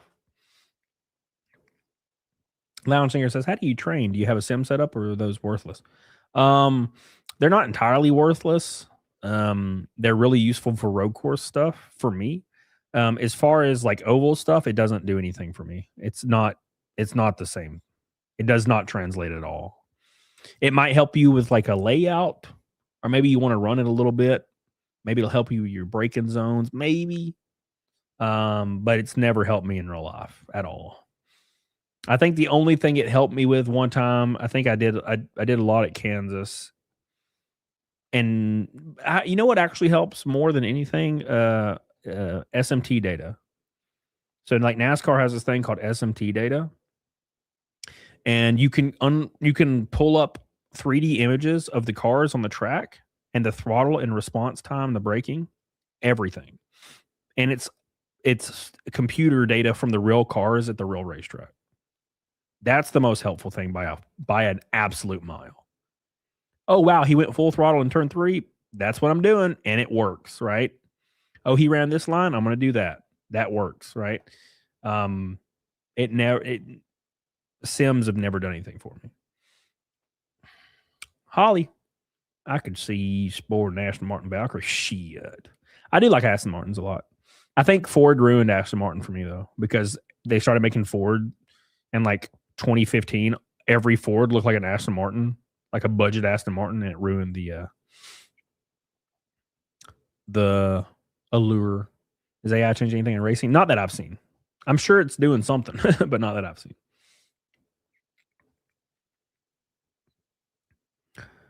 Holden, you know what I like? You remember the ones? Do you remember the Chevy SS, the 2016 Chevy SS? Had like 440 horsepower. Had like a 5.4 engine in it, 5.6. I don't remember. Don't remember. But it was like a Holden clone from like Australia or something. And then like Chevy released the Chevy SS. Those are awesome cars, but they're so expensive. And you can find them all day, like a 6-speed. They're online right now. 6-speed 2016, 40,000 miles. And they are monsters. But they're like 50 grand. And I'm like, no, I'm not going to pay 50 grand for an SS. They're badass though. They don't look that great, but they do look all right. They look pretty solid. Like they don't look crazy, but they don't look ugly either. They look solid. I think if you put a big like NASCAR style spoiler on it and slammed it, you know, I think it'd look pretty good.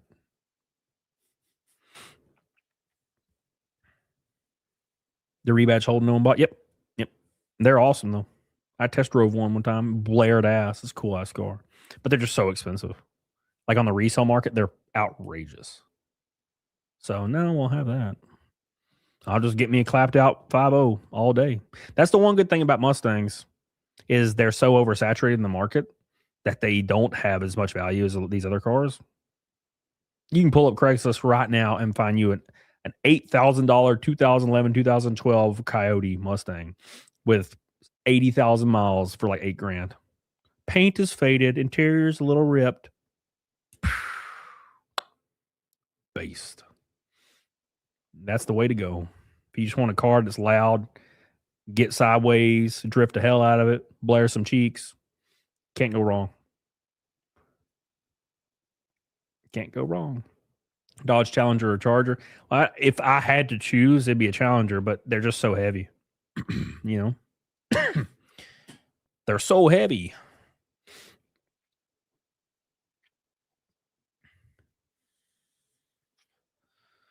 I mean, the Mustang's no spring chicken either, you know what I'm saying? But it's not as heavy as a Challenger. You know?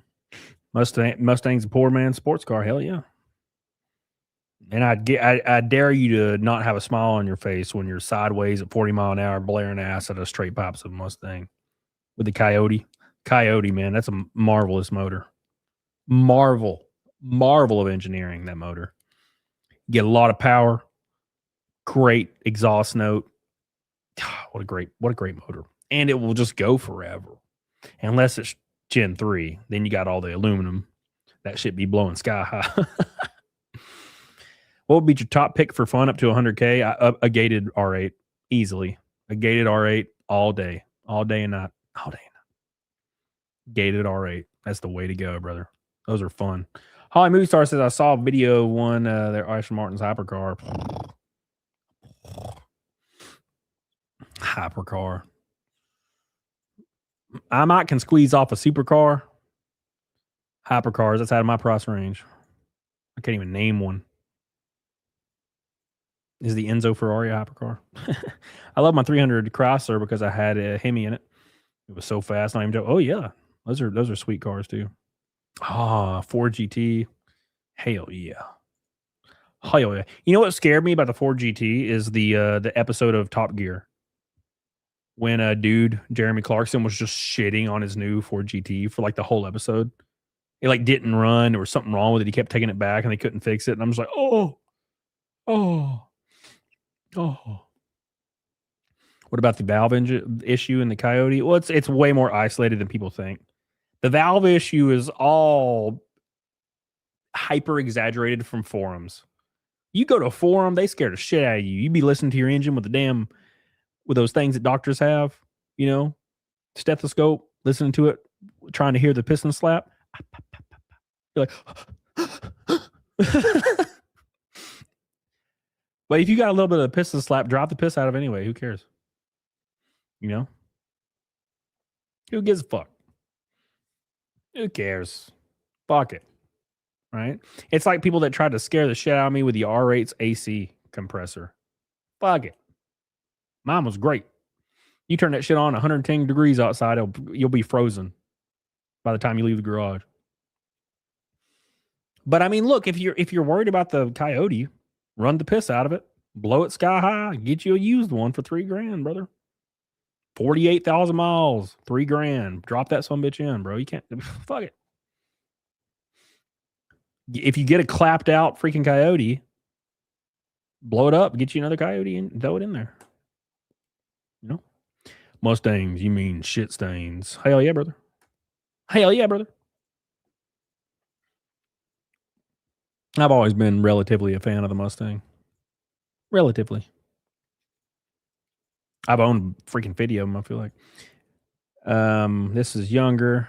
If this is younger and you're having a show, I'd have never known what to talk about, but I work for Pet Boys.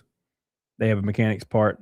Now, as always, out there hanging out. My brother, because he worked there, he's a manager. I learned so much about cars. Hell yeah, dude.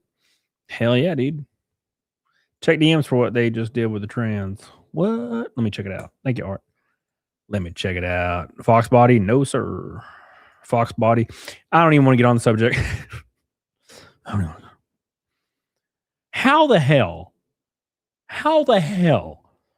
did Ford have the 15 to 17 body style that looked literally the best since the 60s? Keep it for only 2 years or 3 years, I guess. 2015, 2016, 2017. And change it in 2018. But they had the Fox body for like 25 years. What were they? Well, how could you do this to me? The Fox body Mustang they kept it for 20 years. And they kept the best one ever, the 2015 Mustang body style, for 3 years. 3. What's happening with me? No, now they did keep it for the 350.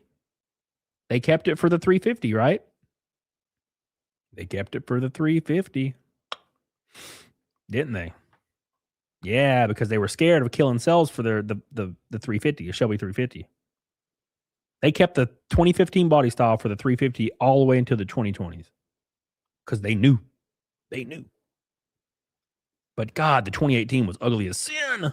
It broke my heart, man. Broke. And they got the freaking the aluminum shift forks and the aluminum fucking block. What were they thinking? People be shifting, pulling out of the parking lot after they buy it, and they do a heavy shift and break a shift fork right out of the freaking dealership. Daniel. I can't deal with Mustangs. I feel like most people who drive them are dumbass teenage kids with mommy and daddy money or midlife crisis balding man. That's called a Corvette, my man. That's a Corvette. Mustangs are too cheap to fall into the category of midlife crisis, brother. The reason I like Mustangs is because they're relatively cheap. They're everywhere. Any option you want, you can have. And I love the motor. I love the Gen 1, Gen 2 Coyote motors for sure. They're just a great motor, right? I never really cared about the DOHC, like the 4.6. You ever think about doing funny cars? No. I'm not dying, brother. No. But yeah, I mean, I'd be all about some of these other cars. They're just too expensive. And the power to weight ratio's off. You know? Power to weight ratio's just not there. That's the issue for me. I want something cheap that has good power to weight ratio, and that's going to be a Mustang every day of the week. Every day of the week.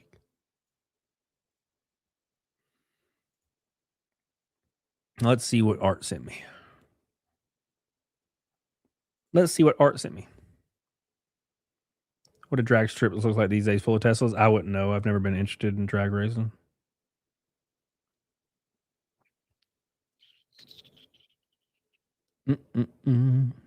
Yeah, Bat Derp, they were. Yeah, you're right. You get a fucking V8 Mustang in the 60 for $2,000. Oh, how times have changed. Let's see. It says a trans woman has announced plans to sue a major tech company claiming its AI facial recognition software repeatedly misclassifies her as a male. She described the experience as transphobic and emotionally distressing, arguing that the system fails to recognize her gender identity despite repeated corrections.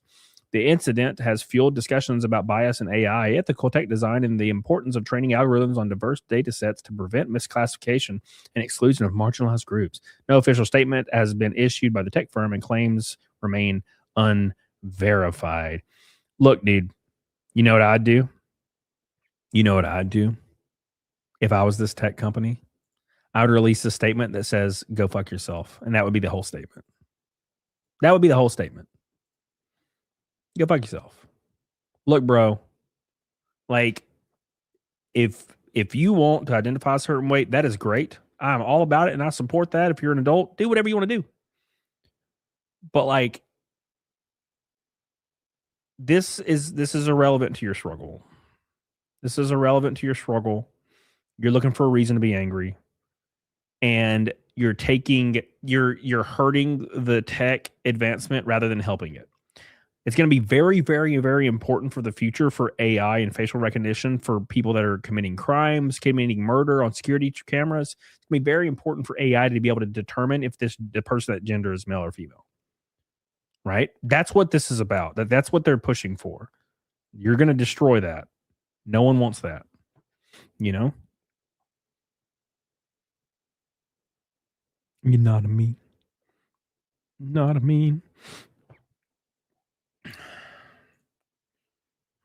All right.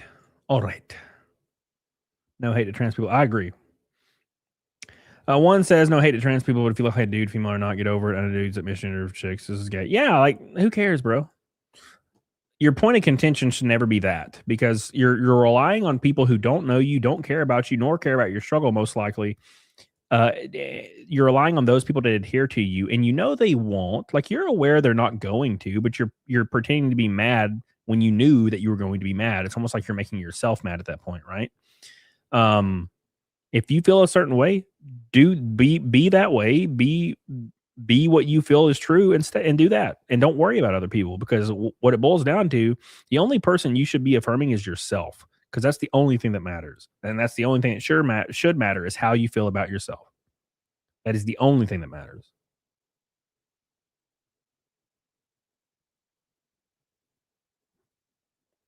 I'm tripping balls, boys. It's like this studio lights in my face and it looked like a shadow passed and freaking me out, man. It's freaking me out. I'm like, I'm about to get robbed. Am I going to get robbed, everybody? We are 170 from Fight Milk. Oh my God. Every $100 super chat goes on my race car. Hell yeah. They'll just market it to military and intelligence in that case, yeah. Well, I mean, look, dude. Look. Here's the issue is this is going to become a thing again when the left comes back into power. There's really no way to avoid it. But the issue is the left can't run on it because if they do, they'll lose. Right? So what they're probably going to do is they're going to get rid of all their social policy while they're running for office. And then once elected, they'll start introducing it again. Because it is very, very profitable for pharmaceutical companies to have people on all kinds of SSRIs and hormones. It's a business, right? I mean, so politicians that have stock in those businesses, they're going to push those things. So, do I believe in ghosts? No. I do love ghost stuff. I watch a lot of ghost documentaries and paranormal documentaries and stories. That's pretty much the only thing I watch on YouTube is that kind of stuff. I don't personally believe in it at all, but I love it. I love it. You know what I'm saying? I do like it. Chris McGill. Oh my God. Well, yeah, I mean, I've had friends that have gotten on SSRIs and they did it for a week and got off them because they said it was it didn't make them feel better. It just made them feel completely numb. And one of my close friends back in the day, she told me that she had suicidal thoughts, and was always depressed, right? And then she got on SSRIs. And she said she was still depressed and she was still suicidal. But it wasn't a feeling. And also she was terrified that she would commit suicide on SSRIs because she had no fear of hurting people, the end, the ramifications. She felt nothing. Therefore, when she was on an SSRI, she was like, I thought I might actually kill myself on SSRIs. Unironically, just kill myself. So she got off of them because she's like, it wasn't the answer for her. She went from thinking about suicide to possibly doing it because of SSRIs. That's what she told me. I don't know about you guys or your experiences, but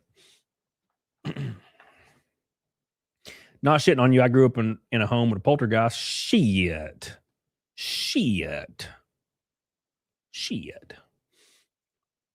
Look, I've seen some weird stuff, man. But it's just one of those things. I think the shadow is Mal. Now he's laying here. Legitimately, you're supposed to go through life the way you are. It's the very purpose of our last medication that deadens you is making you your purpose hidden. Oh my God.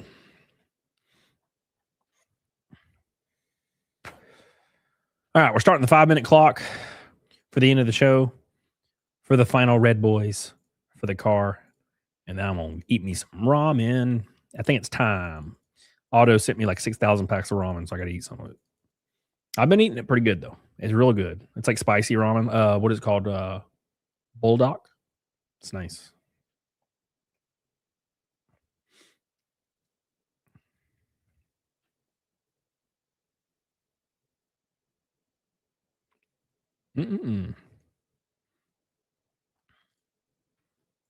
Where's my StreamYard? There it is. I'm back.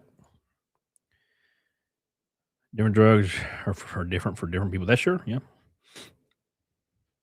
John says had a family member literally throw herself off a bridge in SSRI. She lived. Oof. Ooh. I just smacked the bag and eat it. What the hell, Gravity? That's called a mental illness. What the hell's wrong with you, brother? What's wrong with you?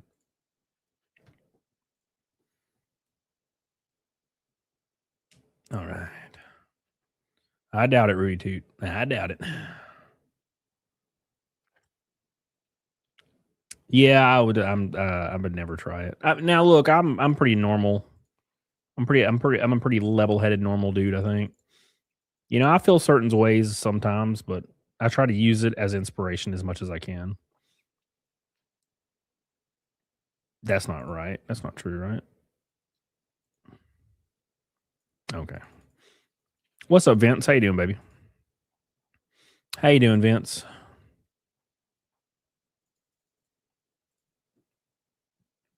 Mossy says, "What politics are you talking about?" I was talking. What was I talking about earlier? I was talking about the fact that Gavin Newsom and Bernie Sanders and a lot of other leading Democrats their new rhetoric is they don't know how to get a birth certificate. They're claiming they don't know for some reason, which is weird. And these are like supposed to be like pretty high intellectual politicians that are pretending to not know how to get your. I got my birth certificate recently again for my real ID, and it took me like 5 minutes. And they're pretending to not know. And then Gavin Newsom went in front of like that black audience on Black History Month and was like, "I'm just like you guys. I didn't do well on my SATs. I can't even read." And I'm like, "What? What? What do you mean just like you guys? What the fuck?" Interesting behavior. We kind of touched on that a little bit earlier, but I've been live for freaking hours. You paralyze when you're depressed. SSRIs give you the motivation to find a rope. You're wording it better than I. Yep, you're wording it way better than I was wording it. Yeah, John Harris. I don't know how they haven't made that illegal yet. Like pharma commercials. That shit needs to be done. Yeah, lounge singer, exactly.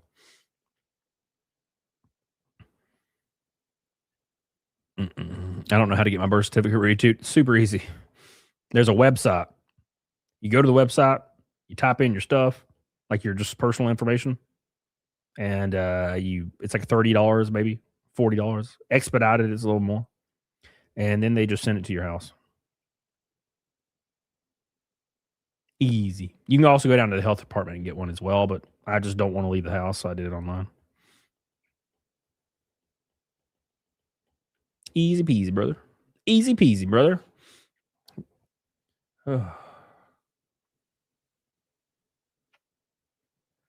Mossy says, "Where do you draw the line? What do you believe is true?" None of it. I don't believe any politician, left, right, or center, is really telling the truth about anything. They're just saying whatever. You know? I'm just waiting patiently for something good to happen, which doesn't happen ever.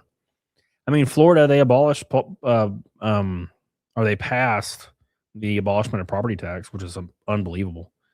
That would save my life. My property tax has increased like 600% in the last 5 years. Where was I born, Erica? I was born here.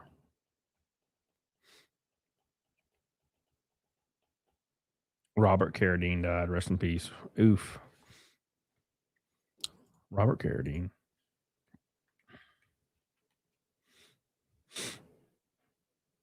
Interesting. Oh, he was 71. I did not know that.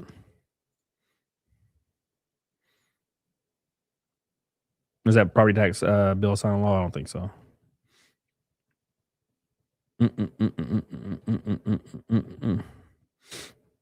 Beep, beep, beep, beep, beep, beep, beep, beep. Sounds like a tax break for the rich or maybe Disney. Yeah, well, that every politician you ever vote for is going to vote for tax breaks for themselves. Now, I understand when you're like 12, 13, 14 years old, that sounds like utopia. I was the same, dude. I was the same exact guy when I was a teenager.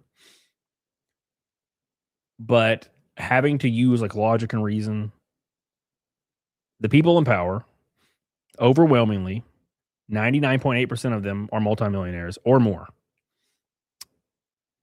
Now, if we are to agree that, they're in power, they're obviously in there for their own interest. We also have to agree that everybody keeps saying billionaires are all. So we have to agree that billionaires, they're 42 billionaires, 84 billionaires are left, 42 billionaires are conservative, right?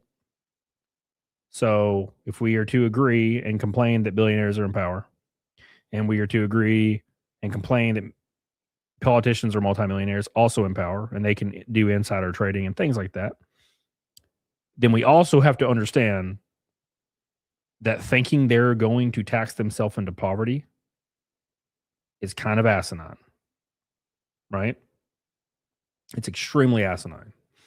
And I used to think that when I was like 14 because I was kind of dumb. But like thinking that millionaires and billionaires will vote and tax themselves into poverty will never happen. There's a reason why they won't put an end to insider trading. There's a reason why they won't put an end to term limits, right? They won't institute any term limits on themselves because they enrich themselves through politics, left, right, center. Doesn't matter who it is, right? So no, like holding the idea that your favorite politician is going to tax the 1% is asinine, right? Because let's say you do get let's for a hypothetical, like a fun hypothetical, right?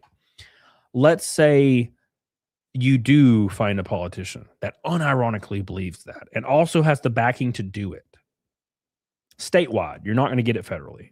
Statewide, okay? And you get a governor in power who unironically believes this and somehow has the backing from other politicians that are trying to enrich themselves. They're going to institute these taxes on billionaires and multimillionaires, right? Anybody above 750 grand a year, right? What happens within 4 years after these laws are put in place? You lose about 98% of your billionaires. They move to Texas or Florida because they're well within their right and they can afford to do so. And all your millionaires, you lose about 60% of your 750,000 bracket or more, right? What happens now? Now you're in a huge budget deficit, like a almost inescapable budget deficit, right? So what do you do? What do you do? You institute a new law. Okay? This law is going to now change the tax bracket from 750 grand to 250, right? Does that make sense? So now the tax bracket's 250 to institute these higher taxes. Okay? Now what happens when you lose 30% of those people? Now your tax bracket's going to be lowered to 110 grand. And then within a few years, it's going to be 70 grand. This is a combined income for your household, right? Suddenly the utopia of like taxing billionaires and millionaires within 4 years is taxing anybody with a combined income of 75 grand, right? There is no world where you can imprison billionaires and multimillionaires in a state and tax them. They will leave. I would. You would. We all would. No, and if anybody here is claiming they wouldn't, they're lying, right? If you make $100 million a year, let's say 5 years, I don't fucking know, right? If you make $5 million a year and you're going to be paying 60% of it into taxes or maybe more, depending on where you're at, are you going to leave? Okay. Are you going to leave? Or are you going to stay there and pay those taxes? Now, try to ignore your personal perspective on this. All of us would leave. I would. We all would. Right? Now, what happens when these people leave? They go to another state and then they vote to increase taxes. Right? So it's a utopian idea that can't work. It can't work because we're all going to leave. We're all going to leave. I would, you would, we all would. You will never get people in power, billionaires and millionaires, to tax themselves into poverty. Will never happen. The best thing you can hope for is their corruption aligns with your benefit. Abolish the IRS. That helps everybody. Okay? Abolish property tax. That helps everybody. That's not instituting a tax on billionaires. It's abolishing tax for people that are paying taxes, right? Abolish tax for people that are struggling. That helps people, right? Instead of arguing to institute a imaginary tax on billionaires that can never be passed or never happen or be implemented, we should argue for abolishing taxes for everyone that's struggling already. Forever. That is the only way to get any benefit out of politics. And that likely will never happen either, because all these politicians have nieces and nephews on the boards of contracted out companies from the federal government that are getting contracts either militarily or pharmaceutically through all these governments, these government programs. And they just so happen to give a percentage of it to the person that voted on the bill, yes, 2 weeks ago, that just happens to be their uncle, right? We're in a fucked up system, and there's almost no way out. The only way out is to abolish taxes. That's the only way out. You know?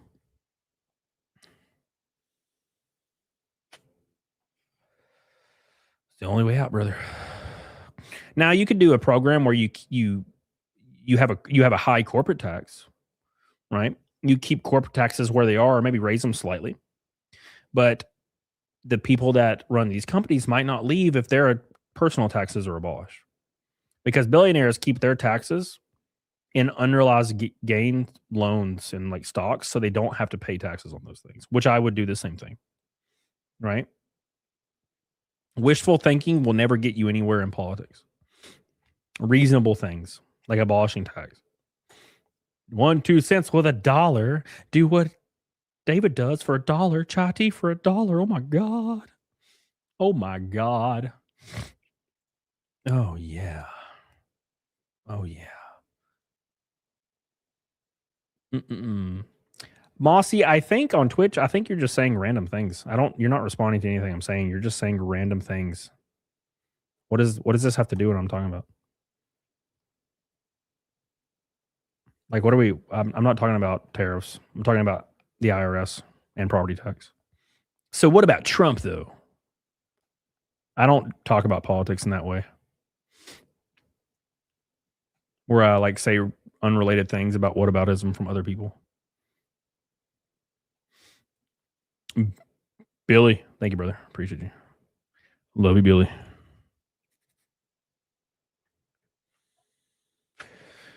Mark says, I hear Trump is orange and bad. Well, that's true. You ain't wrong about that. He is orange. Although he's less orange lately. And I don't like it. I miss when he was like really orange. My favorite Trump arc was when he was really orange and a little fat. Now he's less orange and more frail, because he's like 1,000 years old now. I miss orange Trump. But what about the whatabouts? Please help me. I miss the old Trump. I miss the dancing Trump. Where'd he go? Why'd he leave us alone like this? Mans can't do the spray tan. Yeah. Now, to be completely fair, I don't understand the spray tan thing. Is that like a cultural thing? Like, what is that? Why is he always spraying himself? Like, what's that about? You know, I've always thought that was kind of strange. Don't speak so loudly of God, Emperor Sudanese. Oh, don't get me wrong. I love him. It's old Hollywood. That makes sense. Yeah. That makes sense. All right, boys. I need to log off here. I'm just rambling now. We're at 264 likes, though. Hit that like button, boys.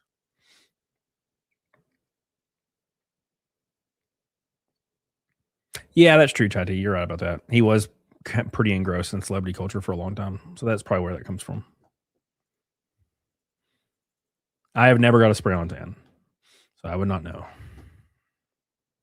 You know? He's not even that orange person. I've never seen him. I've never seen him, Jonathan.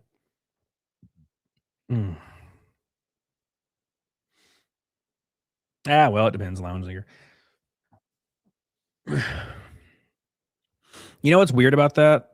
The weirdest thing about the Supreme Court This is very unrelated, but it's just my favorite story about the Supreme Court. It's when Roe versus Roe versus Wade was like repealed or whatever and sent back to the states. And all these like white ladies on Twitter were calling him the N-word with a hard R, like unironically, because he deserved it for voting like to repeal Roe v. Wade. I was like, that's kind of racist. I didn't know you could do that. I had no idea that you could call people the N-word if they deserved it. What the fuck? That happens a lot though. That happened with another person recently. People were calling him the N-word because it was like during the ICE protest.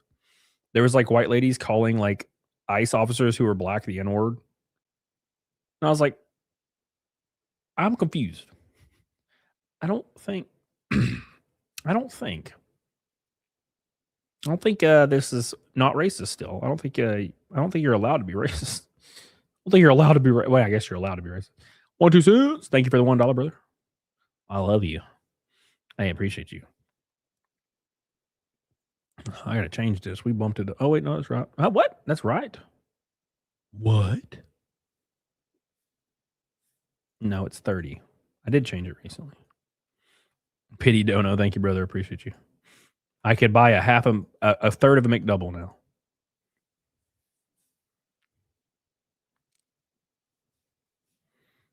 Yeah, it was weird. It was a weird time. We're in a weird time right now. I miss like 2004 when everybody loved each other. I mean, they didn't, but they did kind of more. Social media destroyed everything, I think. Social media made everybody radicalized in every direction. Either you're like a hyper leftist and you are weirdly, unironically racist if somebody doesn't agree with you, or you're like hyper conservative and no one conservative can do anything wrong. Neither are right, but that's like the majority of discourse online. It sucks. Now, I do see a lot of people calling out like conservatives more who happen to be conservatives if something they really don't like is happening. Whereas the left is more, bro, if Bernie Sanders said it's healthy to chew on a grenade, people would all agree with it. That's the weird thing we're at right now. So, well, whatever. I don't like to get too engrossed in it because it's too inherently negative, nowadays. In my opinion, it's too negative. Everybody's attacking, wanting to argue, wanting to debate. Everybody's negative all the time about every situation. I'm like, I'm just trying to live my life, brother. Bernie has the right idea, wrong message. Bernie isn't capable anymore. Bernie's been caught being a hypocrite a little too much for people on the left, I think, to take him really serious anymore. He was capable in 2014, 2015, because I don't think people knew the lore as much, less public data, less people on the internet, less normies like looking at stuff. He can't do it now. Like there's in one Google search, you can find out that he's like one of the top recipients of donors from Big Pharma, and he like shouts at Big Pharma all day, but he receives so much money from them. Like you're shitting in the wind, brother. That was the first thing that people did with Biden. Biden was like, I'm going to take down Big Pharma. I'm going to beat him. And then like within 4 seconds, a screenshot's posted of him being the #1 recipient of all donations from Big Pharma.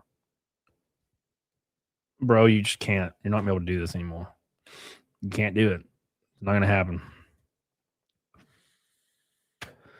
Yeah, 1 2 cents. My favorite thing about Bernie, I didn't dislike Bernie that much. I didn't really support Bernie back in 2015, but I didn't dislike him either. I was kind of rooting for him, like as far as the Democrat side. And I loved how he was like, I will never endorse Hillary Clinton. And then he pulled out, and the next day he endorsed Hillary Clinton. That he got a fat $968,000 check. I'd do it too. I'm not lying. I mean, if you offer me a $900,000 check, I'd endorse Hillary today on stream live. Ditto. Thank you, Rudy, too. Live in studio. Hillary endorsement. Let's go. Aren't you ashamed? It's like, no, I'm driving in my Ferrari right now. I'm feeling pretty good. Feeling pretty good. Hell yeah, brother. Hell yeah, Art. I'll take that. I'm gonna take the money and run. Go on, take the money and run. Ooh, ooh, ooh. Why? Because I don't really believe it. You know, you gonna pay me to say it? I'll say it. Hell yeah, brother. Yeah, Jonathan. Good times, right? Good times. All right. I'm gonna do Naked Snake and get the hell off here. I appreciate you guys so much for all your love. Allied Cloud. Huge drops from Allied Cloud. Appreciate you, PS2 Chopper. Don't forget, let me scroll up. We got the pink boy from Mr. Eric Leniger. We love you, buddy. We appreciate you. Eric Ice, the fat red boy. I appreciate you, brother. You guys have been goated. Let me find. We had a few orange boys. Yeah, 2 or 3 orange boys. Only 1 gold boy, and it's from Billy. What a travesty. Damn, I got Billy-fied. I've been Billied. All right. Hell yeah, Scott Takes. You ain't lying. All right, let's do Naked Snake, and I'm going to get the hell off here. Let's see who I'm on raid tonight, though. Make sure you guys like the stream, please. Is it even really a gold boy if it's from Billy? Let's be honest. All right.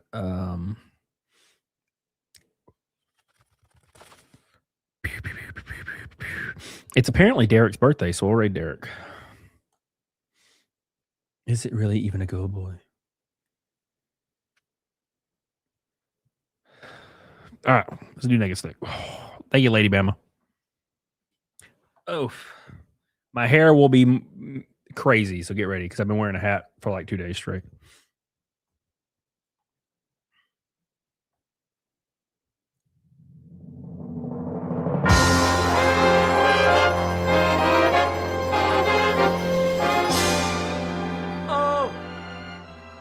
Oh, Rudy too.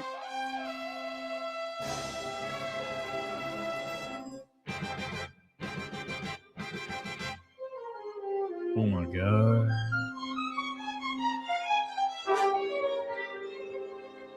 Here we go, boys.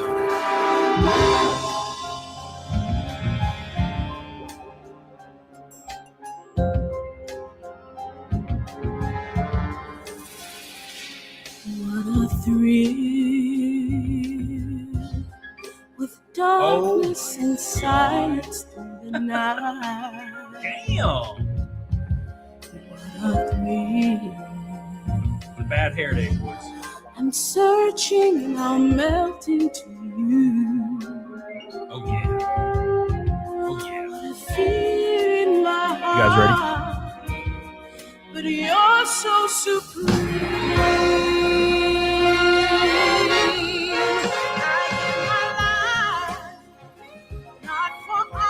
Chai tea.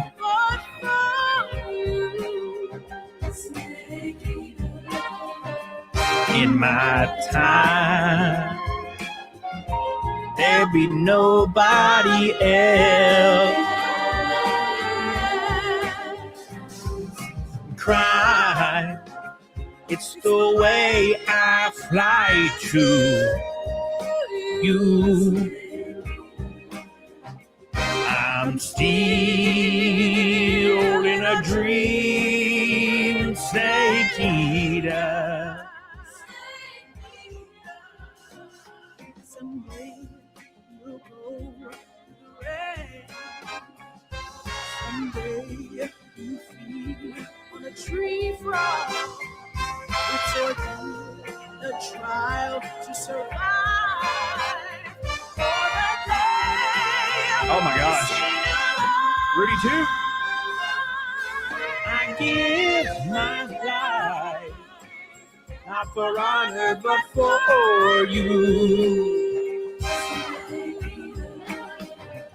In my time, there be nobody else. Cry, it's the way I fly to you.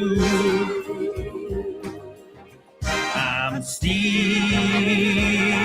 in a a dream. Snake eater. 586 times in a row, boys. Here we go.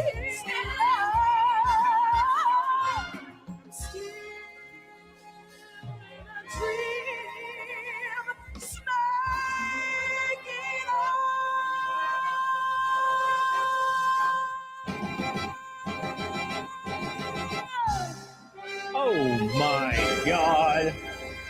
Thank you. Thank you. Rudy Toot, I love you. I appreciate you. You're goated as hell. I'm sorry, my chair's maybe a little bit lower. I'll fix it. I'll fix it so you can see my titties. Ones. I get you. We did a chest day today. I did a really heavy chest day. It was nice. And then I shaved my face and I got fuzz all over me because my damn pullover. It's got fuzz all over it. Look at that. It's flying around everywhere. I'm going to get my hair cut probably tomorrow. So it's freaking not. Dude, it's so crazy right now. It's like everywhere. Thank you guys. Appreciate you. Thank you guys so much for all your love. All the new people. I see Erica. I know she's been here the whole damn time. I love you, Erica. I appreciate you. Steve, yes. Melissa Smith's here. Look at all these beautiful people. Rudy Toot.